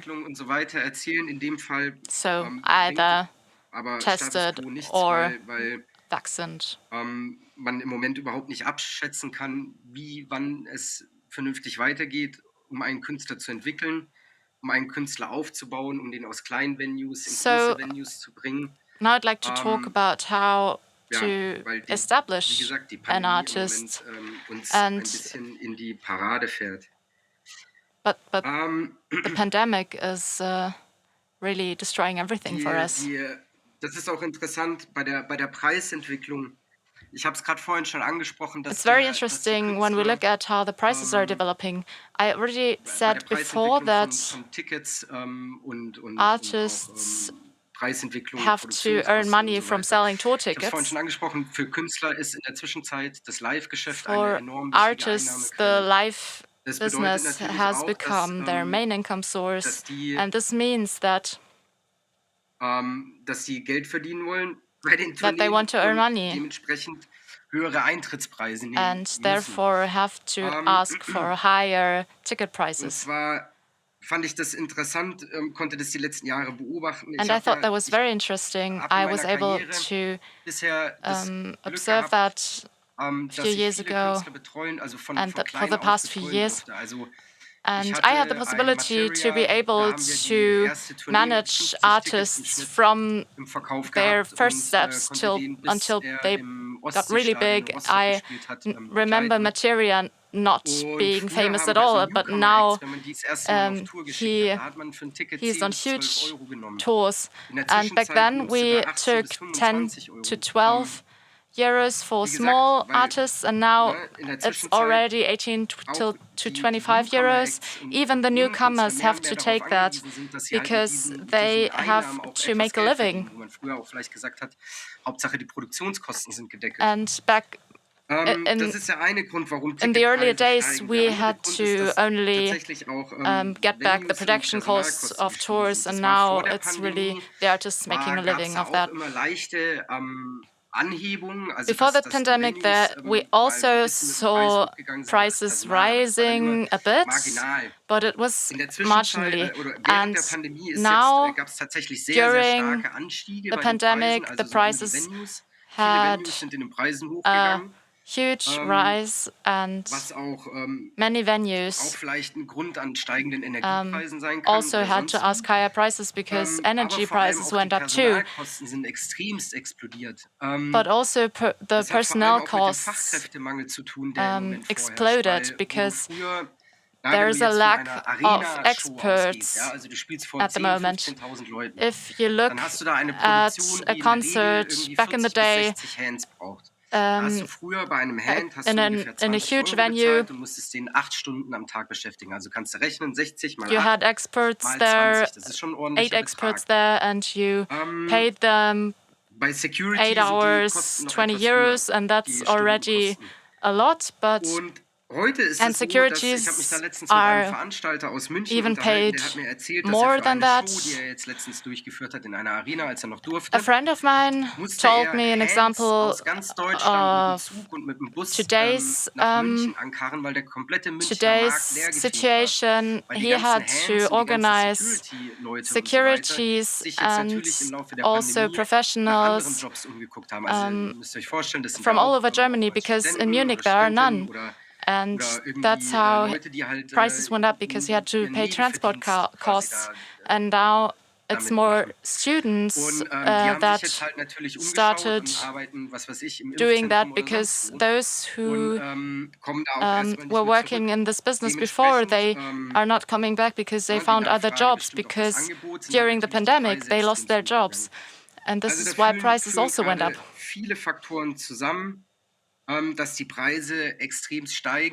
So there are many factors that make prices rise, and we can see that in the smaller newcoming area, but also in the bigger one, artists area. And I know that for fans it's difficult to pay 30 euros for newcoming artists in a small venue. And this means at the end that those research excursions, discovering new artist excursions, are only there for rich people, because not so rich people can't afford to go to a concert just to see if they like an artist. But this is only my personal opinion. Jetzt noch ein ganz kurzer Exkurs zu dem Umfang der Tourneeproduktion. Now just a very small addendum to the tour production. So in the first pandemic there was car cinema, for example, and there were many solutions that were found for the pandemic. And for example, there was no applause, but honking. And even before the pandemic, there was a very interesting development in tour production. So the situation back in the day was that you had a band and then you went to a small venue with them, and that was it. Or also as a rapper. But this developed, even before the pandemic, developed to the situation that many artists who wouldn't have been interesting live are now trying to get into the live market. So artists that are maybe can't offer the quality for a live show. Da gab's jetzt plötzlich sind sehr viele Künstler unterwegs gewesen, die in kleinen Läden gespielt haben mit einem many artists, for example, go to small venues with a huge production setup. There were moved objects on the stage. There was huge light show and all those things that cost a lot. And this development started, I think, after the World Cup 2006. It was a nice time, of course. Some of you might remember it was almost like in the 70s, free love. But that was the World Cup, and in each village there was what was it called again? A public viewing with a huge LED screen, light show, everything. So the market was overwhelmed with production material, and that also meant that in the years to follow, those materials were sold very cheaply afterwards. So that means that many production companies had to could buy a lot of this material and have bigger production possibilities. Weiß man nicht, weil interessanterweise diese Dekobauten, ja, also we don't know where we're headed after the pandemic, of course. You know that there are decorative buildings that are moving, for example, but there's not a lot of them. And there are also LED companies, but they're all fully booked. nennen wir sie mal qualitativ nicht so hochwertigen Künstler, dass vor allem die viel auf what Klimbim is Brimborium going to gesetzt happen, haben. in my Meiner opinion, Meinung nach, das ist meine persönliche Meinung, is that um those von artists ihren that Defiziten try in der Live-Show to abzulenken. Weil natürlich als Zuschauer get ist dein all Fokus dann nicht this nur auf den Künstler gerichtet, extra wie es eigentlich sein soll. production Die Leute material kleben dem nicht nur an den to Lippen, sondern sie schauen ja dann auch, to was kind of passiert links, distract rechts, people also sie sind from their abgelenkt und sehen dann, oh, eine actual fette music. Produktion, da kommt dann mal ein bisschen Pyro, People ein are bisschen Konfetti, therefore dies, das, very jenes. overwhelmed Und das wird sehr by the interessant, production weil and not anymore by the am artist. Ende ist schon das Interessante, dass im Booking, In the wenn man end, auf Langfristigkeit it's bedacht ist, the und nicht interesting auf thing das that schnelle Geld, if you look at booking, the dann booking setzt sich market, the immer der booking Künstler business, durch, der you qualitativ see auch that wirklich gut ist. it's only the artist Und that da can gibt's offer das good Beispiel von quality Bruce music Springsteen, der that ich weiß nicht establishes mehr, in 70er, themselves on the 80ern market. hat er in einem Stadion gespielt And und die Bühne there war is the einfach example of leer. Bruce Springsteen. Und das Licht He, war ein Standlicht, also das waren die he was billigsten Lampen, die playing einfach a ihn nur tour in a angeleuchtet haben. huge Und er saß 1,5 Stunden stadium da and auf he einem was Barhocker mit alone. seiner Gitarre He und hat was eine there Show for gespielt. 1.5 Und hours mehr hat er nicht alone. gebraucht, um ein Stadion voll zu machen. Und die Leute sind wiedergekommen. Was ich And damit sagen will, dass he man had he filled the whole stadium with an wenn man audience, mit Künstlern arbeitet, and he didn't need anything to get people auch coming to see him. den Menschen oder den Künstler dahin zu lenken, dass er And sich vor allem im Live-Bereich dann verbessert und nicht nur quasi Wert darauf legt, irgendwie eine It's very riesen aufgeblasene important that Produktion zu an haben, weil artist das bringt ja am Ende weniger, weil das Spannende improves ist, himself wenn du in halt his eben in einem live show 1000-Mann-Laden quality, stehst, not nichts in dabei his hast und die Leute production trotzdem material abholst und sie wieder zur quality. Show kommen And wollen und sie Fans von dir sind, it's very weil du important selber to halt so ein guter get Entertainer bist fans oder der Künstler by selber so ein guter Entertainer ist und es through the hinbekommt, dass music. er halt auch nicht mehr braucht. Und dann hast du es auch, also dann spreche ich auch And quasi if you schon can do von that, Next Level, dass du it's quasi a da auch dann das success, Talent and this is hast, next level. You have the weiterzubringen, größere talent Hallen zu füllen und to dann natürlich auch mit fill Produktionsmitteln stadiums, links, maybe. rechts quasi And there, die Bühne zu bestücken.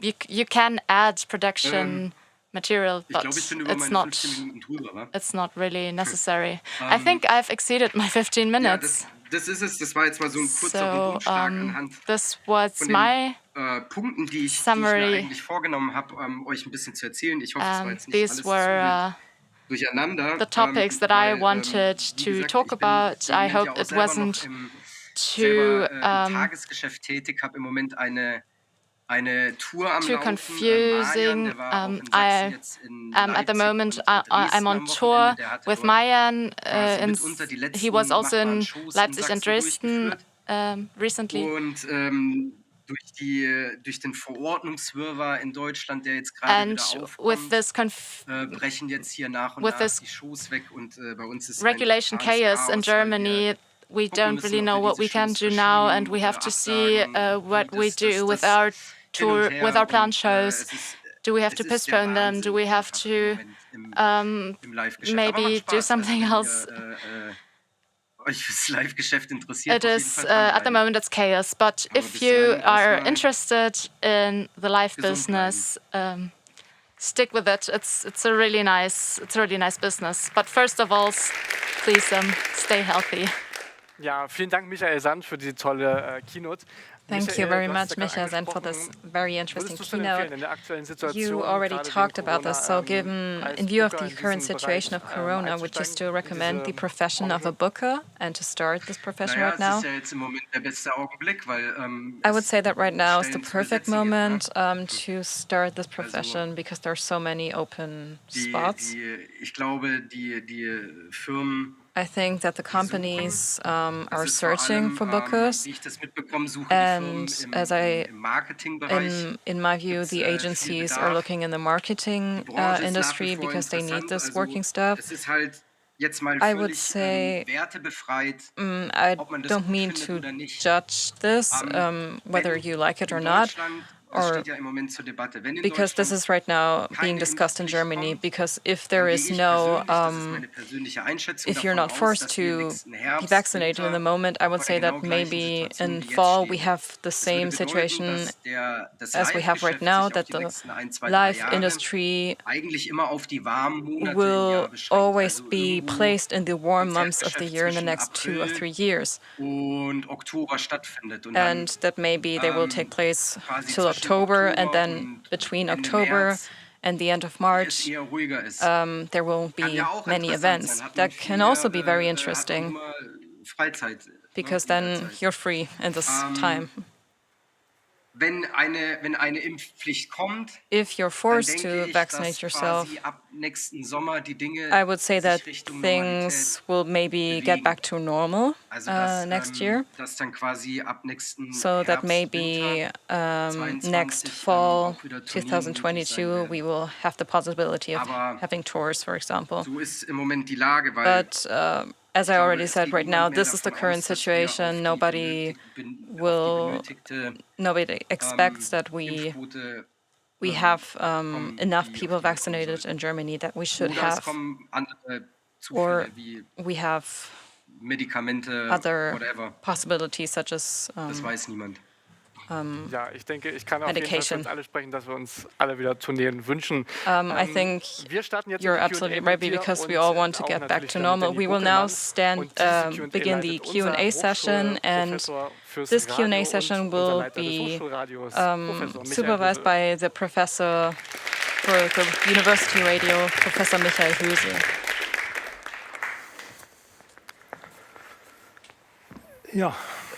Schönen guten Tag. Hello. Ich wollte gleich mal zu Beginn sagen, ich habe I wanted to say, 40 ist man ein alter Sack. Also ich I heard that with 40 years you're an old man. Würde ich ganz zum Du übergehen, wenn man so I still would. Okay. So I'm a grandpa, but I would still like to address you in a friendly way. Compared to the other Q&As, I would say that we have a lot of time, so we have more than an hour. And of course I have many questions, but I would be very happy to hear your questions first. But first of all, I would like to start with a question. So, to Michael, you said that the problem of the pandemic, if you think about the fact of being forced to vaccinate yourself or not, the question for you is, how would you say, how many bookers are affected by the current situation and face a financial crisis? Naja. Gute Frage. This is a good question. Also de facto ist es so, dass die November- und Dezemberhilfen auch bei den meisten Betrieben have to say that, for example, the vaccines in November and December have helped a lot. And of course, for example, this year you had other sort of help, like short-time work. Those are people that come from the marketing. So many of them left the agencies and then went to advertisement agencies, because of course there they also need people, they always need working staff. It's not so much, let me say,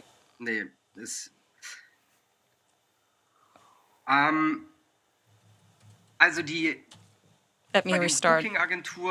I would say that for the booker agencies, for the sound and engineers, all the technical services, I would say that no one faces a financial crisis. I think they will all stay in the business.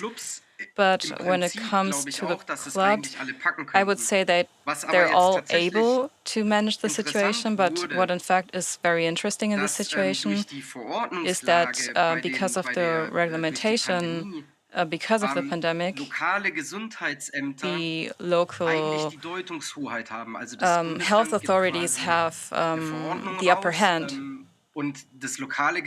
So the health authorities can maybe adjust the situation. So, for example, in Chemnitz, there was the reglementation was a little bit different compared to Leipzig. Das ist recht spannend, And this is very interesting. Es gibt nun mal Clubs in Städten, in because sometimes there are clubs in the cities, in the vielleicht von der einen oder anderen Stadt nicht, also die hätten das vielleicht ganz gerne, dass die da in the eben city nicht where sind. sometimes Und das wird halt, glaube ich, spannend. Also city doesn't want them to be there in the inner city. Teufel an die Wand malen, aber ich kann mir vorstellen, dass das in Zukunft So noch ein I think that this in the future will become a very important topic, and where you can observe if something will change. So you would say that maybe they want to abolish some clubs that are not wanted in the inner Ich city. will jetzt nicht den Teufel an die Wand malen, aber So I don't want to sozusagen. Also das wird put dann, the das passiert devil dann nicht on direkt, the aber wall, das passiert dann halt but quasi unter dem Vorwand von maybe this will Gesundheitsverordnung, happen unter dem Vorwand von given ja, some das passt nicht, ihr habt kein neues regulations, Benutzungssystem, das passt sanitary uns nicht und das passt regulations, uns and nicht, they say, sodass okay, halt am Ende ist ja auch diese we're not Clubbetreiber, das happy sind ja with auch this, and that's meistens maybe verrückte Leute, ne? Das also sind those ja people Menschen, die einen guten Gedanken haben, die irgendwie that have those sozial clubs maybe empathische Leute sind, die are irgendwie really empathetic, Hippies sind oder and whatever, sometimes die dann they're halt vielleicht auch hippies sagen, and wisst that ihr was, have leck mich am Arsch, that they say, ich hab keinen okay, Bock mehr. let me be, I don't want Und, to anymore. Das ist schon möglich, aber So maybe grundsätzlich this is haben possible. eigentlich alle Clubs in But I would say Deutschland that all clubs in Germany haben auch die November- und die Dezemberhilfen bekommen, die have received Wirtschaftlichkeitshilfen. Also ich habe the financial aid from the tatsächlich, das war government. unsere große Befürchtung am Anfang der And Pandemie, dass es ein of großes course, this is something Clubsterben that we gibt. feared at the beginning of ich the habe pandemic, selber that a jetzt lot davon of clubs noch would nichts im disappear, größeren Sinne but I have not witnessed it so far. Okay, danke. Okay, thank you very much. An Dani, die Frage, Now another du question hast ja to vorhin mal Dani. erwähnt, iGroove, praktisch das You der, talked der about neue iGroove, Betrieb, in dem du arbeitest. so the new Da hätte ich agency mehrere Fragen dazu. where you're Also ich habe working. mich I ein have bisschen several kundig gemacht, questions das for ist ja you praktisch because die Idee I von dem Gründer, von dem Daniel. because the idea from the founder, I think his name is Daniel. Am I right? Noch nicht. I cannot hear you. Ja, jetzt. Hörst du mich Now I jetzt? can hear you. Okay. Also Dennis und Morris heißen die beiden Gründer. Dennis and Morris are the founders. Und, dann die zweite Frage, die sich dort anschließt, ist, So the second question is Wolfpack eine Konkurrenz dazu? Wolfpack Und maybe vielleicht noch zu Wolfpack another eine Frage, warum gibt es competitor? da eigentlich so viele Unterlabels? And why are there so many Ja, also labels? das sind drei Bereiche, die ich Yes, sozusagen those are separat three irgendwie vielleicht mal areas ansprechen muss. Also that I can talk about. Wolfpack kann man sich vorstellen Wolfpack wie so eine fragmentierte Zelle, die durch verschiedene kind of fragmented, Fragmente, where you have a lot of fragments that you can put together or break apart. In Konkurrenz zueinander, sondern They are not competing with each other, but they're getting in contact. Element, was uns And als one Label, element Management is gefehlt hat, that neben we zum missed Beispiel as a Booking, das label können wir and zum also as a Beispiel nicht, da müssen wir management. dann auch zu so Experten gehen wie dem For Michael. example, we don't have bookers, so we have Aber eine to Sache, go die to so, experts, sich sehr gut experts such ergänzt, as ist Labelarbeit und Michael, but Vertriebsarbeit. Und deshalb some things that can war be das combined schon together von vornherein is, for immer so example, unsere the Absicht, in diese Richtung sich work vielleicht ein bisschen as a zu entwickeln. label Wir haben and the auch sales work. vorher schon mit iGroove eine Kooperation Before that, we gehabt, had a cooperation with das iGroove, nennt sich Starter Deal. Das war so ein and Projekt, wo that wir was called Newcomer Starter Deal. That was verarztet a haben, die project where we keine Möglichkeit haben, helped eine newcomers Beratung zu that finden did not für have the vertriebliche possibility Anliegen, to have a die kind of aber, counseling for wie soll some ich sagen, specific auch topics, nicht das technische Know-how haben and that oder did das not have the Hintergrundwissen, technical um know-how sich or einfach maybe the bei einem technical Anbieter anzumelden, wo background das rein knowledge digital funktioniert und wo man in order to understand how nur everything über functions when so it ein comes to Backend the alles technology. einpflegt. So Und über diese Zusammenarbeit through this hat sowohl collaboration, iGroove verstanden, dass iGroove wir understood sehr that gut we ergänzend zu dem can, bisherigen Team funktionieren könnten. Und wir in fact, work gelernt, together was braucht es, um and vertrieblich zu function arbeiten, und in haben addition. diese Zusammenarbeit einfach erweitert, indem ich And dann we, quasi in innerhalb fact, des Systems iGroove aufgerückt bin. elaborated this collaboration. Labelchef bei And Wolfpack und Head of A&R bei iGroove. So Also ich mache das quasi beides this is nebeneinander. something that I Das do kann man dann simultaneously. manchmal machen. This An is something manchen that you Tagen can wird's do ganz anstrengend. sometimes. Sometimes, of Vielleicht course, muss ich irgendwann it's in quite Zukunft auch stressful entscheiden, because nur there's noch a eins lot, von beiden zu machen, a aber lot aktuell of work kriege to ich do. ganz gut hin. But at the Und moment, warum Wolfpack so I viele can manage it Unterlabels all. hat, das ist So, wie soll ich sagen, der Selbstdarstellung der The Hip-Hop-Künstler, so wie sie sich self-presentation gerne in of der hip-hop Öffentlichkeit artists, for präsentieren wollen, example, geschuldet, weil wir einfach is irgendwann ganz also a pragmatisch reason gesagt haben, behind okay, that. diese Kämpfe, dass man sich als Sometimes Label öffentlich these präsentieren fights that kann und sometimes sagt, wir haben the jetzt einen label has to Künstler unter present Vertrag, itself, that die they say, okay, wollen wir we nicht mehr put kämpfen, an weil artist die under Künstler contract, das irgendwie manchmal uncool fanden. Die haben but uns oft that gesagt, sometimes so, the artists are not happy with wir that. finden, They dass ihr geile told Arbeit us, macht, aber we wir think wollen that you're einfach doing a so great job, unseren but we Namen just pushen. Ja, wir wollen want einfach nur, to dass push sich ourselves and grow beyond our limits. Label XY heißt dann das Label von den Künstlern. for Wir wollen, example, dass die Öffentlichkeit denkt, das ist unsere Arbeit. Also they haben wir gesagt, okay, komm, just dann machen wir think halt they so want the einen public to think that this is just their Natürlich work, weiß and so of course jemand, we as a der so label Insights hat zu der Musikwelt, der kriegt das have schon mit, der sieht, was das für ein Labelcode ist, oder der sieht auch, der guckt auch mal irgendwie bei Spotify oder so. For example, when they look into Spotify, they look at what is given in the credits and who's mentioned in the credits. And this, on the other hand, is also one of the points why many artists wanted to work with us, because they said it's a nice atmosphere, because Wolfpack is not, does not want to stand in a spotlight. So this is the reason why we won a lot of artists and collaborated with them, because we told them you can work with us. Nun liegt ja an sich also wie ich gesehen habe, die letzte Produktion oder die letzte Veröffentlichung von as I've seen, the last production was published in 2019. Is this due to the pandemic that you didn't publish anything since 2019? Yes, but not only. It's also about this white label deal thing, where we work for artists but don't get credit for that. But another reason for that is, of course, the pandemic too. And we've also redesigned our label. Before that, back in the day, we were all about street rap. And now we are trying to experiment with new directions. We sign new projects where other people would say that's very courageous of us to sign them. And we look at new artists and then think about how can we work together. And this is how we work as a label. And maybe sometimes we also try to get a deal for artists at other labels that we know for this artist, and it is the most important thing is the artist being happy, and this also means less risk for us. So in the last few years we've also done deals where we only were the managers.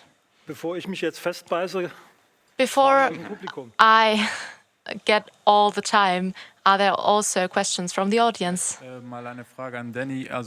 So I have a question to Danny. So why would I go to a label as an artist? Why wouldn't I try to do it myself?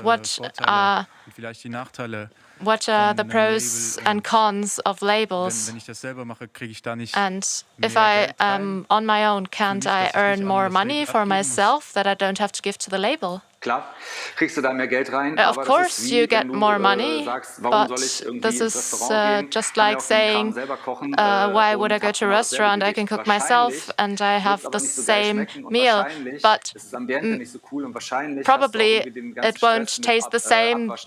The atmosphere isn't cool, and afterwards you have to also wash the dishes. And it's the same with labels. So if you want a team that helps you develop yourself, this is a good possibility. Of course, I understand if artists say we don't need that, but other artists are very happy with our work. And of course, if I hear artists saying, my label only posts on social media for me, this is not good label work, and I understand why you wouldn't want that. But what helps a lot of artists, and what they often don't want to realize that it helps them, it is good to have a critical control authority before going public with something. So first of all, you have to convince your team and the whole office of your maybe your new track or something, because otherwise, if you can't convince a small team, you can't convince the public. We often were, of course, in luck with many things where artists got a huge push and were suddenly very famous. And if you have a team like us, we are able to help you with that. And we would also counsel you on deals that are better for you maybe than we are, so we can also only work as management and take a step back as a label.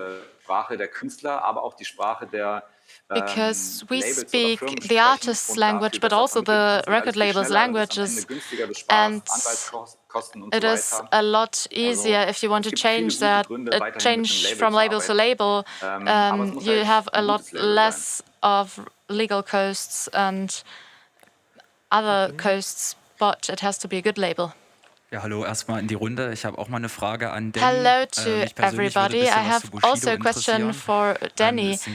I am very interested in Bushido. I have looked at Bushido's career for a while now, and how was everyday life, work life with Bushido? How can I imagine working with Bushido? He's a person where we don't know, is he real, is he not, where's the street credibility? And I would love to hear something about him privately. What kind of person is he? He's also, at the moment, he's in court processes. And yeah. So this is a question that can be answered very much in depth, but I'll try it this way. And I think Michael is going to tell you the same thing. So artists that have been very successful for a while, they have professional basis, and even in public they work differently than they actually work in private. It's not like Bushido was always easy to work with, and no artist is, but maybe in the end it's important to both to create a good product where and it's most important to us that the artist gives us a good product with which we can work, and this was very reliable with Bushido. And if we look at this from this perspective, it was very easy working with Bushido because we didn't have to develop strategies or try to convince him. But we were in luck because we could do the things that Bushido wanted to, and it worked. And I can only say that back then, when we worked together, everything was very professional, and everybody involved had a lot of fun. And of course, sometimes you slip with your tone, and it's not always very friendly, but it's very important that afterwards you can talk about it. And you can see that Bushido works with certain producers for a very long time, so there are people he can work with and others that he can't work with. And he was the same as an artist for us. And we often tried to match the people that worked well together into different projects. And those people that didn't work well together, we tried to keep them apart, because this doesn't work if you want to produce or promote something. There was another question up there. Und so, I have another question to Danny.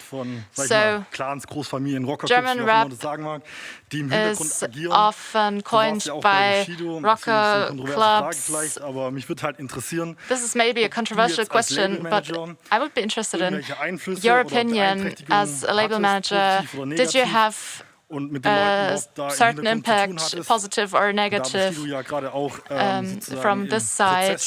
Because also Bushido is now on trial with his ex-clan, and did this have an impact on you? Or maybe Michael Sand knows something about that, because it's often always depicted in rap videos. In the background we have very strong people, and I think as a label worker, producer, you have to be in contact with those. Michael immer so wahrscheinlich am meisten Sorge bereitet hat, what I think was very worrying to Michael when he started an event in Berlin.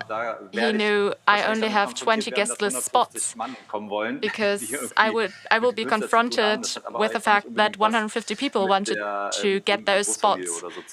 And it's not like a big family, but there are small things that maybe give you a headache, but are quite harmless. I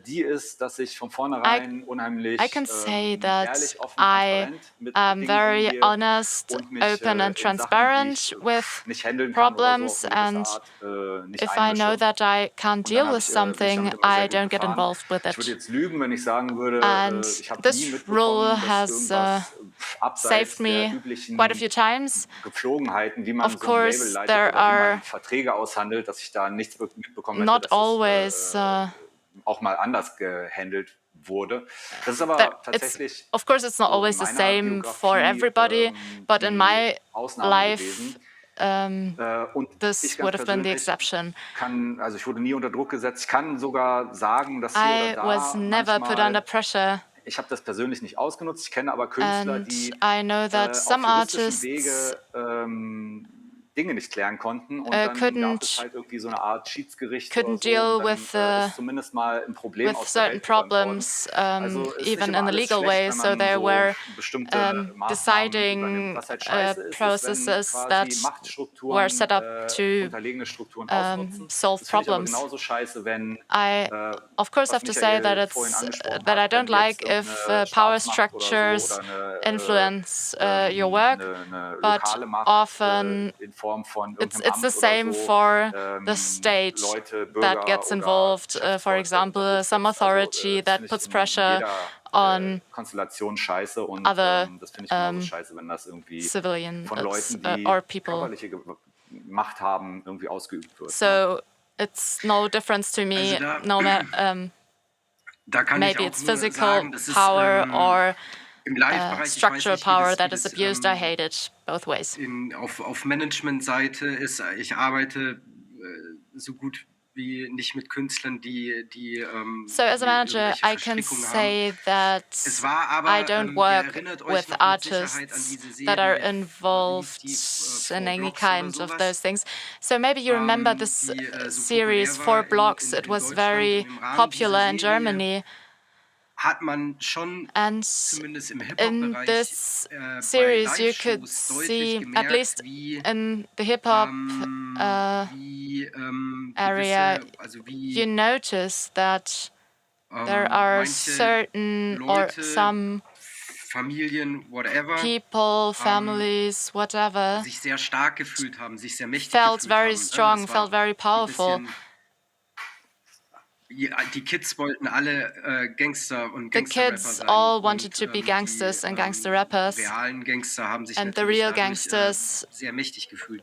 felt very powerful through that. In Berlin, aber auch in And anderen Städten tatsächlich in Berlin and other cities, there was a lot of pressure put upon events mitbekommen, dass quasi dann Leute auf Veranstaltungen einfach hin sind, egal ob sie auf Gästeliste standen oder nicht. I experienced it myself, but also heard of it, that people just went in with or without guest list spot, just went into the backstage to chill with the artists.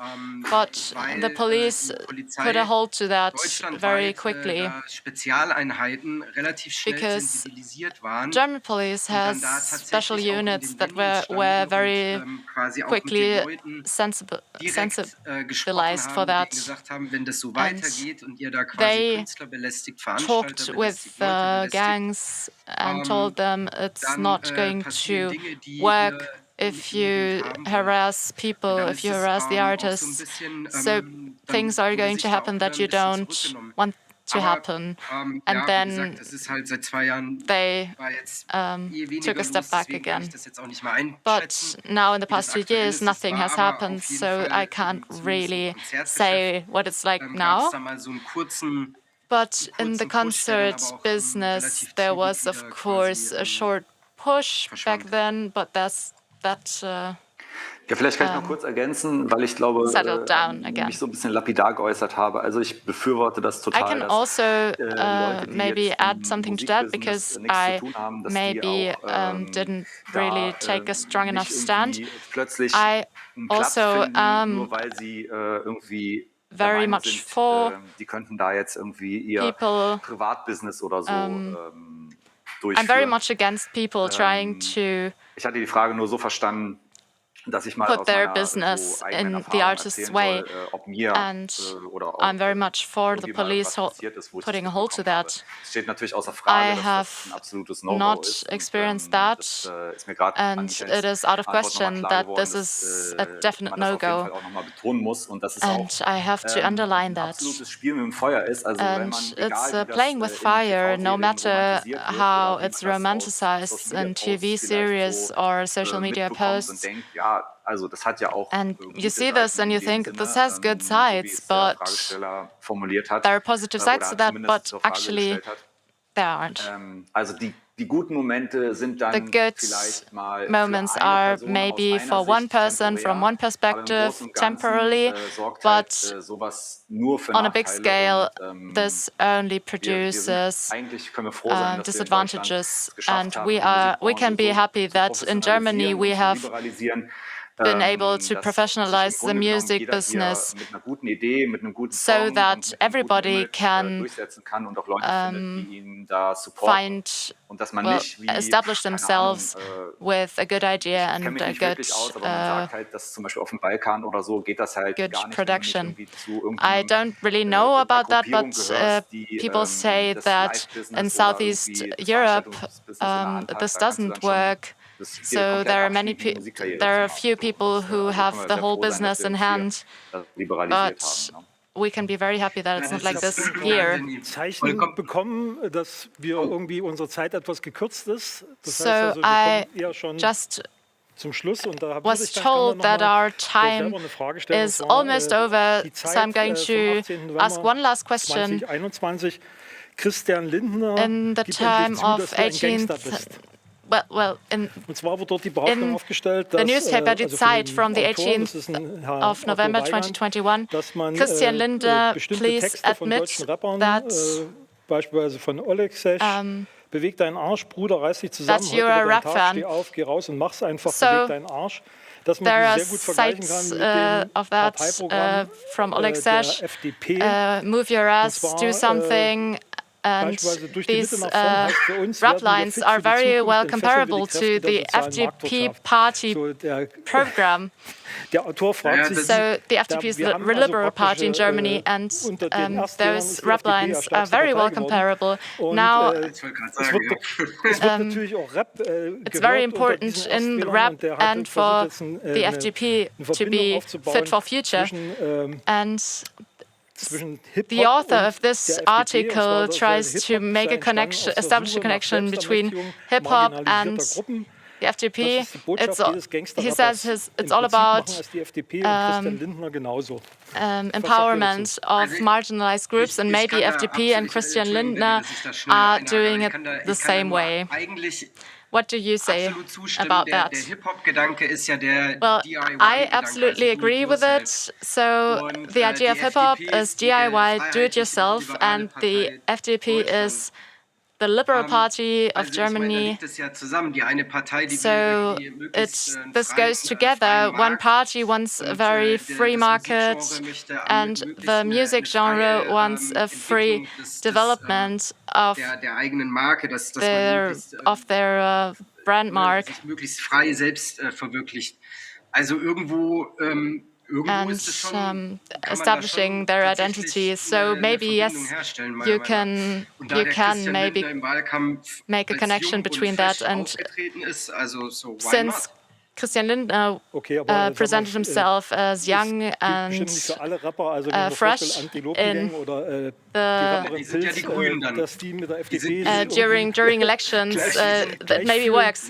So, but not all rappers are the same. Antilopen Gang and others Also da gibt's ja, ich meine, bei den are Rappern hast du different. ja auch, Well, also du kannst ja Antilopen jetzt Gang auch, are maybe ich würde auch more jetzt the KIZ Green oder or sowas the auch left nicht mit, party. Materia jetzt auch Also nicht mit KIZ or Materia FDP is not in really einen Topf werfen, be connected with the FDP, sag ich mal, with the Liberal Party. in dem Subgenre But in this subgenre of street rap, dicke Autos, where it's a lot about huge cars, expensive watches, gold chains, darum es geht, dass man es selber geschafft and hat, dass man it's aus all eigener about Kraft es geschafft hat, in einen being besseren self-made Stand in der and Bevölkerung zu kommen. Das ist ja having letztendlich auch das, was die FDP and einem verspricht. taking a Ne? step Und auf up der anderen in Seite hast du society hierarchies. natürlich eher And die links of course, there are also other rap genres that are green or leftist,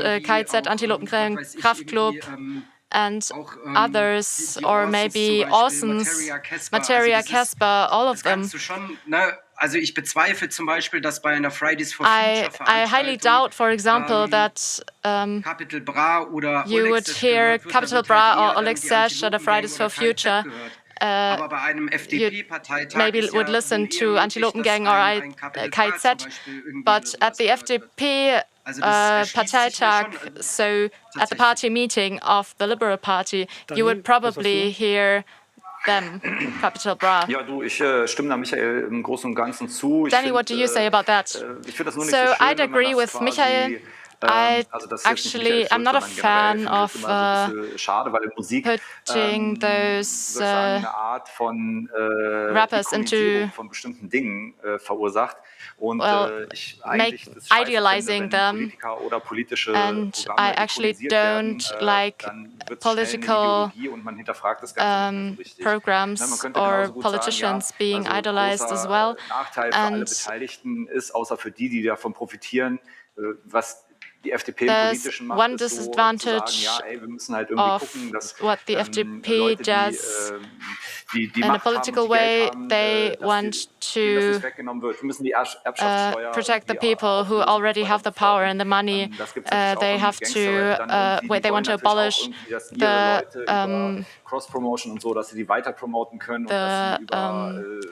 inheritance tax, and of course there are rappers that want to get in the right playlists via with power abuse, and of course rap is often just an image of society, and rap uses what it can use. It's not like punk where there's a musician ideology.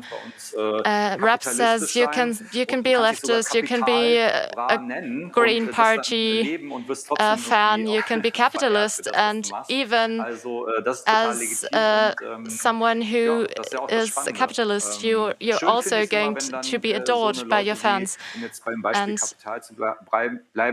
so maybe to stay with the example of Capital Bra, it's nice to see that some rappers maybe do educational work on children, for example, on drugs, like Capital Bra does, and so I am actually fine with them presenting themselves like the FDP does and using their possibilities. You also have to look at where the rappers come from. It's mostly the one chance that they have in life, the one opportunity that they have in life, and it's good that they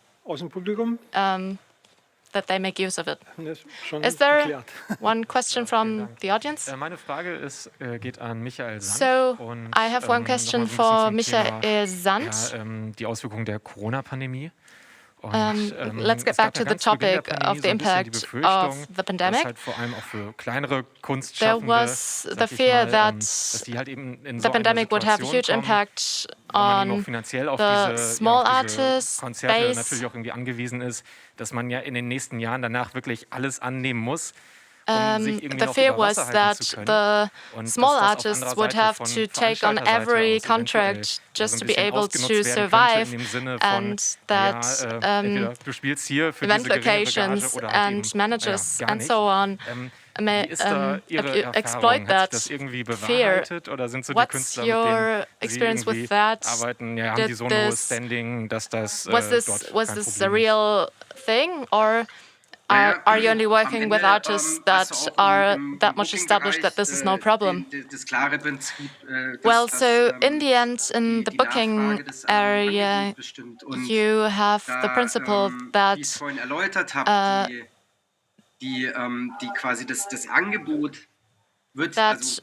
it's all about offer and demand. And, well, the fans are the offer, and the festival is the demand, and the offer of fans exploded. The demand stayed the same, or even was sinking because there was a lot of insecurity. And I already explained before that most festivals are postponing. Since 2020, there are no free slots in the festivals. There's a huge amount of bands that want to have those very few slots. And of course, it's logical for the location to say, if you don't want to play for that money, we're going to ask the next band. So the question is, when we're talking about the small artists, there are many different levels on which an artist functions. There are the artists that have been working on a very small scale for a while now, and they will always take what they get. But there are also artists, young artists, that have a development potential, and there is the question is very important for that. If you sell 300 to 400 tickets in your own show, but there are no shows available because of the situation, you have to play for less money because you have to develop yourself as an artist, and festivals are very important for that because you play in front of a lot of people. You can prove yourself and you can generate new fans. Of course, this problem exists, but to be honest, this problem existed even before the pandemic, and it is in the nature of the booker that he is going to try to make himself a deal, and he is always going to try to sell something for 500 euros that actually costs 5, and the other way around. So now I've been told to end this. I am very glad to have been able to talk to you. Thank you very much for being here, and maybe we can see each other at one or the other concert. Thank you very much. Ja, auch von mir nochmal danke an Danny Buckelmann. Also, thanks from my part to Danny Buckelmann and Michael Hösel for this round of question and answer. We are going to resume in 15 minutes with the panel Meet Virtual Production. You can also ask your questions in our question box online, and they are going to answer them later on. So all League of Legends fans and Star Wars fans shouldn't miss our next panel. Thank you very much. See you soon.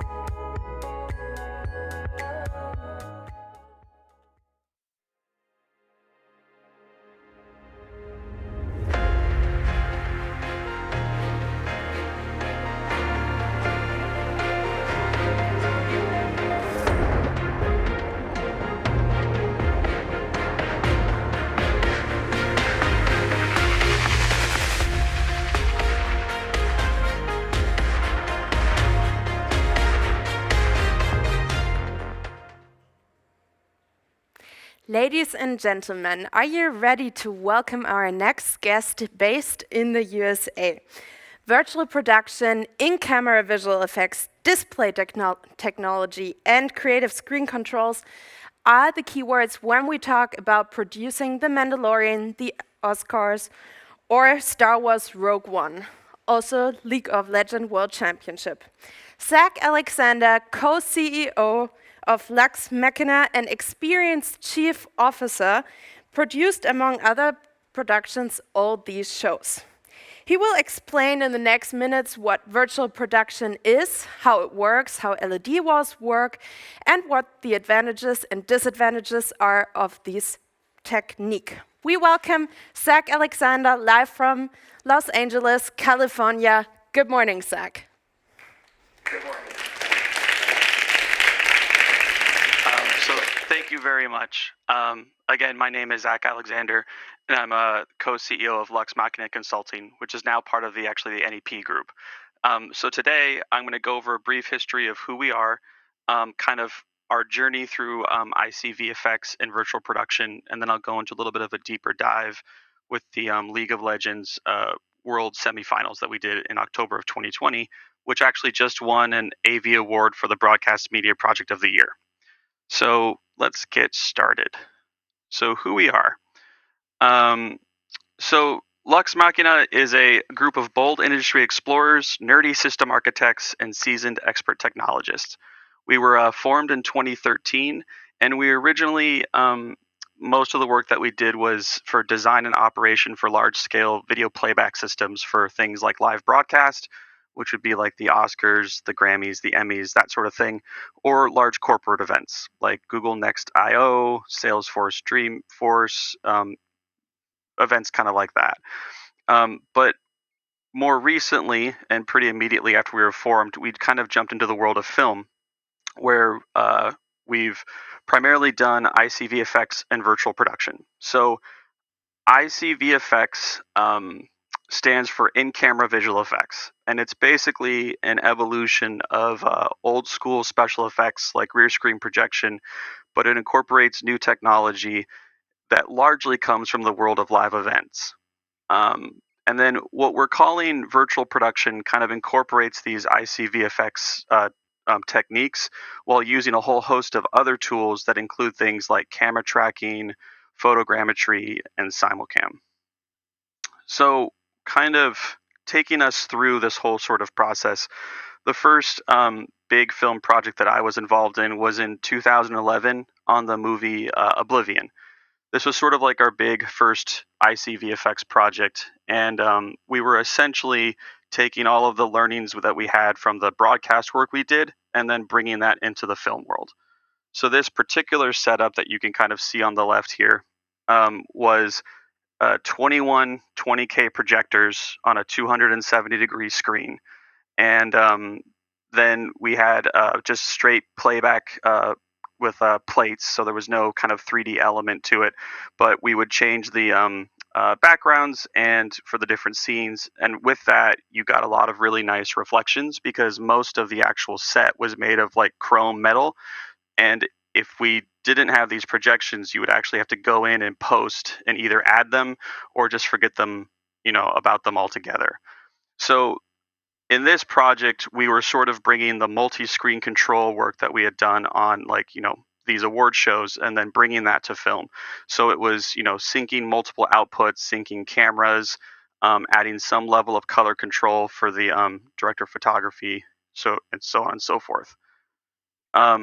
Jumping ahead a little bit, we get straight to actually Solo, a Star Wars story in 2017. So for us, this kind of is another marker for like the next step of the work that we did, in that we were now tuning cameras to the display device. So in this particular one, again, we were on projection. Again, it was sort of like a big wraparound screen. But what we actually did was worked with a color scientist from Industrial Light and Magic, and we formed a lookup table, or a LUT, that we actually loaded into the projectors so they would match, they would be more sensitive to the particular colors that the camera was sensitive to. So what I kind of mean by this is that if you're looking at like a projection screen or an LED wall through an uncalibrated camera, it'll look like a projection or an LED wall. So like if you had a projection of an apple on the screen and a real apple in your hand, the colors would be slightly off. And I mean, that's because one of them is clearly a projection and one of them is a real thing. So one of them is light bouncing off of a projection screen and the other is just light coming off of a physical object. So what we try to do with the lookup tables is sort of tweak the video signal to kind of make the video signal look more like the real world to that specific camera. And different cameras are slightly different in terms of what wavelengths of light they're sensitive to. So it's a process that is different for every model of camera, and it's also different depending on what lenses and things you actually have in the camera itself.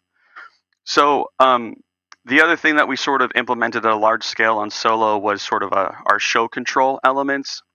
So we had some pretty fun things where if you were in the cockpit of the Millennium Falcon, you could actually push a lever and the whole ship would go into hyperspace. And so besides being just really fun to do, this was sort of like an interactive experience for the actors and the director. And we could actually give little controls to like the director or the director of photography so they could trigger these events right when they needed to at particular parts of a shot. The next one I kind of want to touch on a little bit is Top Gun 2, which we filmed in 2018 but has not been actually released yet. And before I go any further, if you see that movie, all of the shots inside the jets are completely real. They actually got into real fighter jets and flew around and shot them. The thing that we worked on that was a very small portion of it, and it was really just this control tower for a couple scenes. The reason they had to do this control tower is because the real control tower was actually on a real military base, so they had no control over when planes would fly by, which was kind of like horrible for audio. So they built this whole control tower in a different set, and we again surrounded it with projectors and use it to fake outside. The big thing for us on this particular project is we started using machine learning for our projection focusing and calibration. So we had up these like machine vision cameras that we set up, and they would, we would project a test grid kind of over the whole screen, and then the system would actually automatically warp the image to make it look correct. And then we'd do a few minor tweaks, calibrate the color, and then so we were kind of off to go. But this was kind of our first foray into using like machine learning techniques, as well as using like, laser projectors, which are just even brighter than kind of the normal ones we were using on Oblivion. And we were actually able to do the same number of projectors that we used in 2011 for Oblivion, but it took us half the time to kind of get everything sort of set up. So this brings us then to 2019 and The Mandalorian and season 1 of that. So this for us was our first big integration of game engine technology at scale for for shooting. We had used sort of game engine render machines before in sort of smaller capacities. Like there's a kind of a real-time engine called Notch, which we've used for doing kind of some real-time color effects and things like that, but never as part of the actual thing that was playing back the content. So with this Unreal 4 pipeline integration, we had real-time rendering. We were kind of the ones who were managing the signal from the computers that Epic and ILM were using, and then making sure that the color pipeline and the scaling and the sync was all kind of maintained as it moved out to the LED wall itself. So this added things like camera tracking for us. There was some set extension blending that was done in kind of post. But the big thing is that we were figuring out kind of with Epic and ILM how to use a game engine that was originally designed to be used like on a single 4K monitor to be used, across, I think it was like 16K worth of LED at this point. So it was a challenge of scale in a lot of ways. So kind of after our first foray into that, and the thing I wanted to kind of talk to you about today, because it kind of gets even more complicated, is the League of Legends semifinals that were in 2020. And this one was interesting for us because the original plan for this part of the semifinals was for all of these to sort of take place in different arenas all over China. But because of COVID, they kind of condensed all the semifinals into one room, and then they had the finals in kind of a neighboring arena. We were working with a content company called Possible Productions, who does a lot of the content for these types of events. And what they had been working with Riot was to try to figure out a way to make this an even more like dynamic and interesting sort of event, even though it was sort of constrained by size. So this was shot in Shanghai. This was sort of like taking everything we had learned from Mandalorian, which is done, on a set and then, edited in post, and trying to translate that into a real-time broadcast experience. So in Mandalorian, if the UE4 system crashed, you could just, call cut, reboot the computers, and then start up again. We don't have that option when you're live on camera. So we had to make sure that everything was bulletproof, super solid, and just really thought out. So where this started for us is the actual shape of the LED wall itself. And basically the stage, it was in a ballroom in a hotel in Shanghai. So we didn't have very high ceilings in comparison to like an arena or like an actual stage. And what it ended up being was a rectangle of LED with an LED floor, and it was 16.5 meters wide, 17 meters deep, and then about 4.5 meters tall. Usually, when we make these types of volumes, we try to do a giant curved wall. And the reason for that is that the best angle for a camera facing an actual LED wall is for it to be perpendicular. So the camera's facing straight at the flat piece of wall. It gives you the best color representation, and it's how those walls are designed to be looked at is dead on. What happens then is that as you move the camera, the LED will kind of look okay as you kind of come off axis, but at a certain point, you're sort of looking off this side and you'll start to see color shift in the LED wall. So what we try to do is we try to curve the LED wall so that as you move the camera around, you're sort of always facing a flat piece of the wall, if that makes sense. So in this case, though, because we were in a ballroom and we had kind of constricted space, the goal was to give ourselves as big of an area that we could possibly get, right? So we wanted to really push the LED to the ends of the walls, which is how we kind of got to this square thing.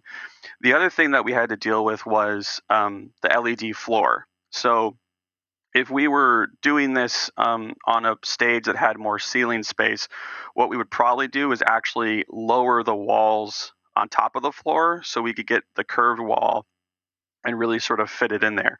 Because we didn't have that space and everything kind of had to be ground supported as far as the LED went, what we were really just trying to do was press the LED as close to the floor as possible to get the least amount of seams and to get everything as tight as possible. So the other kind of things to point out on this drawing too is this kind of, if you can see my mouse, this stripe right here at the top is actually a physical set piece. It's not content. And what that is there for is to kind of frame the space, but it also helps us hide the transition between the LED wall down here into the AR scene extension that we have up here. Because at the top, there's a whole lighting rig and where all the sensors for the camera tracking sort of sat. So, but we'd have to replace that in real time to kind of hide that. So let me kind of jump into the LED a little bit here. We used row black pearl for the walls and black marble, row black marble for the floor. So it was a 2.8 millimeter product for the walls, which means the LEDs were 2.8 millimeters apart, and the black marble is a 5 millimeter floor LED. There was about 1,702 of these tiles, and they were all running off of Brompton processors. Basically, these tiles were chosen just for their ability to sync well with the cameras. Also, they are chosen. They have good viewing angles. They have a pretty decent color depth and contrast ratio that you can get out of them. And we used them a number of times before on other projects, so we kind of knew what we were working with. The second big element of this was the camera tracking. And the camera tracking can get a little tricky, but the camera tracking is the thing that turns this into just being a bunch of 2D plates being played back on screens into a really 3D immersive experience without the and like a true virtual production sort of pipeline. Because without the camera tracking, you can't do the perspective correction on the camera. You can't do AR additions very easily, and you can't do scene extensions. So it's a huge part of what sort of kicks this up from just being, pretty pictures being put on a projection or an LED wall. For this particular project, we had 2 handhelds, 1 Steadicam and 1 jib. We used for the camera tracking on this one 4 Stipe Red Spies, which are it's basically camera mounted cameras, IR cameras that look for IR reflective stickers that you place on a surface. So in this case, they were on the lighting rig, and that's sort of how you track them. And then the Red Stipe systems also had lens encoders to get the fizz data back to Unreal. Fizz is focus, focus, iris, and zoom information on the lens. So all of that was sort of being pumped back to the Unreal system. The big challenge with the camera tracking is that we had multiple cameras. So what ends up happening is when we have our Unreal level that's sitting there and has like all of the content, when the LEDs are displaying content, there's sort of 2 major elements. There's what we call the inner frustum and the outer frustum. And the outer frustum is essentially just a fixed perspective of what you would see in that 3D world if you were just sort of like looking, using the LED wall as a window and just looking straight out, right? So it looks kind of like traditional playback. The image doesn't have any perspective correction in it. It's sort of just sitting there. It could be animated and doing its thing, but it's not correcting for perspective. And what that is for is to give us a lot of our reflections and sort of our interactive light, sort of just as like a base, but you're never really looking at it. The inner frustum is what is actually on the cameras, is what's being tracked by the cameras themselves. So in engine, there is a virtual camera that is matched in like positional space with a real camera. So when you move the real camera, the virtual camera moves. And whatever the virtual camera sees is projected as this sort of like mini viewport that's like in the middle of these frustum kind of beams right here between these pink lines. And that's lined up exactly with what the real camera can see. So what you're doing is you're projecting on the LED wall the view that the virtual camera is seeing for the real camera. And so that's the thing that when you kind of move it around, it shifts the perspective. And I think I actually have my next slide here shows that sort of in action. So you can see that the inner frustum is the part that's moving here. And then the outer frustum is sort of everything out here outside of the inner frustum that is sort of sitting and just providing extra light. The trick with this, though, is that if you have two cameras, they can't really look in the same place because one of those inner frustums has to be on top of the other. So what we had to do for this particular project was we actually had we were accepting signals from the camera switcher, and so every time they switched which camera they were looking at, that camera's inner frustum would pop on and the other ones would turn off. And so we had to add a little bit of delay to kind of compensate for that, but that's sort of how we solved the problem. There's some interesting new technology called ghost framing now that can kind of enable you to have two cameras looking at the same thing at the same time. And it's sort of like you sync the playback with each of the cameras. So they're actually each seeing a different type of video, but we didn't have that technology during this time. So that's sort of how we handled it, was with the timing the frustums with the switching. Kind of moving forward here, I have an example of how the whole thing sort of like fit together. And what you're looking at here is 4 camera shots of the same sort of footage. So camera 11 over here is the AR. So this is all of the in-game content. So this is what you would be seeing in the Unreal Engine. C12 here is the foreground pieces. So this is the stuff that would be in the volume and sort of like the actual AR element that we're going to comp into the live camera feed. Over here on C16, you're seeing the live footage. You can see because there's no ceiling up here. It's just the hole. And then you're seeing the AR, but it's not really being comped in. It's just sort of being laid on top. That's why if you look closely, he's actually on top of the bits. Like they're actually in front of the AR. So here is the final rendered shot. And again, this is all happening in real time. If you look through the camera, this is what you would see. So you can see him here. And now these pieces are actually behind the proper actors and in front of others, depending on what they're supposed to be. And you can also see up here at the top, there's sort of the extension to the world where we've kind of replaced the ceiling with actual content from the engine. So this last slide here is kind of, again, showing the whole thing. It's a really nice A/B comparison of what we were doing in real time here. What you're seeing here, too, is an interaction with the actual League of Legends game server, where what's happening is this player here on the left, he's choosing this character in the game.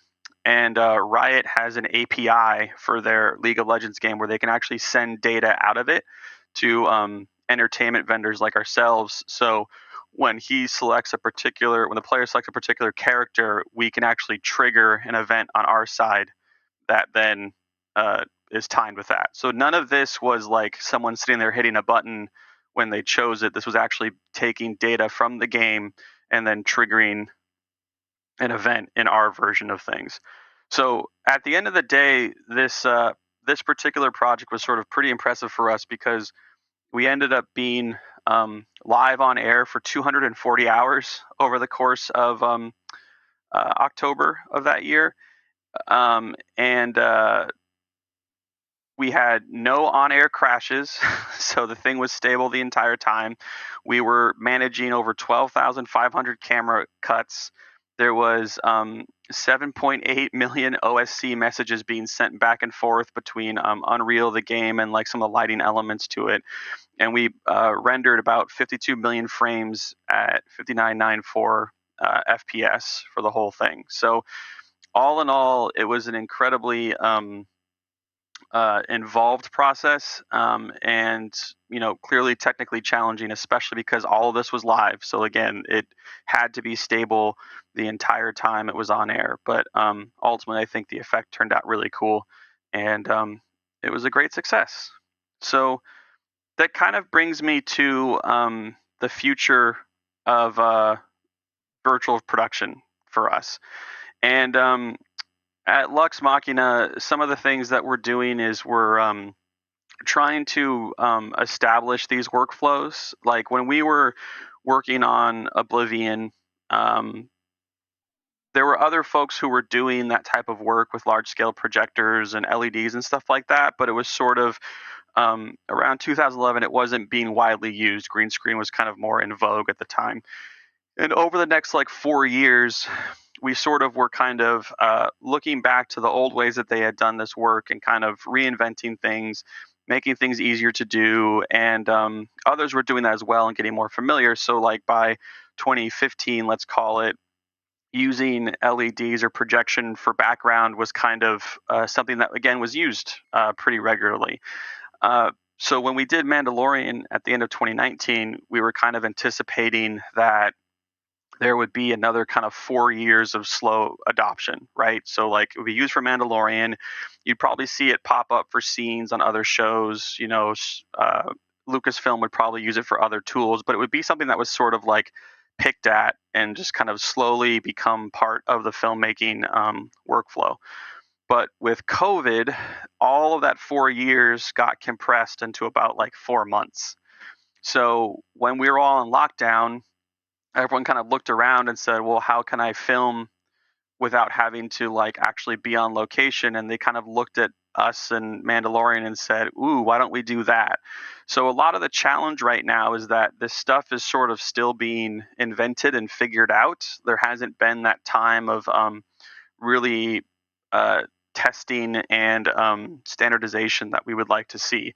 And that's no one's fault. It's just the fact that it's all happening so fast. So one of the big things that we're trying to do is we're starting to build our own volumes that we manage that can be accessible to all types of filmmakers, not just those with huge budgets. The idea is that there's versions of these techniques that can be used by anybody, and that we want to make it accessible, and we want to make it just another tool in a filmmaker's toolbox for doing this type of work. And really for us, the big thing is that the creativity has to drive the technology. You don't use one of these techniques just because you want to do a new technique. You use it because it helps you further the story. And that's really important for us. So continuing to educate filmmakers on how they use this technology is something that we're doing. I mean, that's partially why I'm here. And, there will always be better advancements in hardware and processing. But again, we're on kind of a mission to have a standard that everyone can build up from. So that's pretty much concludes my talk. Thank you so much for having me. And I think after the next presentation, I will be back for other questions.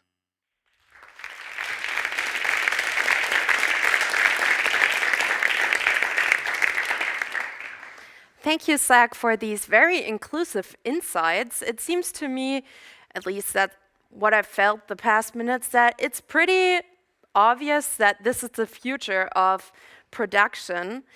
But I have to ask, you said that you can basically turn everything, like a little room, into a world that is maybe even too far to send a film team to. Now my question is there still things that are impossible, or are we right now there where you want to be? You said the future is still a little unknown, but where do you see virtual production in about 10 or 20 years? I think the thing is that none of these techniques are perfect, right? So like there's a really good example of that, like having snow, like real snow on one of these sets is a little challenging, but not for the reason you would kind of think. Like at first you would say like, oh no, is the fake snow going to damage the LED? It's like, well, no, it's not.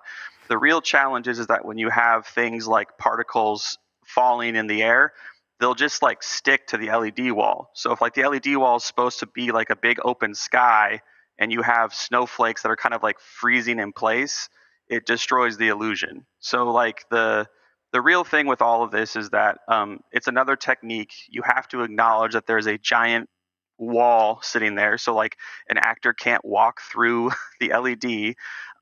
But I think the important thing is that this is just a return to trying to capture more in camera on the day rather than relying on post. But like you still need post. This doesn't get rid of VFX. It's just another kind of tool.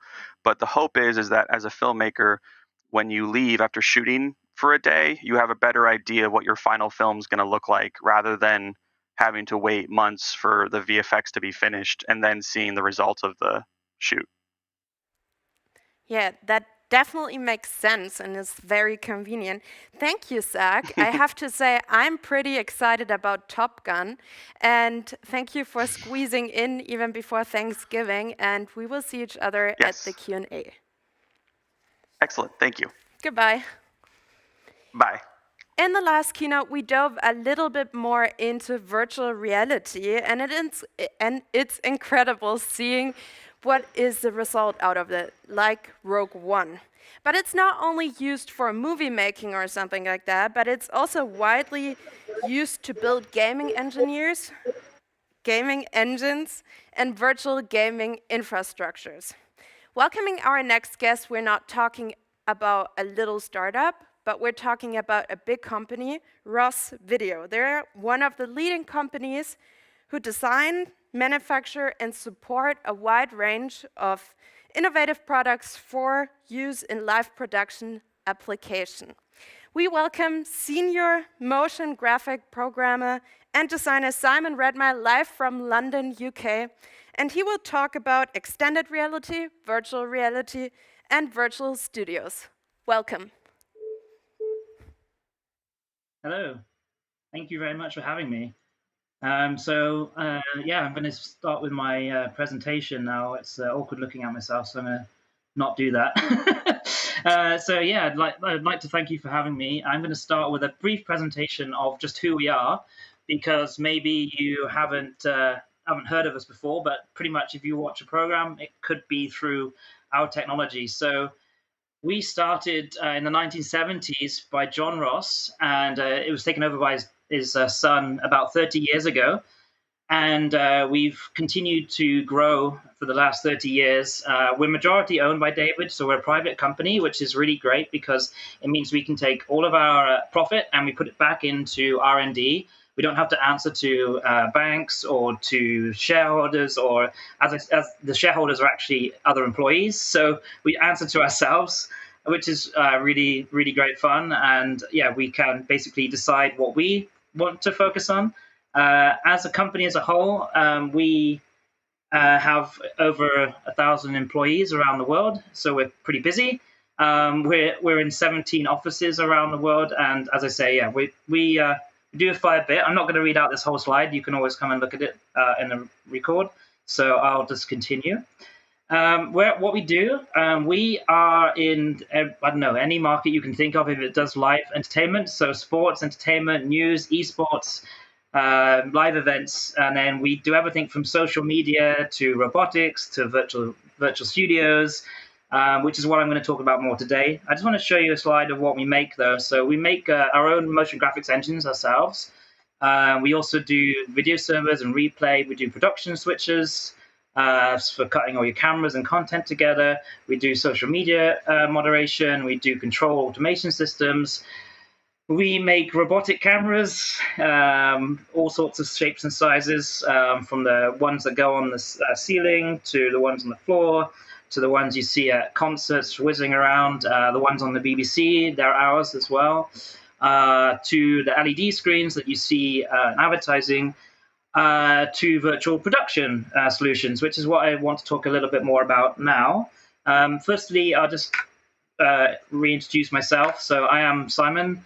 I'm from the UK. I work for Rocket Surgery, which is part of the Ross Video companies. My unofficial title is test pilot, which is a bit of a joke, but my official title is senior motion graphic programmer and designer. I'm going to talk a bit about Voyager. So Voyager is our tech that's used for virtual studios, augmented reality, and extended reality. So we're trying to standardize one tech for the different genres or different techs, different ways of doing virtual, I should say, and make it into one interface that's familiar for everyone. So it's not just a custom interface on every single job. So just like a lighting guy can go between different sets, and just like a camera guy can go between different locations, we think that the VS and AR and XR person should be able to do the same. So we obviously the trend now is using the Unreal Engine. So Epic Game are probably happy because, as you heard before, the film industry is loving it right now. We've actually, it's obviously been used for previs, and now obviously things like Mandalorian, you're seeing it, actually ending up in the final cut, which is amazing. So from that, we thought, well, if you can do the final cut, then you can do live television, right? So that's where we came from. And with the Unreal Engine, you take advantage of the particle system, internal chroma key, real-time ray tracing. The internal chroma key wasn't there when we started. We had to write that ourselves, but then they added it, so that was cool. Real-time ray tracing, which is obviously newer as well, but that's been absolutely fantastic since they added that. Skeleton and IK animations, cloth animations, physics, dynamic real-time rendering, of course, it's the real-time Unreal Engine, complex lifelike materials and lighting. And one of the coolest things when you're working live is you often don't have much time to finish stuff. So the large community in Marketplace is absolutely fantastic for grabbing models and textures especially, and just getting stuff done quickly, which is normally what you're trying to do. What we added ourselves on top of this, with our own software with Voyager, was talent reflections for the VS and AR. So it's so important with Virtual Studio, especially to give the talent a grounding, because there's nothing worse than a talent with no shadow or reflection, and they just look like they're floating there, and instantly anyone who's never even worked in TV will know that something's not right. They just don't look like they're there. Other one is so real world shadows and virtual shadows, talent and object tracking, so we can track the talent around the space and also objects they're holding. So you might have interactive things happen when they hold certain things in certain places. It can be quite cool. Also, we have UHD in 4K workflows, as well as 12G and IP workflows as well. So we are doing solutions using IP now, video over IP, as opposed to traditional SDI. As well as that, we added virtual camera moves. So why is that cool? Well, if you're using a robot or you're on a manual pad and you're doing a manual move, then you excuse me, I'm sorry. If you're doing a manual move on a pad, or you have a robot moving, you're locked to the tracking.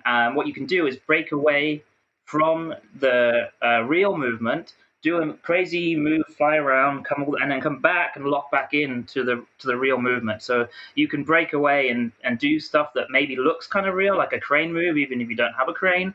Or you can do something fantastical and then come back to your real actual cameras. Also, we have dynamic integration with data. We have integration with MOS, so that's for newsrooms. If you're working in news, everything in the newsroom, like the newsroom system, the automation, the graphics system, they all talk to each other via MOS. So that integration for news is really important. It means the journalist can write their story, and it would pop up inside this studio I'm showing you here, for example. So this one here is completely virtual. So this isn't extended reality. This is virtual. And this one was designed to look like it's in Amsterdam. That's why it's raining, because it always rains there. And which is funny me saying that coming from London, but it does rain more there, I swear. And also we have dashboard integration, and we write our own language called Rosstalk, and it speaks that too, obviously. And we also do timecode-based triggering, so you can have a specific timecode, and no one needs to tell it to do anything. It will just happen. The video will play at the right time, things like that. So what do? We offer everything from trackless, which is basically runs a bit like a video game. You have your presenter. It's just on a still locked camera against green, and you use the old school billboarding technique, and you drop it into the scene, and you move your cameras around in virtual space, and obviously the person looks like they're in the place. It looks okay. It's an entry-level system that gets people off the ground. It's great for people doing stuff from their homes, like YouTubers, things like that. It's really great for that kind of stuff. Then we do the augmented reality stuff. So that's a linear key. You've got tracking for the space, and then you have the graphics. The graphics can only ever be in front, but they look like they're in the space. You've got VS, which is traditional green, obviously, and then the kind of the trend at the moment, which is the extended reality, and a combination of those things. So I'm going to talk more about Voyager XR. So as I said, Voyager can be used for anything. So, well, not anything, but for VS or AR or XR. So Voyager XR is the extended reality version. So I'm going to play a short video, hopefully. Let's just let it go. There we go. Just took a moment. So this is CCTV. This is live in China, and so this is an LED screen behind her, and then using extended reality. So obviously this is live in real time, and all this graphics is going on. So the great thing is the talent is stood in front of the LED screen, so you don't get that green backspill that you do with traditional green screen, and then the viewers at home see the extended, and of course the viewers inside the audience get to see the LED screen. So it's for live television, it's a win for the viewers in the audience who otherwise have to go to a green screen, which is just the most boring thing to go view if you're an audience. So LED is extended reality is so much better for the audience that's there, and then of course at home you see the finished result. I'm not going to play the rest. You guys have got the idea. The next slide is a really basic layout of how it's working for us and most people, I guess. So you've got your LED screen, you have your processors, you have your Genlock. All the systems are connected to the Genlock, so everyone's in time with each other. And then you have your tracking system on your camera. The tracking system sends information to the rendering machines, whichever rendering you're using, and of course then it offsets based on the movement that you do on your camera. So looking at that, how do we actually get the tracking? So we support by default we support manual mounts, so that could be Vinton, Shotoku, Telemetrics, Mosis, Jimmy Jib. Obviously you can put physical encoders onto CamMate or Jimmy Jib, eCrane, equipment, TrackMan. We also do robotic systems, so obviously we make some, and on our own ones that we make, like Furio Sky Dolly and Furio SE and CamBots, we put encoders inside them. Some are physical, some are digital, and then we also support Panasonic and Sony robots, and then we also obviously support optical tracking. So similar in that it works similar to tracking in post-production, but it's in real time. So it's looking for points of contrast, and you build up a points cloud. And we support for that NCAM, Mosis, Stipe, Blacktracks, motion analysis, and solid track. So yeah, if you name it, we can track it pretty much. Yeah, so depending on what you're doing, we can track in different ways. And yeah, the tracking systems, it varies depending on what you want to do and also where you are. Particularly dark rooms are annoying for the optical tracking, so that's when your kind of physical trackers can be better. There are solutions for that for the optical trackers though, such as LED. Infrared. So you put infrared lights up, so at least the other cameras don't get bothered by them, and you can track them. Or you can put them on the ceiling and point the camera upwards. The tracking camera doesn't have to point the same way as the physical camera, so that always helps. Here's some examples of us playing around. So this is an LED screen without, obviously, the extension. And so you can see here the talent standing in front of various sets, in front of LED screens. One of the biggest advantages, obviously, is the not having the green spill. And as I said already, if you're doing live television, you have an audience, way more engaging, way better. So as we kept working on our interface, we realized one of the biggest things with live television over, say, film, where you're generally using prime lenses, you obviously use zoom lenses, and when you zoom, the picture's changing, so it's curving at the edge at one end and then curving the other way, and it's sort of flat in the middle, and it depends on the lens and how much it curves, depends a lot depending on where it is in the zoom and on the glass. So there's so many factors. So what we were doing to start off with, we've been doing this for quite a while. We actually started in previs with this technology, and it's been developed into live television. So we have been at it a while. We actually started developing this software in Trumbull Studios at his. If people know Douglas Trumbull from things like Silent Running and Back to the Future. He's like a real massive tech head, loves technology, and he's got a massive studio at his house. So we actually started in his studio and in his essentially his garden. I mean, it's not a garden; it's like a farm. But we actually started writing the software like almost 10 years ago. I think it's a while anyway. But for previs essentially, and then it's been developed into live TV from there. So that was kind of cool. But yes, as I was saying, we initially started with this. We would send the lenses to our lab, and we would make the curves, and we would save them. So you have a drop-down list of lenses to get through, and if you didn't have that lens, you need to send it to us, and we would make a curve. But we've now added this real-time lens editor, so you can put a brand new lens on, and you can make the curve and match it exactly to that lens. Even at the high-end lenses, like the Canon HJ, there's still differences in the glass. It might only be minor, but being able to build a custom curve for that exact lens is it's really great.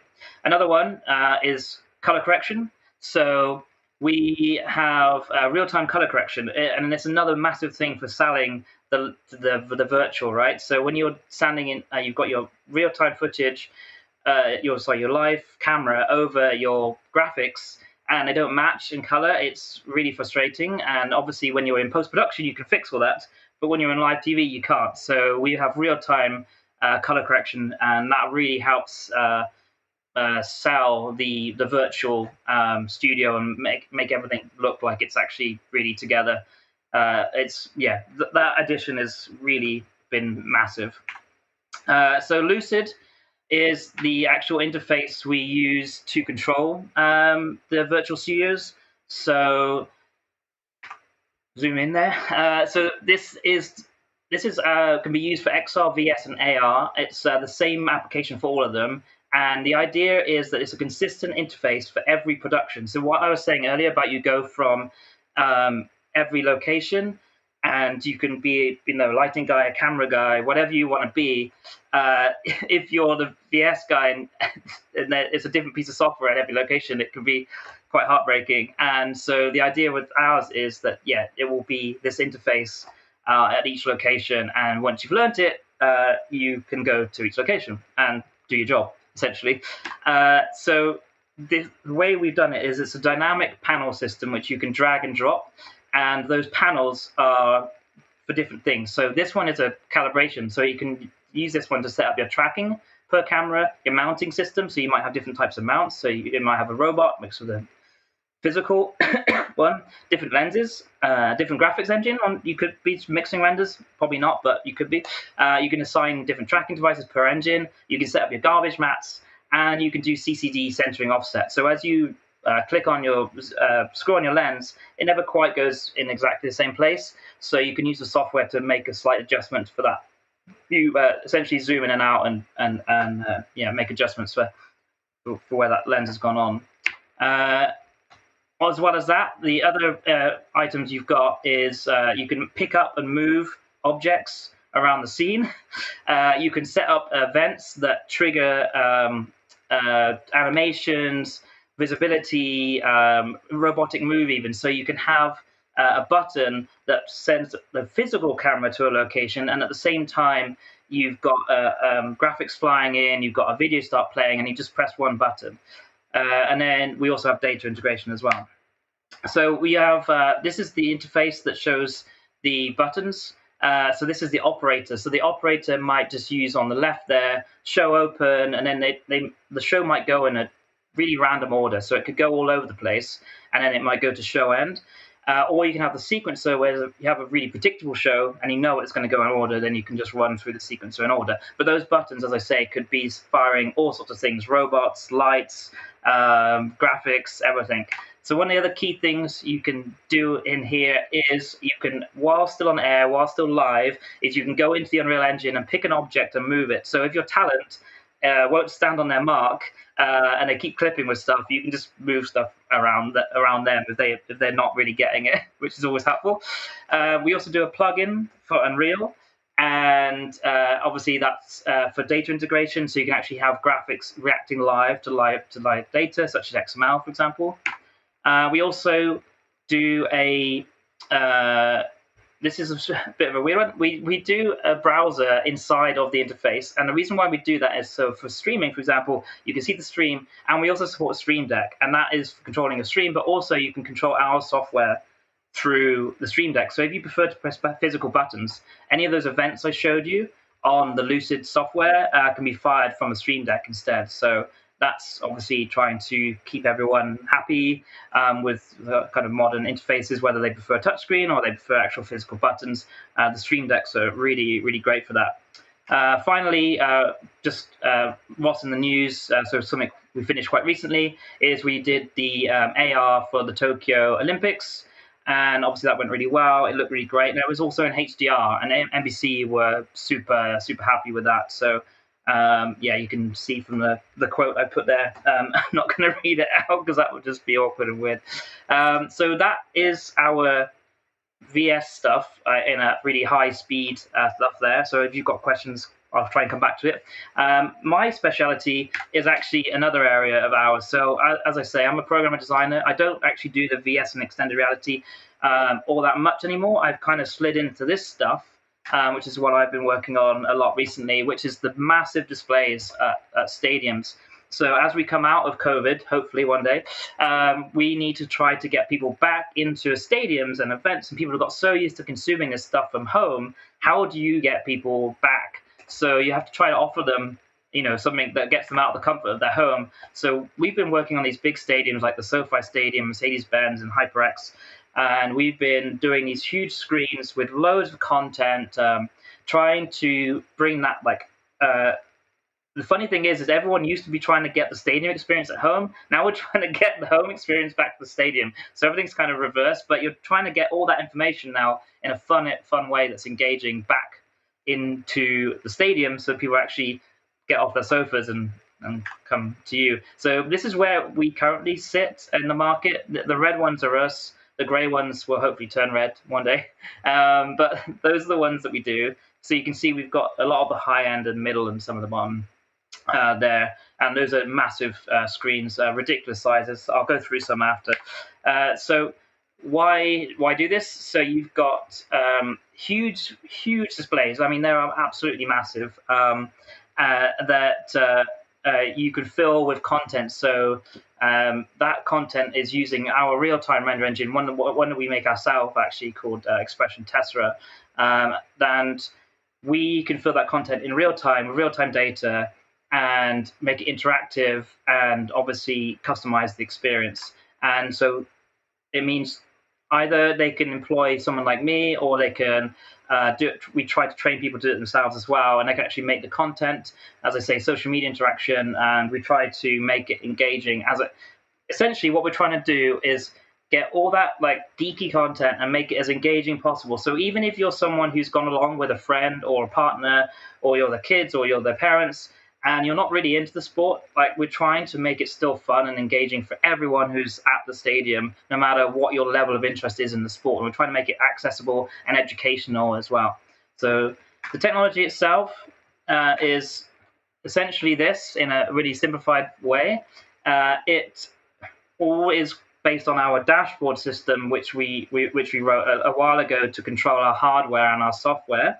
And this can control everything, really. So as you can see here, it controls the graphics system, the cameras, even third-party devices. And we set it up so that someone who just knows the sport or the e-sport can sit down and they don't need to know anything about cameras or graphics systems. They just plug in the numbers for what's going on in the game, and stuff happens in the stadium, and they're taken care of.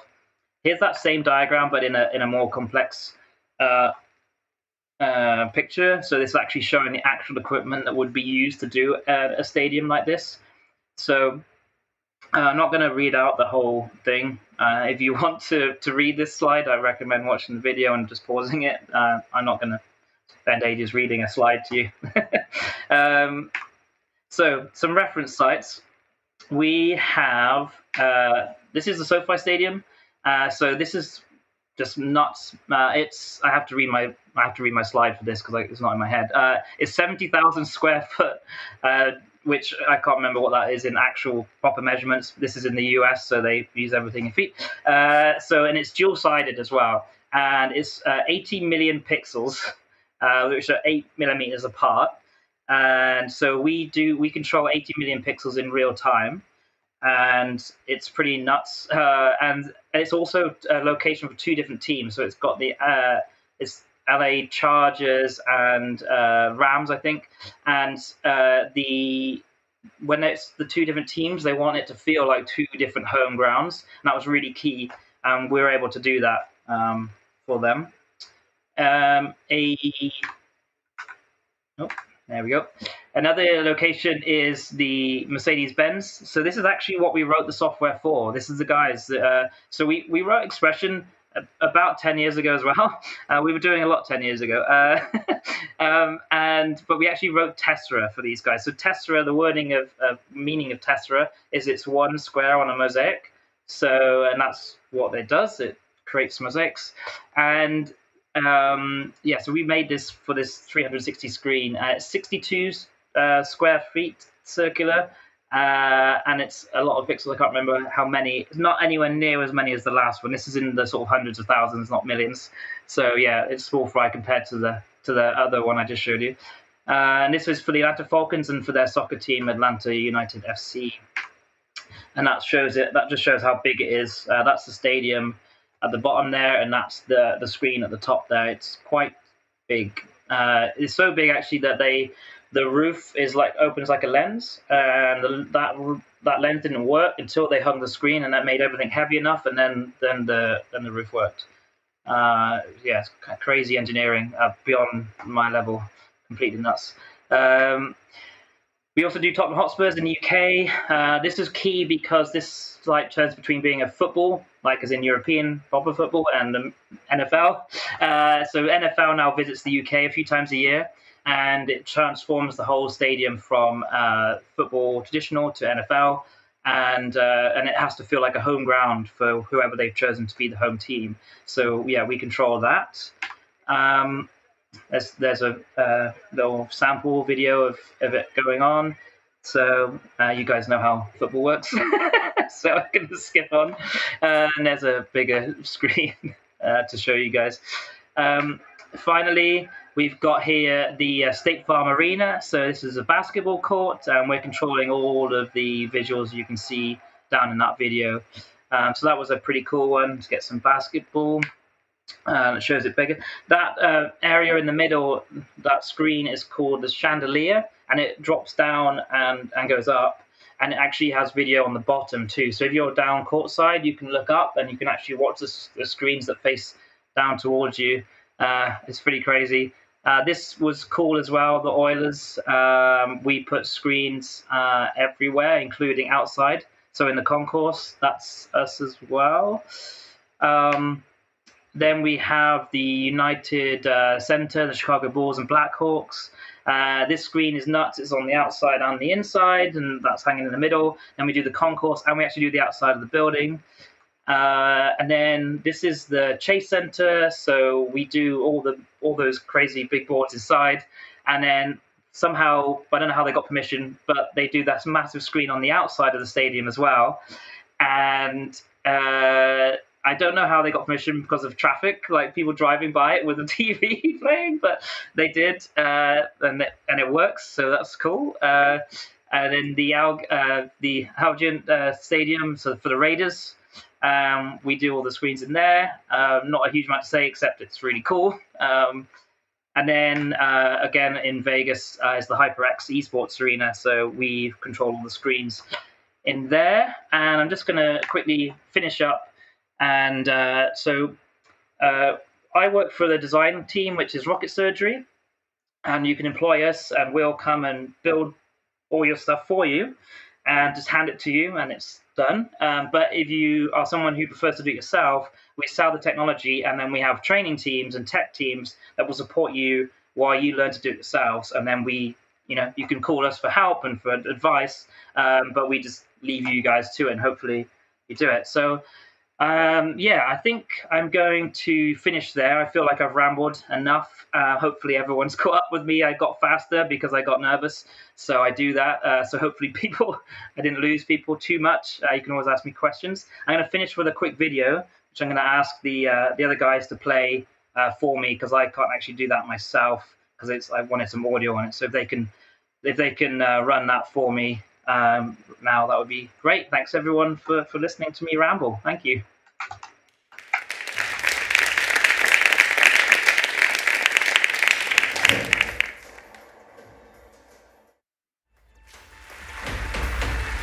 Tonight, we are crossing to our national winners all over the region. It's a complex matrix of communications.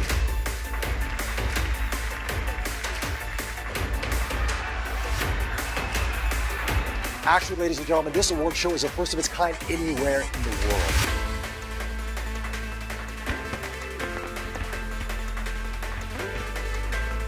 We are magically transporting them right here to the AAA Theatre.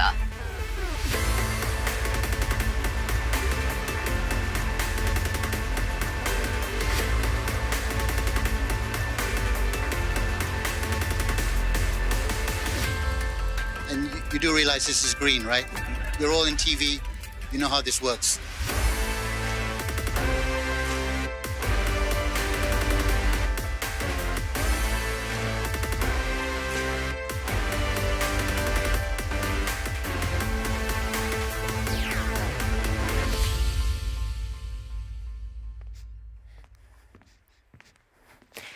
Thank you, Simon, for this input. That was really exciting, and we see what you can do in show business and in sports, and it's a lot. And I have a question towards you. We have tons of media and e-gaming and esports students here, and they maybe saw your presentation and think, wow, I want to do this. So I want to know, what skills are you looking for if you want to become basically you? I could just say at the moment, learn Unreal. That program is so massive that you can specialize down in. You can become a material specialist, an animation specialist, a modeler. So yeah, I mean, anything to do with Unreal right now, we're basically looking for people that have Unreal skills, because there's more work than there is people able to provide the skills. So. That would be my best piece of advice for sure. Thank you for that. As we learned today from two international experts in virtual reality and virtual production, that it's very important that we stay creative in terms of how we produce, and it would be a shame not bringing everybody together to the table and talk about this topic. Therefore, I invite Zach and Simon and Professor Alexander Marbach from the University of Mittweida to talk about this topic. And from the audience and social media, please prepare your questions, because now you will have the chance to get an answer. So I would like to welcome Professor Marbach from the University of Mittweida. Please come on the stage.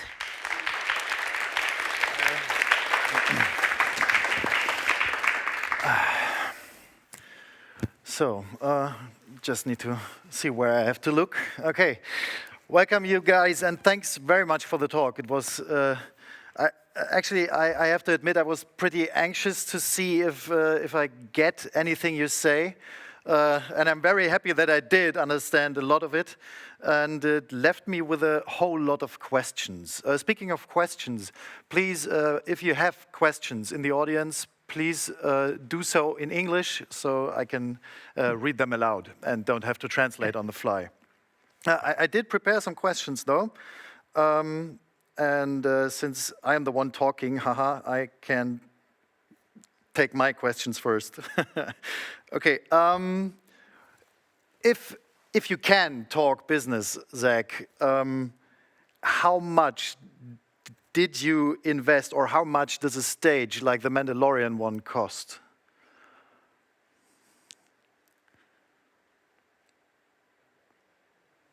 I'm sorry, just pause a moment. We can't hear you in the.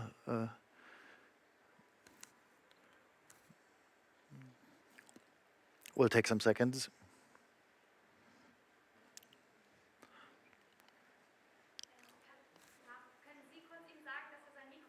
Okay, this should be your mic, maybe.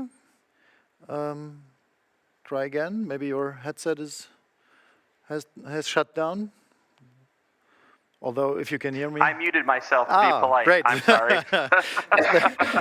There is no better problem than that. In every session, there's someone who forgot to unmute. Yeah. Yeah. Okay. I again. didn't want to be heard over silence. Yes. No. How much for the Mandalorian? A lot of money. No. I mean, I think the thing is that you're talking with. Volumes that large, you're talking millions of dollars, like 7 or 14 million. It's like there's the thing is that depending on the LED tile that you buy, each of those can be 1,500 per tile, and so just the bigger you get, the more you end up spending. That's partially why I think it's so important that we're trying to work with stages and stuff like that to build giant volumes where people can come in and like go out rather than having to rent the whole thing themselves and build it up from scratch and then take it down. So, since it's LED, do you have a heat problem if you spend like 1,700 tiles, like you said, Simon? Does that impose some temperature problems? I don't know. I mean, not an issue on the sizes that we're generally doing. I mean, modern LED screens don't give off such crazy heat like they used to. I mean, they used to be when you got in behind them, it was awful.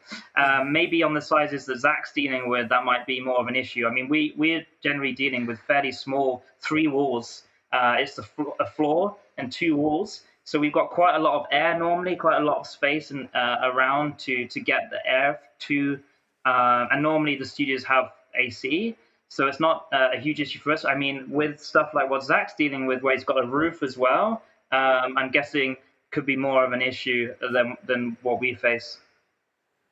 Yeah, I mean, it's similar. And by the way, I just want to say that I'm a huge fan of the SoFi Stadium system. I was there shooting something. Yeah, and I got to see the control room and like walk around, and it was very cool. There we are. Oops. Okay. Yeah. I think we lost you, Simon. I have, yeah, and I can see Zach. Okay. Hi, Zach. It's fine. Anyway. I do have a question for you. You did a lot of stuff with virtual studio productions where you do have a real-time actor behind the replaced screen.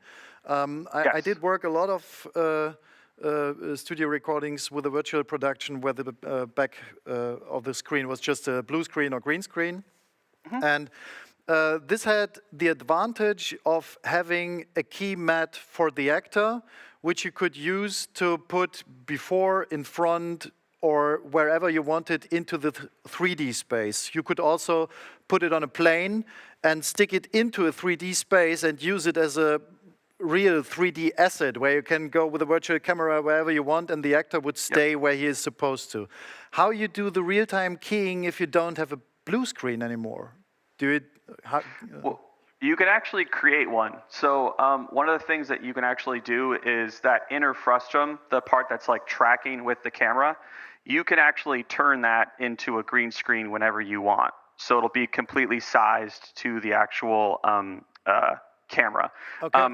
We haven't really had a chance to kind of experiment jumping between those two settings like live on camera, but it would certainly be possible to do. And there is some level of kind of like volumetric sensing that is sort of coming down the pipeline where people are trying to have 3D essentially volumetric cameras where you're using a mocap sort of stage to be able to create a plane and say everything that is, further than 8 feet away from the camera. Put it in front. Put it in front and something like that. Okay, so there's ways to kind of do it, but it's still sort of in its infancy. Yeah. So because that's a problem. When I worked it in 1999, it was basically the same technique, but we just had to do it all by hand and switching levers, so to say. And the thing is, you said you had to do it in the real-time production for the League of Legends semifinals.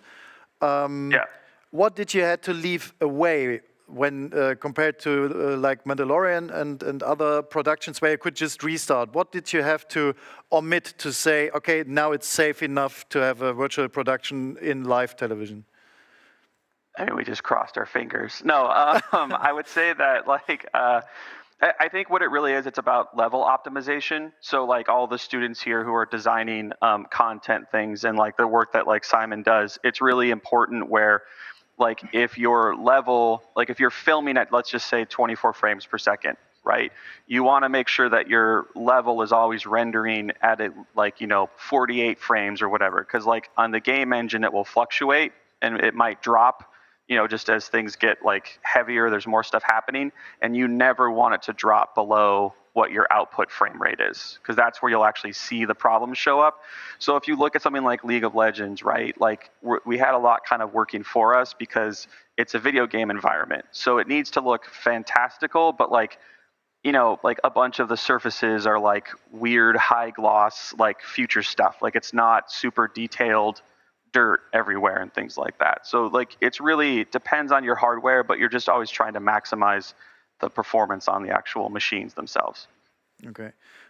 Speaking of optimization, when I heard you talk, Simon, it sounded more like you wouldn't really need any more virtual studio operators. Then you would need more programmers or people who are capable of switching systems on the fly, especially when I see those stadium setups, that looks to me like you need 12 arms just to operate it all in real time. Well, that's hopefully where we come in with our software and hardware solutions. There's a lot of effort goes into the pre-production. The actual day, hopefully, should be stress-free. I mean, it's live TV, so it never is. There's always stuff going wrong and on fire, and you try to hide it as best you can, basically. But actually, the way that we design the software is so compartmentalized, hopefully, that you have a specific operator that will do a specific thing, and they will sit in their place. So for operating our XR studio, for example, you have on the day probably just the one operator pressing the buttons to make stuff happen, hopefully, if you set everything up right. But what you need before the day is a lot of people, 12 arms, as I think you said. So you'll see more people in the gallery in the run-up to the live show than on the day itself. So you'll have maybe designers working there locally or remotely, and they'll be doing things like designing the level, and sending you new versions. And then you have someone there who's technically able, so someone who's really good with setting up the robotics or the tracking is really key. I did something recently for it was a rehearsal for the E-Championships, and we were hoping to do it next year. See how that goes. And we, for example, had the bar, as it were, or it was just a bunch of tables, really. The bar sounds cooler, but it's not got any drinks. It's just a table. And so sat there was me, and I was running the big screens.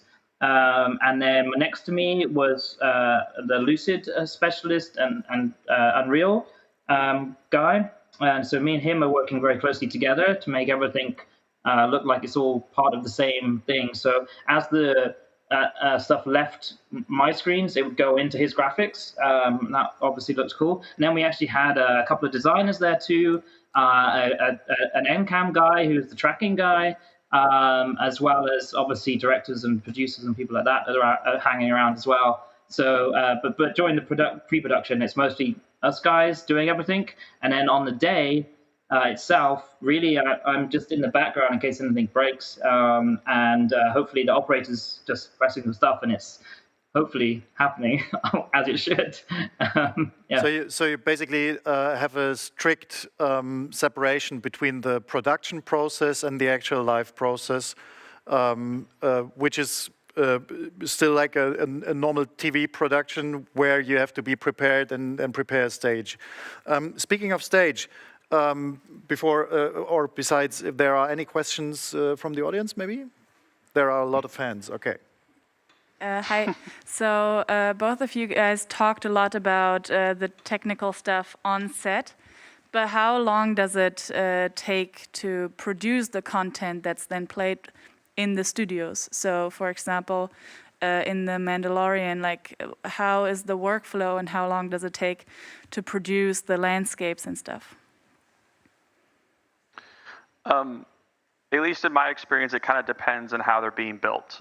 One of the cool things with Epic Games is there's the Epic Marketplace, where you can actually grab a bunch of kind of assets and sort of what we call kit bash them together sort of deal. But for something like The Mandalorian, if you were doing like a full immersive environment, those can take up to like on average of 12 weeks of building to get them to a spot where they are looking pretty photorealistic, and that's per environment. So every time you're on a different planet or a different location, it could be another 12 weeks worth of work. A lot of this workflow is taking the weeks that you would usually use in post and just putting them into pre-production. So it's the whole show doesn't really take longer to do. You're just weighing the front with it. I don't know if Simon, if you have experience on the type of graphic stuff. I want to add on that. You're using the Unreal Engine, both of you, right? Yes. Yeah. Could you make a guess, except from making more money, perhaps, how or why ILM switched to Stagecraft, their own engine, when they worked on The Mandalorian together with you with the Unreal Engine, but in the end they ended up doing their own virtual production pipeline. How does that add up? Because if I see the tech demo of the Unreal Engine 5. Yeah, it's basically a CG developer's wet dreams. So why did they do it?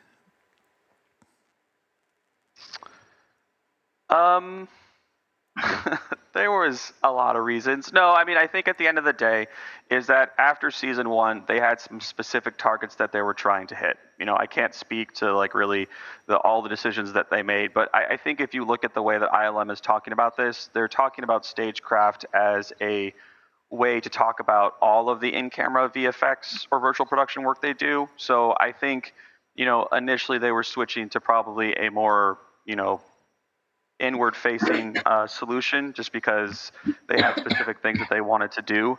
But I think you'll find now, actually, I mean, we've chatted with them very recently, and I think that there is versions of it that is sort of their in-house engine that they like for specific things, and then there's versions of it where they would actually use Unreal or other tool sets to do it. So I think it was just maybe a business decision at the time, but because they were trying to hit a particular set of goals. But I think the longer this goes, the more inclusive all of these tool sets get. Okay. We have another question from the audience. Yeah, I've got a question for Zach. First, I've got to say I love The Mandalorian, and I'm nearly finished with the second season. Now to my question. Do you think virtual production could replace the traditional way of filmmaking? And if so, are you afraid that further films could lose their authentic on-location shooting? No, I don't think it's a replacement. I think you just have to, if you look at the history of film, if you look before Jurassic Park, so it's 90, 92, I kind of forget, most special effects was done practically, right? Or, with stop motion animation. And then Jurassic Park kind of marks this change where, green screen and CG work can actually be cost effective and advanced enough to replace, old versions of it. So I really look at this as just the pendulum swing back in the other direction, where there's these new virtual production techniques that are happening. But this will continue in its own way, but there's stuff coming down the pipe for VFX where rather than having to manually rotoscope something out of it, you could use an AI to do it almost in real time, right? So I think it's just the tool sets will always keep advancing, and I think what you'll see is that there's a production heavy version, which is kind of like the Mandalorian type stuff that we're doing now, and then there's a post-production heavy version, which is kind of what became before, and you'll just see both of those constantly advance. Because at the end of the day, there is something about being on actual location, because you can make something look as real as you want, but at the end of the day, if you're on an LED wall, it's not real. It's just an image. So. And I think there's that certain point of interaction that you cannot come up with in real time, especially if it's like fighting aliens or anything that has a real connection to characters that you would actually have to punch in the LED screen, which you cannot do. And on top of that, for the actor, I think it's a very, very big improvement to see where you're standing, to actually being able to point at a certain point in space and see what you're pointing at. Yes. Do you think it's a problem when you were talking of the end of Frostrom when you took the camera for you ran behind the actor? Is it very discomforting for the actor if the camera, because if you switch to another camera, then the viewport for the actor will switch as well, because the display in front of him will take a completely other angle. Is that a problem?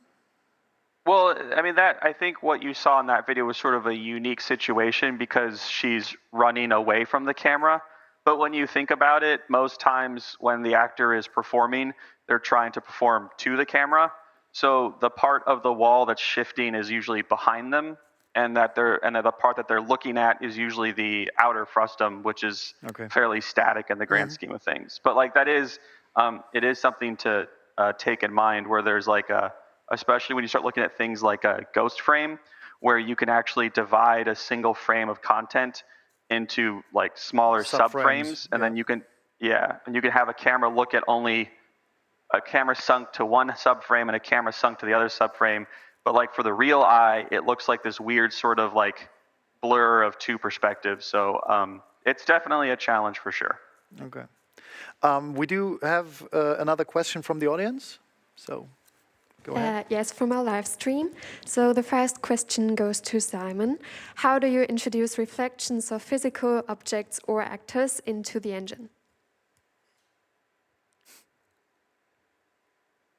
Your mic is muted. Just take the... Oh, no. Sorry. Okay, go on. I'm muted? No, it's okay. You were muted here. I'm back. This time. So essentially, we we take the video feed and it is replicated, and so you get the illusion that there's reflection, or we can actually take the video feed and put it into the reflections as well. But yeah, we wrote that into the Unreal, so that's not standard in the Unreal Engine. That's something that we wrote into it, so you can actually take that video feed and see it. So essentially, yeah, so the engine sees that video feed as well, the same as it would do the other objects. So yeah, and it seems to work pretty well most of the time. Shadows, sometimes we fake it, to be honest. I mean, if it's working, if the technology is working and we can do it for real, then great. But sometimes when you're in a bind and you just need to go live, sometimes I'll just make fake shadows to ground the person. Which is fine if they're not moving too much. Sometimes I've done it in the past where I've taken the live feed again and made it into a silhouette and put a gradient on it and put that below them when I've been really stuck. There's a lot of ways to get around it, but usually our plugin stuff works and you get the real-time reflections from the video. But obviously that's with our software.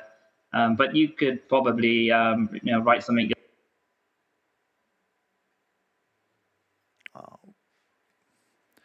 I think Simon stopped.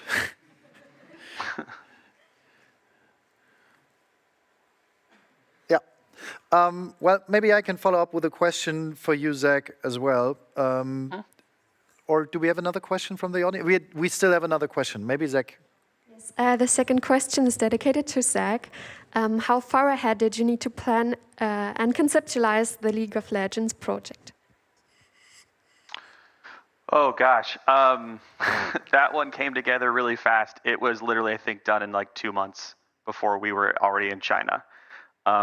It was much faster than we would have wanted, but because it was a switch from the original plan, it was just a bunch of people coming together and saying like, okay, this is going to happen, and just really working. There was a lot of overnights on that one, for sure. In that, because COVID has put an end to a lot of these live shows, have you seen, well, we all have seen a speed up in the development process of virtual production, of home office solutions and things. Have you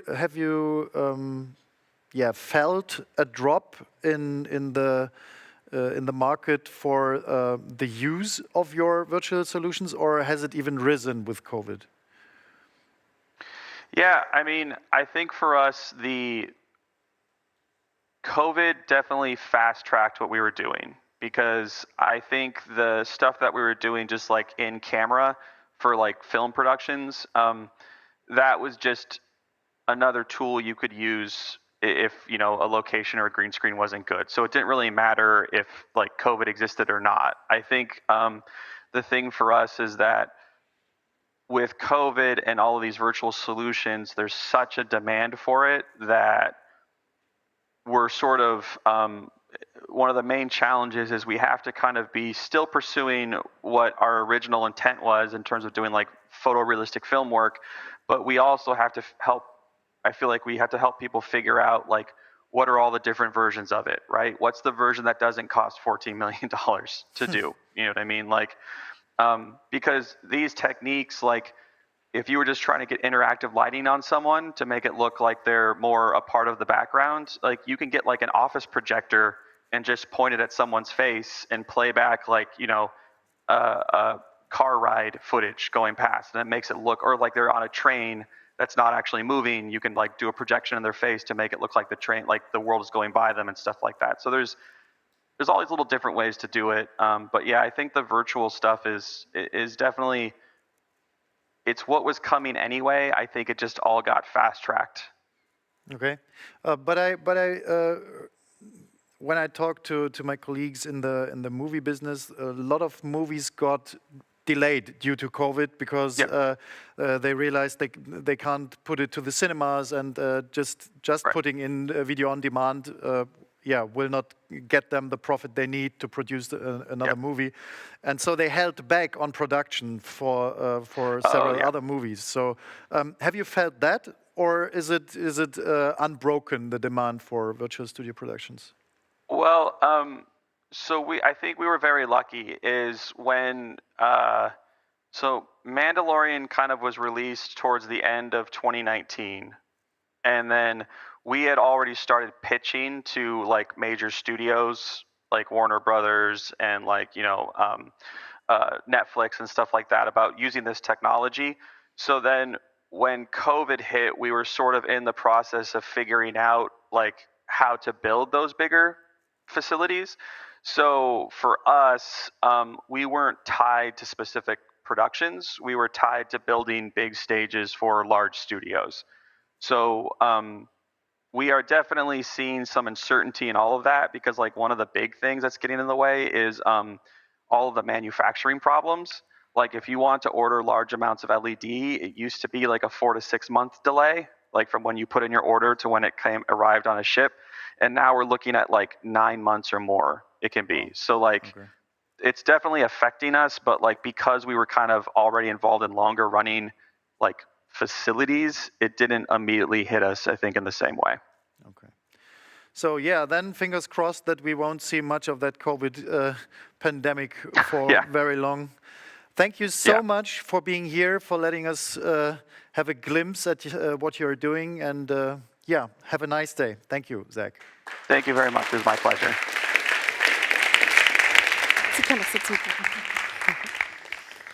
Then there is only one thing to say for me. Thank you for this very interesting talk between experts. I have to say, Simon just didn't disappear, but his power actually failed, as it apparently seems, so he didn't just go away. But I want to say thank you to Simon, however. So yes, that was the talk about virtual reality, and I think it was very, very interesting. Now we will go into a little 15-minute break, and after that we will talk about MEDIATECH. We will have 5 experts here talking about the industry and how journalism will look in the future. For now, I can only say, if you still have questions, you can ask them in our question box online on our website. And for now, I would like to thank you, Professor Marbach, for being here today and the time you spared. And enjoy the break.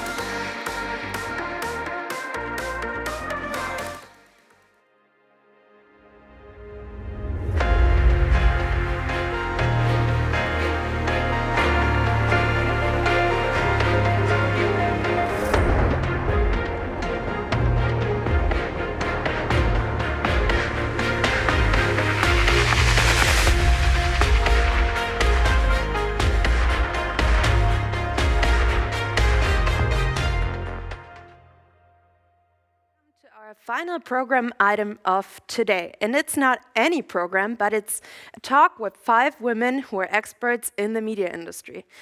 And because it's 5 women, it's very interesting because there is still less women in comparison to the ratio of men in this industry. That's why we're very happy that they share their expertise today with us. What we will learn, we will talk about journalism, the future of journalism, and what the innovation process are right now, what is in trend, and what will come in trend soon. And I would like to welcome our host tonight. It's Professor Dr. Linda Rath from the University of Mittweida. Please come on the stage. Thank you, Alicia. You're welcome. Hello, everyone. Thank you so much for letting me host this panel. I'm very excited, and thank you for organizing this wonderful conference. I'm very, very impressed, and I appreciate all the insights that I've gained so far. But now I'm very much looking forward to our next discussion. As already mentioned, the title is Media Technology, How Innovative Methods and Technologies Can Be Used to Tell Better Stories. Well, if you haven't noticed yet, our university is very forward-thinking, always looking at the latest technologies. We saw it at the virtual production panel hosted by Professor Marbach, but also earlier today at the panels regarding audio and sound experience.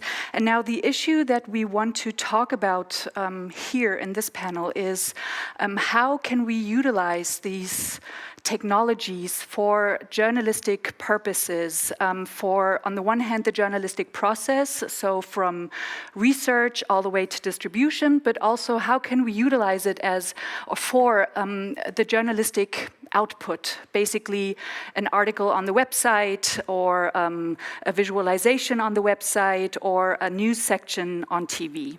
So as already mentioned, my name is Linda Rath. I'm a professor for media and technology development here at the University of Mittweida, and I'm very honored to welcome my distinguished guests today. I would like to briefly introduce them to you before they get to actually talk more about what they do. So our first guest speaker today is Ella Callan. She's an award-winning journalist and filmmaker. She worked as a foreign correspondent, at Al Jazeera. She was selected for a prestigious John S. Knight Fellowship for Journalism Innovation at Stanford University, and she co-founded the immersive technology company Headset that offers virtual reality training for people who work in high-risk environments, such as journalists. Hello, Ella. Thank you for being here. My second guest is Barbara Marcolini. She's an investigative journalist specialized in open source and visual journalism.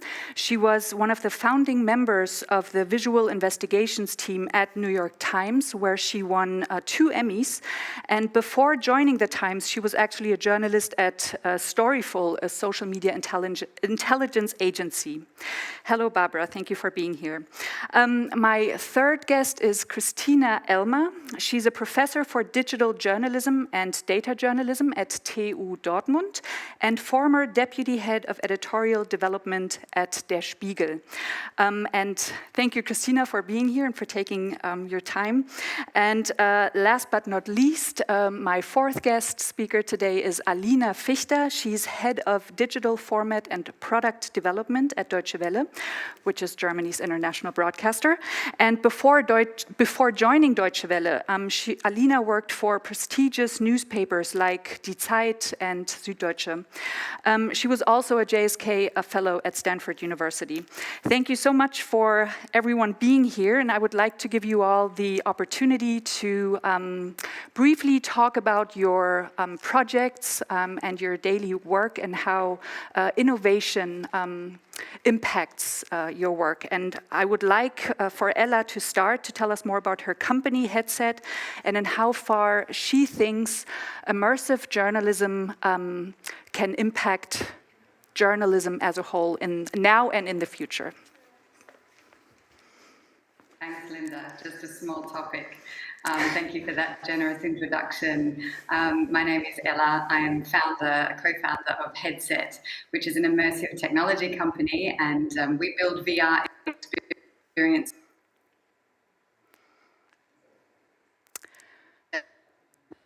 I still very much consider myself a journalist and a documentary filmmaker. I thought I might talk a little bit about VR and journalism through the lens of my journey into becoming the founder of an immersive technology training company, because while I believe that immersive tech has a huge potential to change the way that we tell stories as journalists for the better, I also want to be very realistic about the hurdles that the industry needs to overcome in order for that.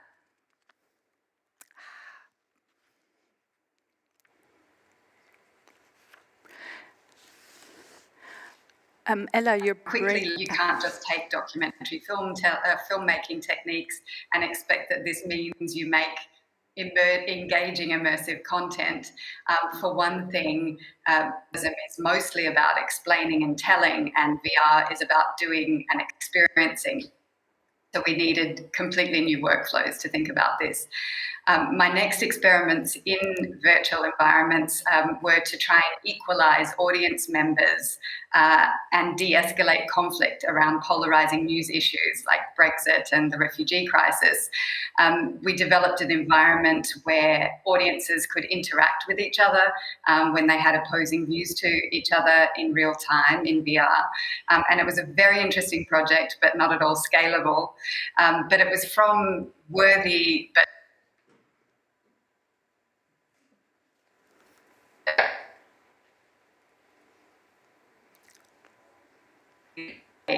so I hope you can see my slides. The obstacle to the widespread adoption of immersive journalism is that distribution is incredibly difficult. This makes it really difficult to build a business case that a newsroom should focus on it. The number of people with VR headsets, consumer VR headsets, is growing, but until now it's really been the equivalent of making TV stories before we had the technology to bring television sets into people's lives.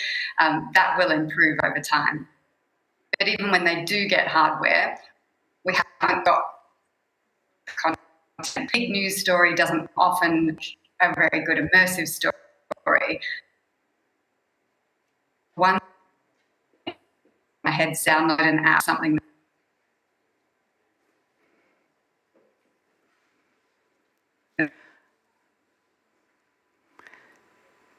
And that's often a hard sell to editors.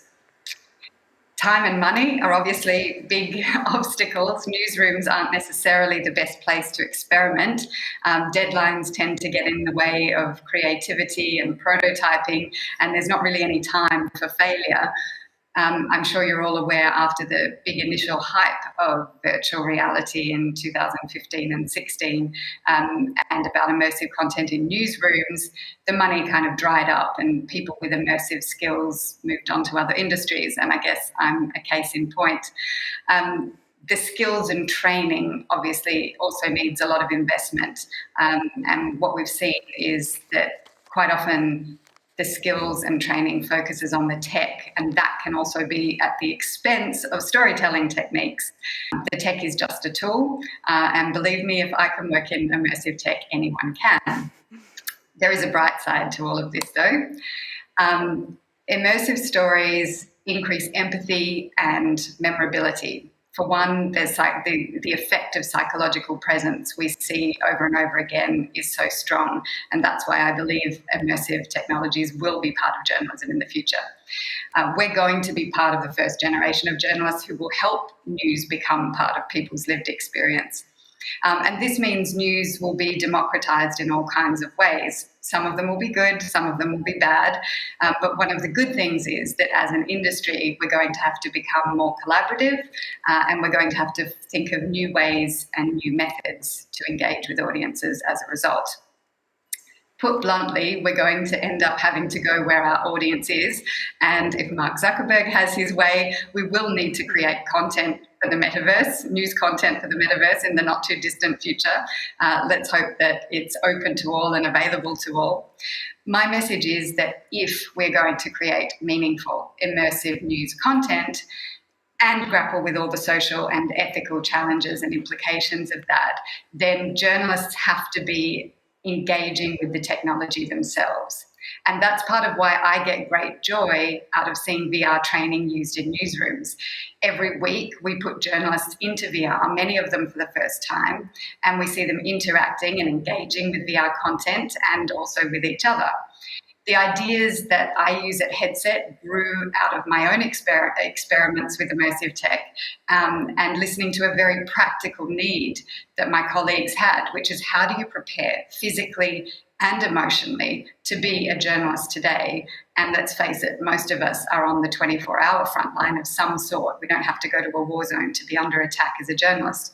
Mm-hmm. And I know that as journalists interact with the technology, and I see them interacting with it, they're going to be inspired to tell stories in this medium too. So I'm going to end by playing a short trailer of Headset's stress management and civil unrest training. If anyone is interested to speak to me about how to bring VR training to your newsroom or university, please feel free to reach out to me or my co-founder Kate on email or social media, particularly all you people who are learning in VR production. I heard the panel before me speaking about that. So if you can play the video of our trailer now, that would be all I have to say. Let's hang back a bit, stay close.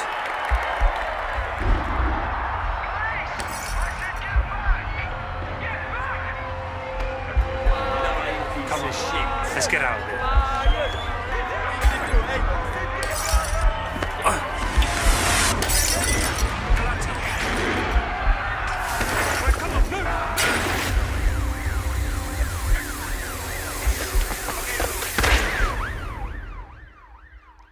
Ella, thank you so much. And I saw on Twitter and LinkedIn that you're also hiring. So anybody who's interested, I invite you to get in contact with Ella. Ella, thank you so much for your honest and authentic overview. And I'm glad that you mentioned all the obstacles that immersive journalism is facing. Like you said, scalability, the budget, the distribution. And I just have one follow-up question for you. What do you think, what kind of stories will we see in the future when we talk about immersive journalism? What kind of genre will be used within immersive journalism? I think when you look at the really interesting stories that are being told, they're often for younger audiences. They're what we would deem lighter content, and they're things that audiences can engage in themselves. So we've seen really good examples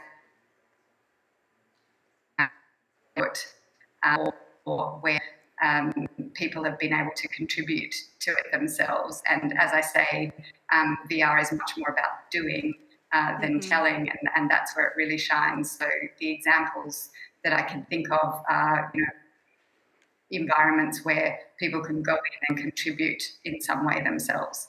Mm-hmm. Well, thank you so much for your insights. Now, our second speaker, Barbara, I see that you're on the phone right now, but I don't know if you have time to talk about your daily process and the technologies that you're using within your journalism work. Actually on the phone with the department there to see if my slideshow is playing. Can you see it? Can you say yes or no? Yes? Okay, awesome. Well, Linda, thank you so much for the invitation. I'm so honored to be in this panel talking to you and all these amazing professionals. So I'm going to be talking about OSINT. As Linda said earlier, I'm a freelance journalist. I used to work with the New York Times, and now I'm freelancing, and I'm specialized in open source investigations, also called OSINT. So what is OSINT? OSINT is basically intelligence. It's open source intelligence. It's intelligence that is formed from any publicly available information. That means user-generated content or social media. That means satellite imagery and any public databases. I can spend hours here talking about the uses of OSINT for journalism, but I'd rather show you an example of the story that I published earlier this year with Vice. That is a great example of how OSINT can be used in journalism. So we have a video that I hope will play now.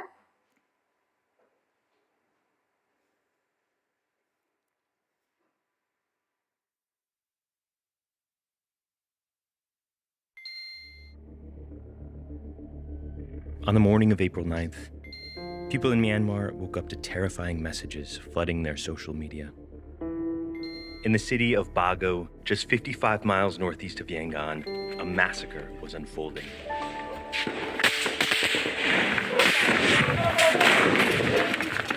The military had launched a sudden and unprecedented assault on civilians taking part in pro-democracy protests.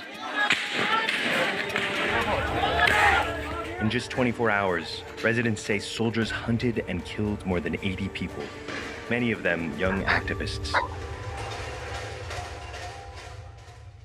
By speaking to witnesses and examining evidence, we've pieced together how this atrocity unfolded, even as the military government denies it ever took place. Awesome. So, why did I say that this is a good example of how OSINT can be used in journalism? So in this case, in this event specifically, it was something that happened in the middle of the night at a location where no journalists were allowed to access afterwards. All witnesses to this incident were either in hiding or were too afraid to speak to the media. So basically, all we had were these social media posts. As you can see here, we had social media posts of witnesses describing what was happening hour by hour, mostly on Facebook. We had videos and photos that people shared to Facebook at the time. So all the content I really had to tell the story was on social media. So what do we do once we have this content? First step, obviously, is verification. One of the most important aspects of OSINT research is geolocation. So here you can see on the left, this is a frame that I took from a video. It was very dark. It was filmed at night. There was barely anything that I could identify in that video. But I was able to find these electric posts, these electric structures in the video, and I finally found it on using Google Street View, something that we use almost on a daily basis to find, I don't know, a grocery store or a bakery in our neighborhood. Then once you're able to verify the location of a video, you're also able to find when that video was filmed. So once you have the where, you can find the when. This is an example, that same video, at one point, you could see the barely faint light of the sun rising. And using a tool called SunCalc, you can calculate exactly at what time that video was filmed based on the location of the sun. Finally, once you do this to different videos and you're using satellite imagery, you can verify where multiple videos were filmed. So in this example, that one video, I was able to verify that it had been filmed on the same block on the opposite side of another video. So once you do this at a scale and use satellite imagery, you can have a bird's eye view of the situation that you're covering. So for example, in this case, using Google Earth, I was able to pinpoint where all the videos I had, where the social media posts, what they were referring to. And then I had a more broader idea, a broader view of what was happening in that situation, in that specific case. Of course, I told here that technology can help telling these stories, but it's not all of it. So I told you that at the beginning, all I had were social media posts. Of course, I reached out to those users who had shared those videos and eventually was able to talk to them. And with that, I got more content, and I got, most of all, the most important, more details. Here you're seeing some screenshots of my conversations with them. I would ask them, can you pinpoint on a map when this happened? Can you pinpoint on a map how did you escape, or do you have more photos? And eventually, I also interviewed these witnesses to my story. This was a very, very quick example of how OSINT, or open source intelligence tools, can be used in journalism. I'm not the only journalist doing this. As I said, I was one of the founders of the Visual Investigations team at the New York Times. They're still there doing amazing journalism and amazing investigations. The BBC Africa Eye have done award-winning investigations using OSINT tools as well. And most importantly, Bellingcat. If you guys don't know them, definitely check them out. They are a collective of open source investigations doing also award-winning investigations. If you're interested, follow me on LinkedIn, follow me on Twitter, and I'm happy to answer any questions about OSINT and journalism. Thank you. Barbara, thank you so much for giving us more detailed insights on what OSINT actually is and how open source investigation actually works. And what I love about your example is that it shows that it's not just about using technologies, but it's also about using core journalistic skills, like asking the witnesses who are there and trying to get more information about the topic that you're researching about. Also, a quick follow-up question. Would you say that it is necessary for journalists to go into technical details when it comes to understanding algorithms and how it actually works, or is it enough to just apply some of the tools that you just mentioned, like satellite imagery and Google Street View, etc.? How much do you have to go into understanding the technology behind these tools? I think, of course, if you're interested and you want to specialize in this kind of work, it is always good to understand how the technology behind it works. But if you're just starting out, just learning how to use these tools, and all of these tools are free, Google Street View, SunCalc, Google Earth, all of these are free tools that you can use online. And once you learn how to use them, you can already do open source investigations. There's a huge community on social media. There's a huge OSINT community on Twitter of people that are just sharing information and sharing tips on how to do this kind of work. So you don't necessarily need to know how to code, for example. I'm terrible at coding. I cannot code at all, but I can do this kind of work. So it's, of course, learning the technology is always good, but it's not necessary. Okay, that's good news. That means you don't necessarily have to code to become a great open source investigator. Thank you, Barbara. Christina, you are, Professor Elma, you are our next guest speaker, and I'm looking forward to hearing about your journalistic process and the projects that you've worked on. And I will also share my screen. So you might now see my short introduction, but because you have introduced me so well, I just wanted to say that I just recently switched from practical journalism to science, and now have the honor of teaching and researching digital and data journalism in Dortmund. So this input will mostly focus on the challenges that I came across during my practical time in journalism, and that I think are super interesting and can tell us quite much about the state of the media, and also where to focus on in journalism education, for example, and also in media companies. So, hello, very good. Can you hear me? Yeah. Okay, perfect. So I will now go to the next slide, which is not working.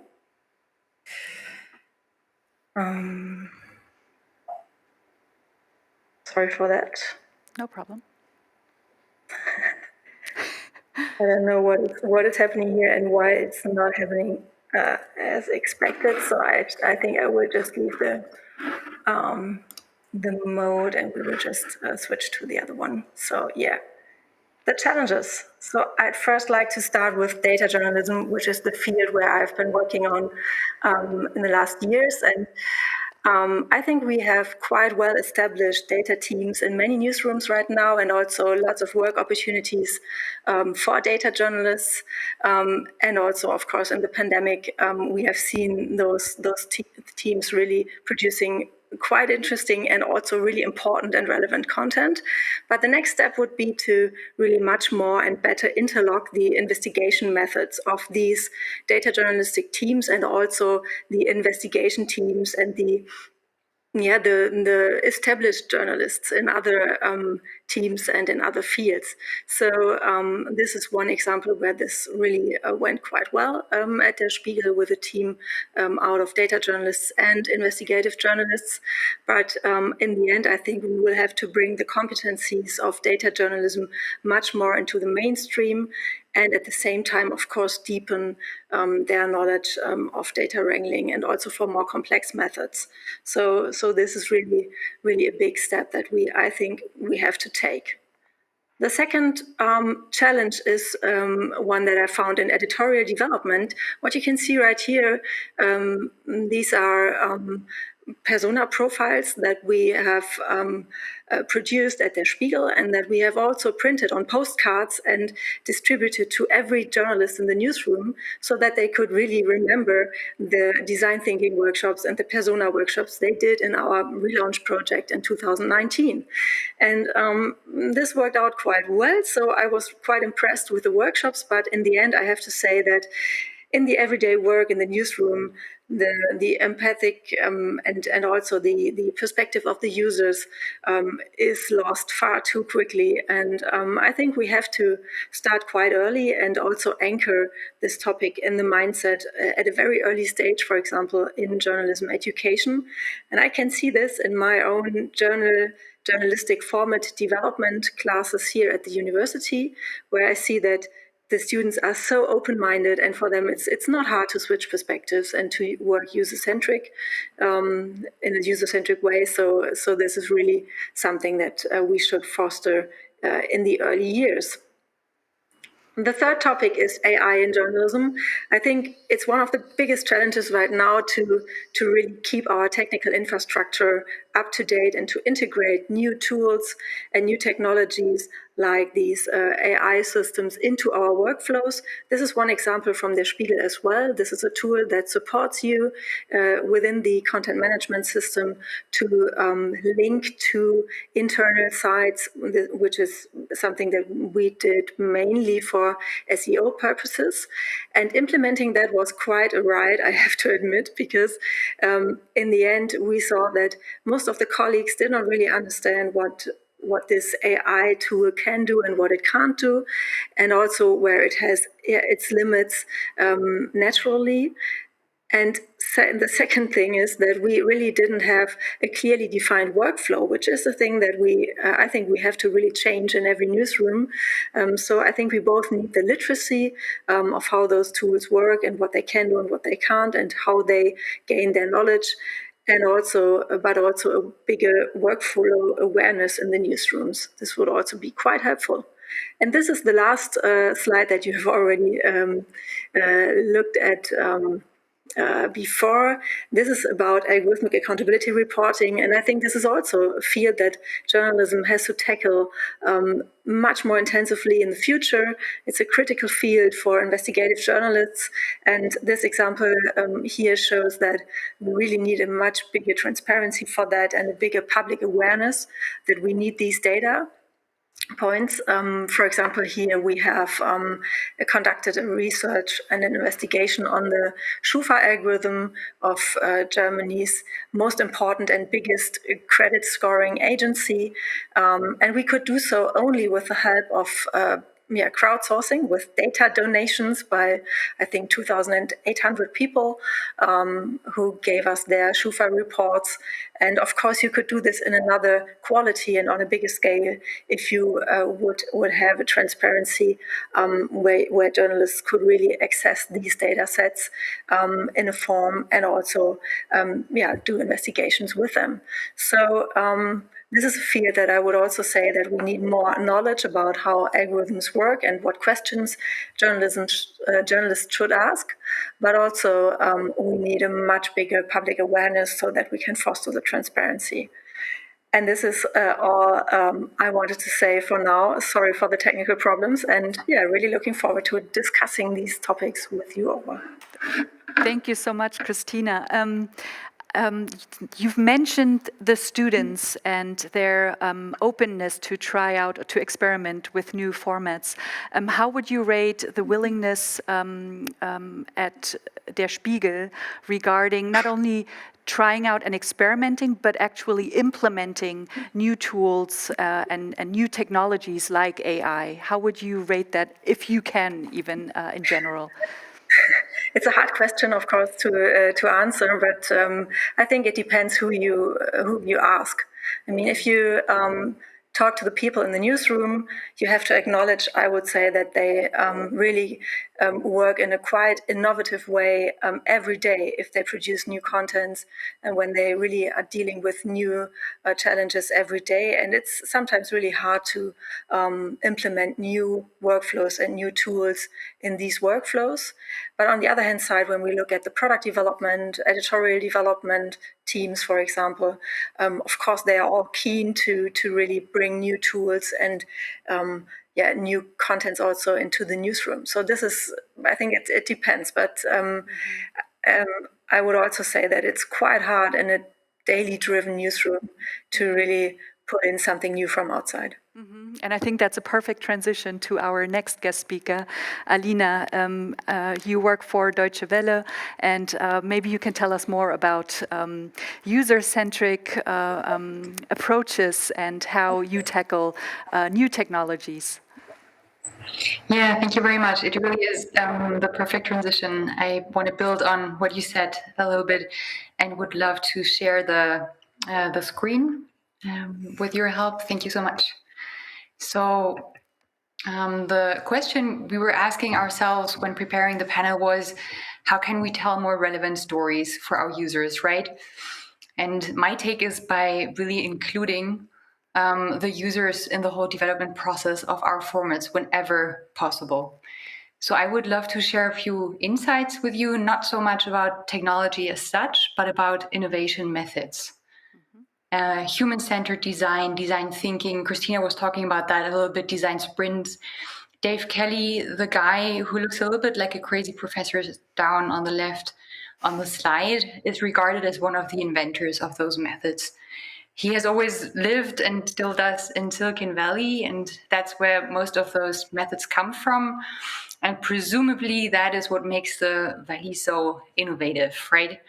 But more and more media companies like Der Spiegel and also Deutsche Welle, New York Times, many others apply those methods more and more, or the parts of the methods that are useful to them, right? And we do that as well at Deutsche Welle. We, the format development team and the lab, we are one team, and that's what we really use to drive innovation forward. So content innovation mainly. And as Linda also mentioned, is that DW serves mainly target groups in Africa and in Asia, and mostly in countries where press freedom is suppressed, right? So that's what DW is here for. And what we always do as a format development team and also the lab is we work together with departments within DW who want to develop a new format, right? That's why I put the handshake on the slide, because it's really a very collaborative process. And what what we always do is we start with a hypothesis, and the hypothesis that we started with at the beginning of last year, just as an example for how we work, was from the environmental department. A few of their really fantastic colleagues came to us and said, hey, everybody, that was the beginning of last year before COVID, right? So everybody, COVID in the Western world, everybody was talking about Fridays for Future and the generation Fridays for Future in the Western world. And so they said, hey, how about we try to tackle that generation in Southeast Asia? They're angry, they really want to change something. So wouldn't that be a fantastic starting point? And we said, sounds really interesting. Let's go and see what young people, the target groups of TW are very young, what young people in Indonesia, Malaysia, Thailand, what they think when we talk about those topics with them, because that's always the starting point for us. In the process of human-centered design, it's all about the user, right? And when we start a process, we do user interviews. So we did that this time as well and said, okay, let's start into the process and to find out more about the core needs around that topic in those specific countries. For the user interviews, we need to use technology, obviously, because we're really far and we can't travel right now. So we do Zoom calls, we do MS Teams calls, we sometimes use Google Forms and put a link on YouTube, and hundreds of users fill out the forms with questions around a potential format. And in this case, we found out the following. Those are quotes. Users told us in Indonesia, Malaysia, etc., oh, look, sustainability is nice. They sometimes said, I don't even understand what sustainability means. They said, there are so many topics more concerning. They said, look, I'm more worried about my family's well-being. And they often said, who is Greta? I've never heard from her. So what we found out is that there is no generation Greta in Southeast Asia. And there is no anger towards sustainability issues because they have different topics they really care about. And so obviously in the beginning we were disappointed because the hypothesis was like, we saw it's just not applicable. But we also saw that there is a very strong need around health and families' well-being. So in a sense we were disappointed, and in a sense we were really happy because, and that for me is the core of the process, we failed early, right? Would we have developed the format along the hypothesis, it would have failed, and it would have been a very expensive fail, right? But as we failed early, we were still able to pivot. And what we did was we pivoted into a very different direction. We did a health format, basically, and did talk about sustainability issues, but through the back door and with the help of a monster, because what we also heard is life is so hard. We want, we also want entertaining and fun stuff. So this is the format we developed. It luckily became hugely successful in Southeast Asia and just won the AIB award. And I would love to end by showing you a small part, the beginning of the pilot. Thank you.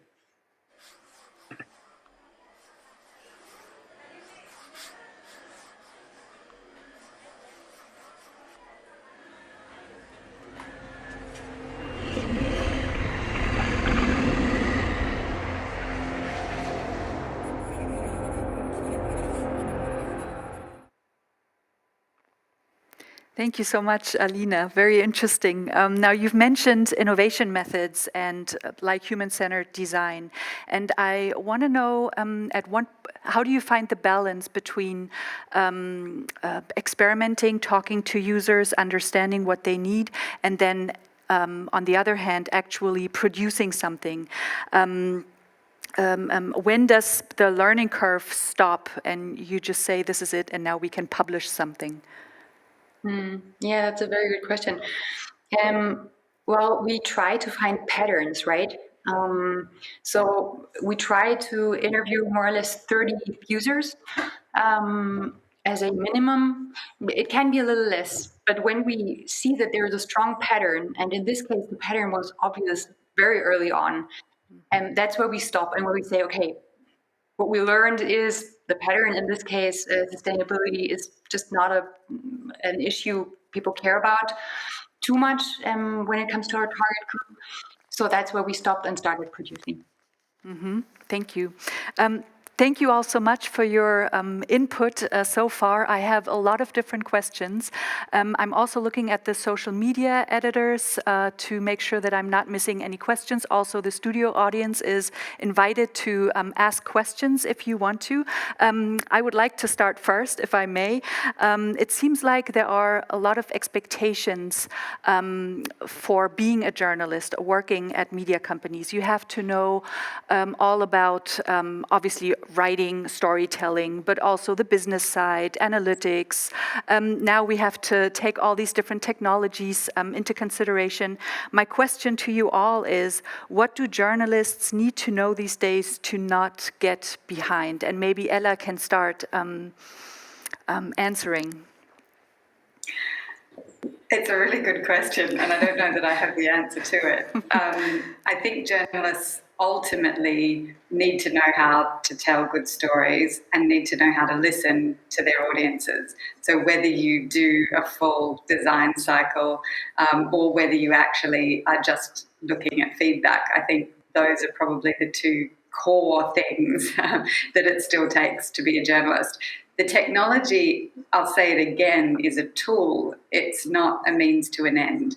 I don't think anyone needs to just be creating stories with new technologies for their own sake. I think certain stories lend themselves to it, and where those tools are available, it's good to know a bit about them, and it's good to know some basic use of it and how people use it. But I really sort of caution against, becoming an expert in all things, because ultimately, our core value is as no matter what the tech is, if you're able to tell a good story and you're able to reach an audience, you're able to listen to the needs of what people are telling you, and you'll be able to find a way through. Barbara, what do you think? What's your take? I agree with what Ella just said. I think you should know what's in the, what's available.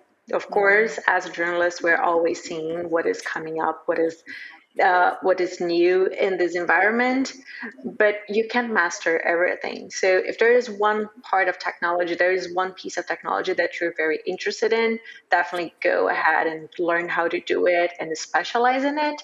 But it's impossible to do everything. So find your strength, and as Ella said brilliantly, the most important is storytelling. If you know how to tell a good story, if you know the basics of journalism, then the next step is going after the technology that you're interested in. But by no means try to master everything, because there's always going to be a new piece of technology. There's always going to be a new trend. And if you just try to run after them, you're going to go nuts. Christina, would you agree or would you disagree? Basically, I totally agree. I mean, you need these core journalistic skills to tell a story, and these are the basis of everything you do. But I would also say you need some basic tech concepts, like what is an algorithm, how do learning algorithms learn, and how do they work, and how can I use them in my journalistic work, and where are their limits, for example. So I think these are some basic concepts that you should know, and you should also understand the digital landscape in which journalistic pieces and contents are published today and maybe also tomorrow. So just to be able to react on that and to be able to distribute your content wisely. And of course, in the end, you should stay just open and curious to, of course, ever learn new technologies in your lifetime. So, yeah. How about Alina? Yeah, I think very, very good points. You asked about students, right? I would want to add, as a student, you should be curious and open to everything, right? And I really love that universities and journalism schools have shifted towards like embracing all kinds of technologies and innovation methods and all of that. So embrace that, learn all of it, and then go see where your passion really lies. Because I mean, we're lucky enough to have professions where we can really follow our passions, right? And if your passion is writing for a newspaper, go for it. Why not? As long as you know what's out there, right? And then probably a few years later, your passion might shift to something else, and you know it's out there. What I think is really crucial is the mindset that what we do serves our users, and that's something that is still not embraced everywhere in media industry. Now, are there any questions? Yes, there's one question. Yes, so I just recently heard about a report of AI being used for accumulating data or stories to, even to write stories or to use to prepare for writing stories. So I was curious if you're already using stuff like that, or maybe, what's your opinion on AI-based journalism or AI-featured journalism? Maybe Christina can answer first, if that's possible. I don't really believe in AI-generated journalism as a whole product, but I really believe in AI-fostered journalistic processes, like processes and workflows where we just take single AI tools to conduct certain tasks. I think this really helps, but they will always be supporting systems for us, I would say. Because I don't see them asking the right questions in the beginning, like really listening to people, asking empathetic questions. That really helps our journalism to tackle the problems that people really have. I don't see that in the AI landscape in the next years. So I think we should, of course, use them, but as parts of our workflow. Does that answer your question? Yes. Okay, cool. Thank you. So that means none of you is scared of AI or new technologies making the journalist obsolete. Alina, you're shaking your head. No, I mean, I totally agree with Christina. There's always that fear, not only in journalism with AI, right? And it always comes to the moment of singularity. And since the 50s, people have been talking about machines taking over, AI taking over, and that's just not going to happen. I mean, we call it intelligence, but it's not that intelligent in the end, right? And that's exactly what Christina said.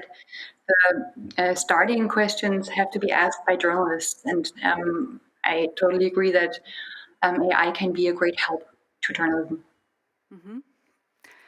More questions from the audience? Yes, up front. So would you say with all this new technology, does it make your work easier or harder because you have to keep up and because you have to make your stories better and better and more, like use more technology and more content, basically? Maybe Barbara can start and then everyone else can chime in. I would say technology doesn't make my work easier or harder. It makes my work more exciting. So whenever I hear about a new piece of technology that I can use in my work, I'm excited because I know that I can, innovate. I can investigate new stories. I can do something different. For example, the previous question asked about AI, and I'm super interested in learning more and using new AI tools in my work.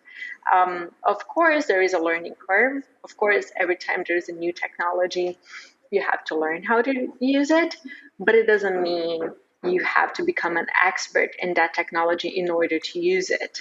You can obviously partner with technologists who are experts in this piece of in a specific aspect of technology to help inform your story. So I'm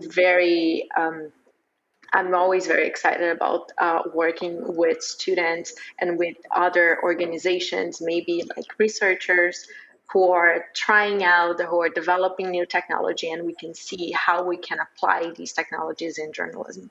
So I wouldn't say it makes life easier or more difficult, just makes it everything more exciting. Mm-hmm. What about Ella? Not to contradict, but I think technology has made life harder, not just journalism harder. I think about the multitude of things that are vying for our attention these days. And I guess looking at journalists in that context, it has brought up a whole unique set of challenges. I talked about the 24/7 front line, where journalists are on. Stream of social media, they're in a never-ending stream of different distractions, and that goes for journalists but also people in general. I think where technology does become exciting, it's important to think about whether it's achieving the means to the end that you want it to achieve. I think it's important for journalists to keep across all the trends and to be aware of them, but like I said, it's not important for you to master all of them. And so I think everyone's reinforced, following your passion, following what makes you excited, and rather than trying to be of all trades and master of none, as the saying goes. Now, I hope these answers were motivating. And it sounded exciting. Now, I saw that there are some questions on YouTube or social media. Maybe you can tell us? Yes, we've got 2 questions. The first question, do you think it is dangerous that social media apps are not regulated, especially if they are used as sources? Maybe that's a perfect question for Barbara, I think, because you work a lot on social media directly. Yes, of course. Once you're working with social media, you have to be very careful and use all the steps for verification. So that's why I focus so much on the presentation about geolocation, chronolocation to verify where and when a video was filmed. There is also the verification of user verification. You have to make sure that you're talking to a real person. And of course, you have to understand who that person is, who the other side, the person who posted a video or who posted a photo, who they are, what are their interests, why are they sharing that content. Besides just verifying the content, you have to have a thorough investigation on who the users who are providing you that content are and what they may be interested in, if they have any biases. Of course, if you are able to verify and that content is true, it is valid for your investigation, go ahead and use it with the permission of the user, of course. But yes, it is important to use all the journalistic steps for verifying the content before you use it. I hear that there's another question. Can you share it with us? Thank you. And the second question, do we need to establish rules about transparency and accountability when articles are written by AI? Who would like to answer? Maybe Alina, coming from Deutsche Welle. Should we make it more transparent when an article has been written by AI, basically, or generated by artificial intelligence? Yeah, that's a good question. I think what is always necessary is the usual editorial process, right? So to have an editor look over everything, and then why not make it? I mean, we always put the names of the authors, so why not also mention that? Sounds like a good option. And Christina nods. Yeah, I would second that. Since, I mean, today, as I see it, we don't really have that many AI-driven articles out there right now. Most of what is published automatically is robot journalism, done mostly without artificial intelligence, I would say. But for example, the projects that we have at Der Spiegel, or had Der Spiegel, regarding the elections, for example, where they published like many hundred articles dealing with single regions in Germany and their results. These projects have been made transparent. So there has been an article with a making of where you can really learn about how these robot journalism texts have been produced and why they really have been kept under full control. And there is not a single line really written by AI, since, of course, as Alina has already mentioned, you have to, of course, be secure in the editorial process and to really be accountable in the end. We, of course, need to look over every article that is published or every text that is used in robot journalism. So I would also say full transparency is really, really necessary also to keep and to inform our readers and to really gain their trust back in some cases. Now, I want to go back to the aspect of embracing technology, something that we've talked about in detail now. And I wonder where the lines are for journalists, in journalism in general. How far should we let, I mean, Ella just mentioned metaverse in her keynote. How far should we let big companies into the journalistic process? Should there be a line? Should we really embrace all of these technologies offered by big companies, or should we actually try to build platforms and algorithms on our own? What is your take? Maybe Ella can start, and then I would love to hear everyone about this. Well, I think what we saw with the rise of social media, if we look back in history, is that media companies missed that boat. They missed the ability to be able to own the platforms or create platforms themselves.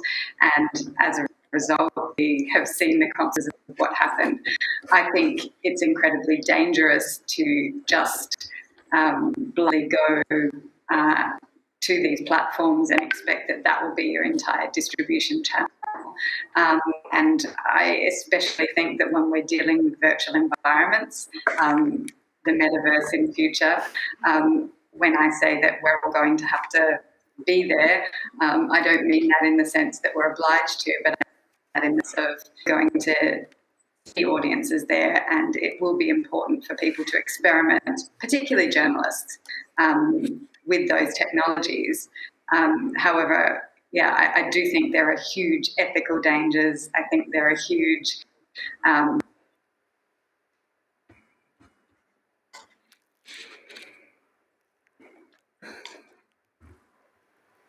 the ethics of broadcasting from someone's living room, or there might be someone else in the house at the time. I mean, the possibilities are endless and mind-blowing.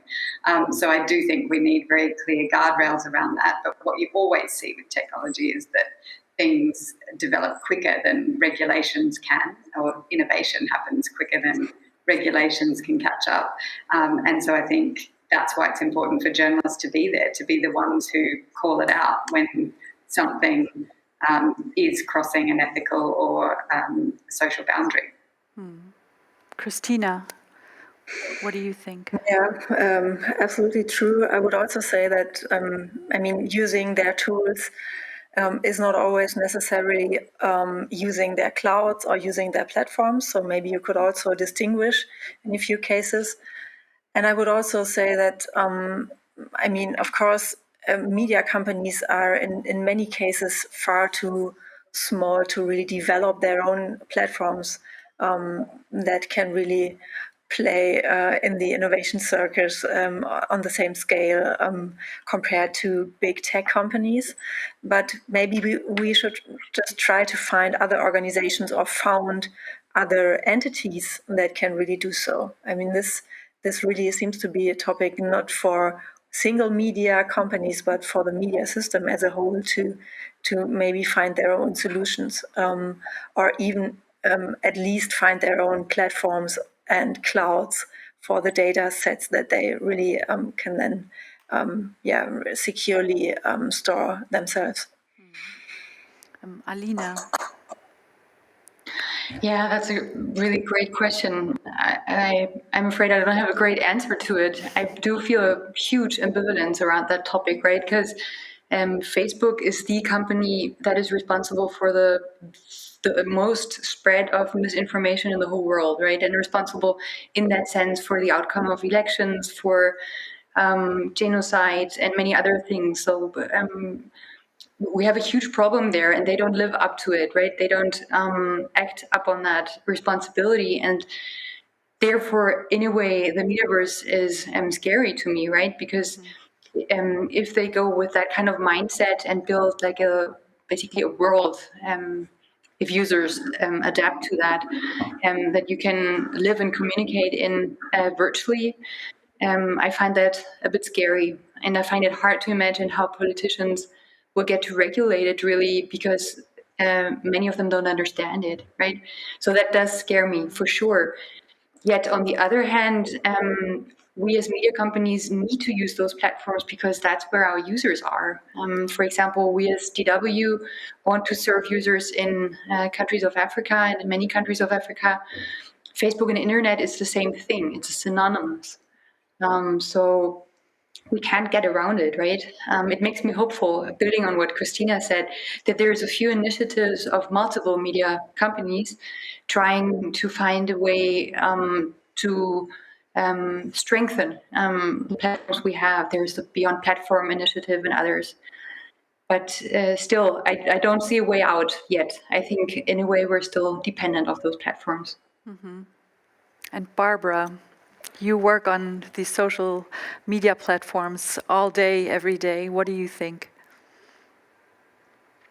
I would second what Alina said, that we have to be where our audience is. Mm-hmm. So if your audience, if you're public, and in my case, where my sources are, if they are on social media, I have to be there. But use these platforms as they help, to the point that they help your work and not work for them. So what I mean is, if they're useful to distributing your content, or if they're useful to informing or reporting, as they are in my case, I will use them, but I will not make content specifically for the platform's needs. We've all seen what happens to organizations whose business models were completely dependent on a specific platform, and once that platform changes their algorithm, that news organization just has no business model. Mm-hmm. So use those platforms as tools for journalism and not make journalism for those platforms. That's what I would say. Mm-hmm. Thank you. I'm looking into the audience just to make sure that I'm not missing a question. There's one question. My question is based on the presentation of Mrs. Marcellini. Considering the fact that the world is connecting more and more and that there are more possibilities to work remote, you showed that you could verify a story just based on the reports from the locals.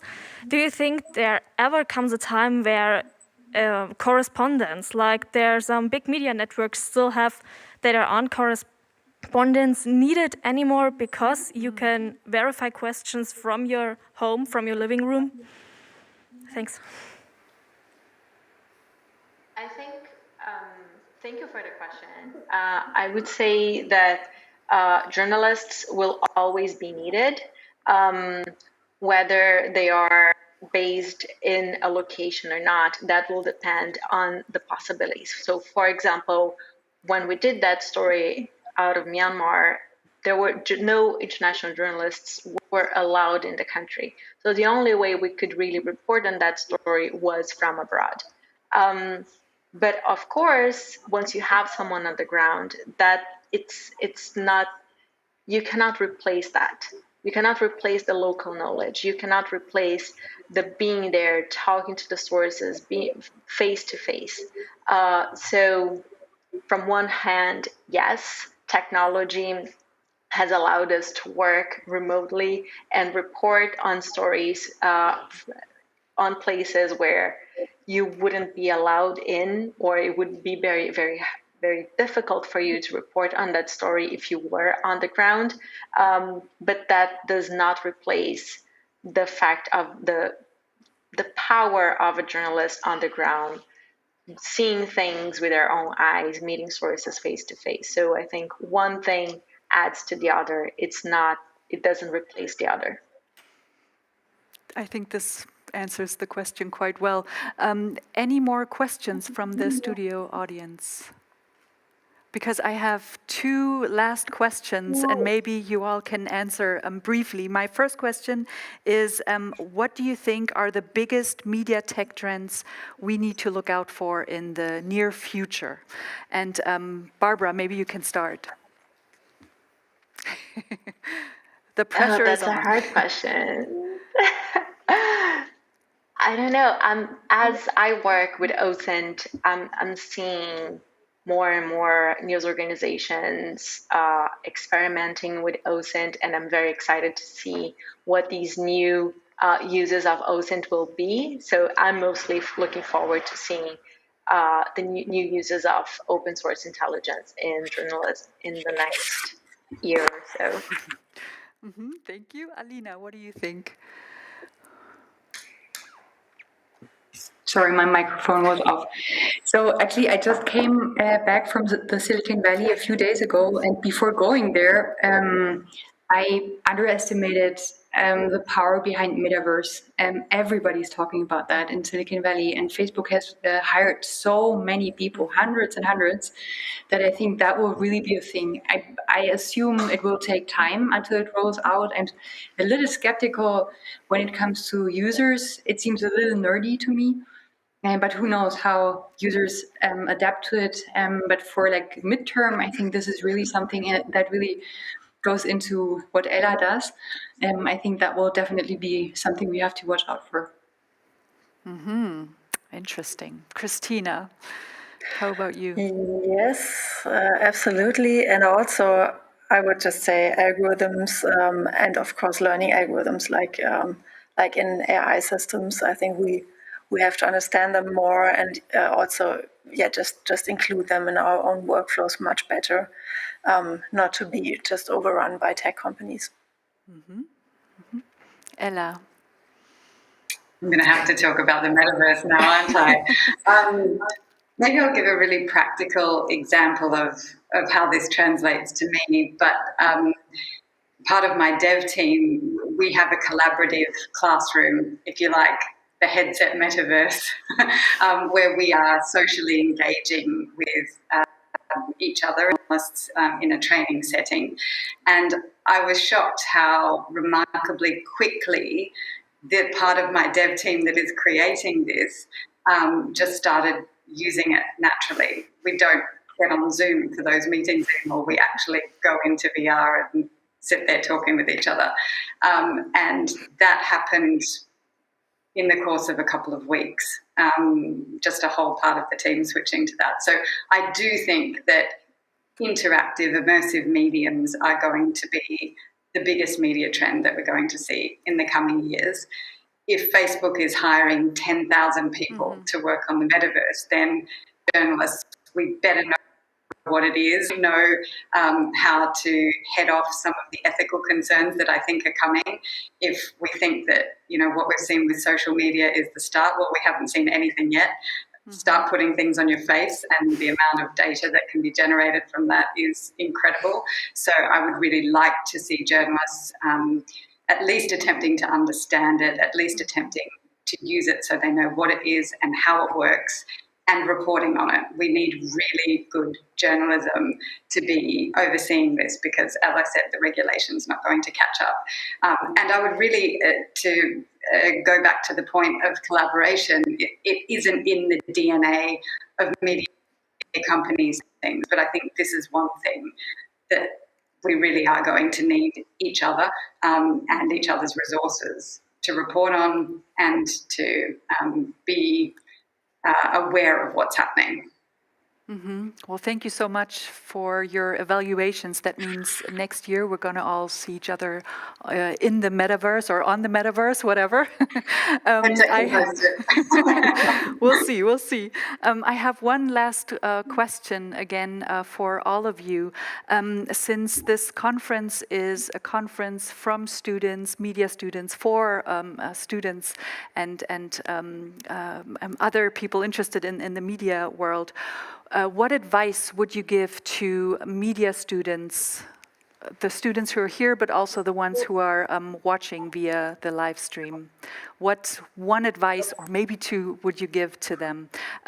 Maybe Barbara can start again. So we've been talking a lot about technology here, and I would say technology doesn't replace good journalism. Technology will never replace good reporting. So it's always great to learn about new tools and try them out. If you're passionate about it, follow it, follow your instincts, but also really learn the basics of journalism. As we said here before, nothing can replace good storytelling. Nothing can replace good journalistic skills like investigating, following the traces of money, finding the sources that you need, analyzing the data that you get. So really, the basics of journalism, it doesn't matter where you publish, what are the new platforms that are going to come in the next few years. Nothing will replace good journalism skills. So investing that first, and then follow your instincts to what is the new technology that you're passionate about. Mm-hmm. Alina, what's your advice for journalism students or media students? Yeah, that's again a good question. So what I would say is, I remember, Ella, I don't know if it was the same for you, all of us who have lived in Silicon Valley for a while thought about staying there and switching into technology, right? Working for, I don't know, Twitter, Facebook, whoever. And I'm personally so glad I didn't do it, because I think having a profession you're passionate for and you can see a sense in is more than you can ask for, right? That's like a guarantee for happiness in your job. And so I'm hugely grateful to have that. And so I think it's a great course you're taking. And I can only encourage you to go on. And also, you're so needed, right? We talked about challenges that come out of new technological developments. One is the societal division, and I think journalists are needed to try and bridge it, and many, many other things. So I want to encourage you. You're on a great path, and you'll have a lot of fun, and you always learn. And by the way, we're hiring. In case you want to. Yes, I retweeted that, so everybody who's interested can see that. Ella, Christina, we only have 1 more minute left. I'm very sorry. Maybe you can just very briefly tell us what advice you would give to students. Christina, sorry. Or Ella, maybe you can start. Sorry, quite briefly, speaking of user centricity, I would just say get in touch with people that are different from you, that are living in different segments of society than you. Ask questions, get in touch, get to know their challenges and learn why they use technology and why they need media, maybe, and what you can do for them. Thank you.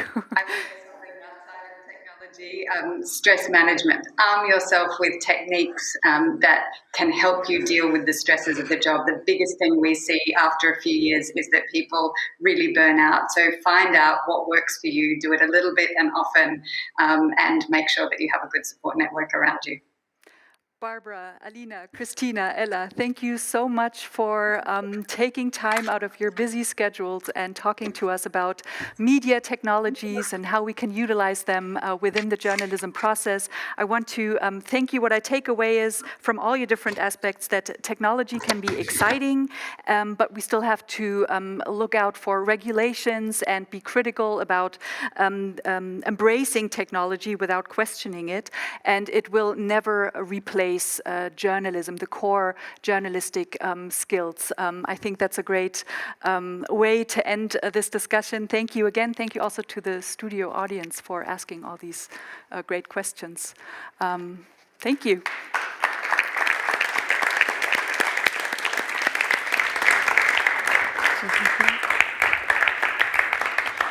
Yeah, there is only one last thing to say. Thank you for this wonderful last contribution tonight. Thank you to our guests and Professor Rath. And yes, we're at the end of the day. And as every day, also the first day of the Medienforum Mittweida 2021 has to come to its end. And we thank you. We hope you liked the panels and the talks. Today, we mostly had our speakers connected digitally from everywhere, basically. But tomorrow, we will have people and speaker talking here in person in the studio. So we would be glad if you would come and honor us with your presence. Good night, everybody.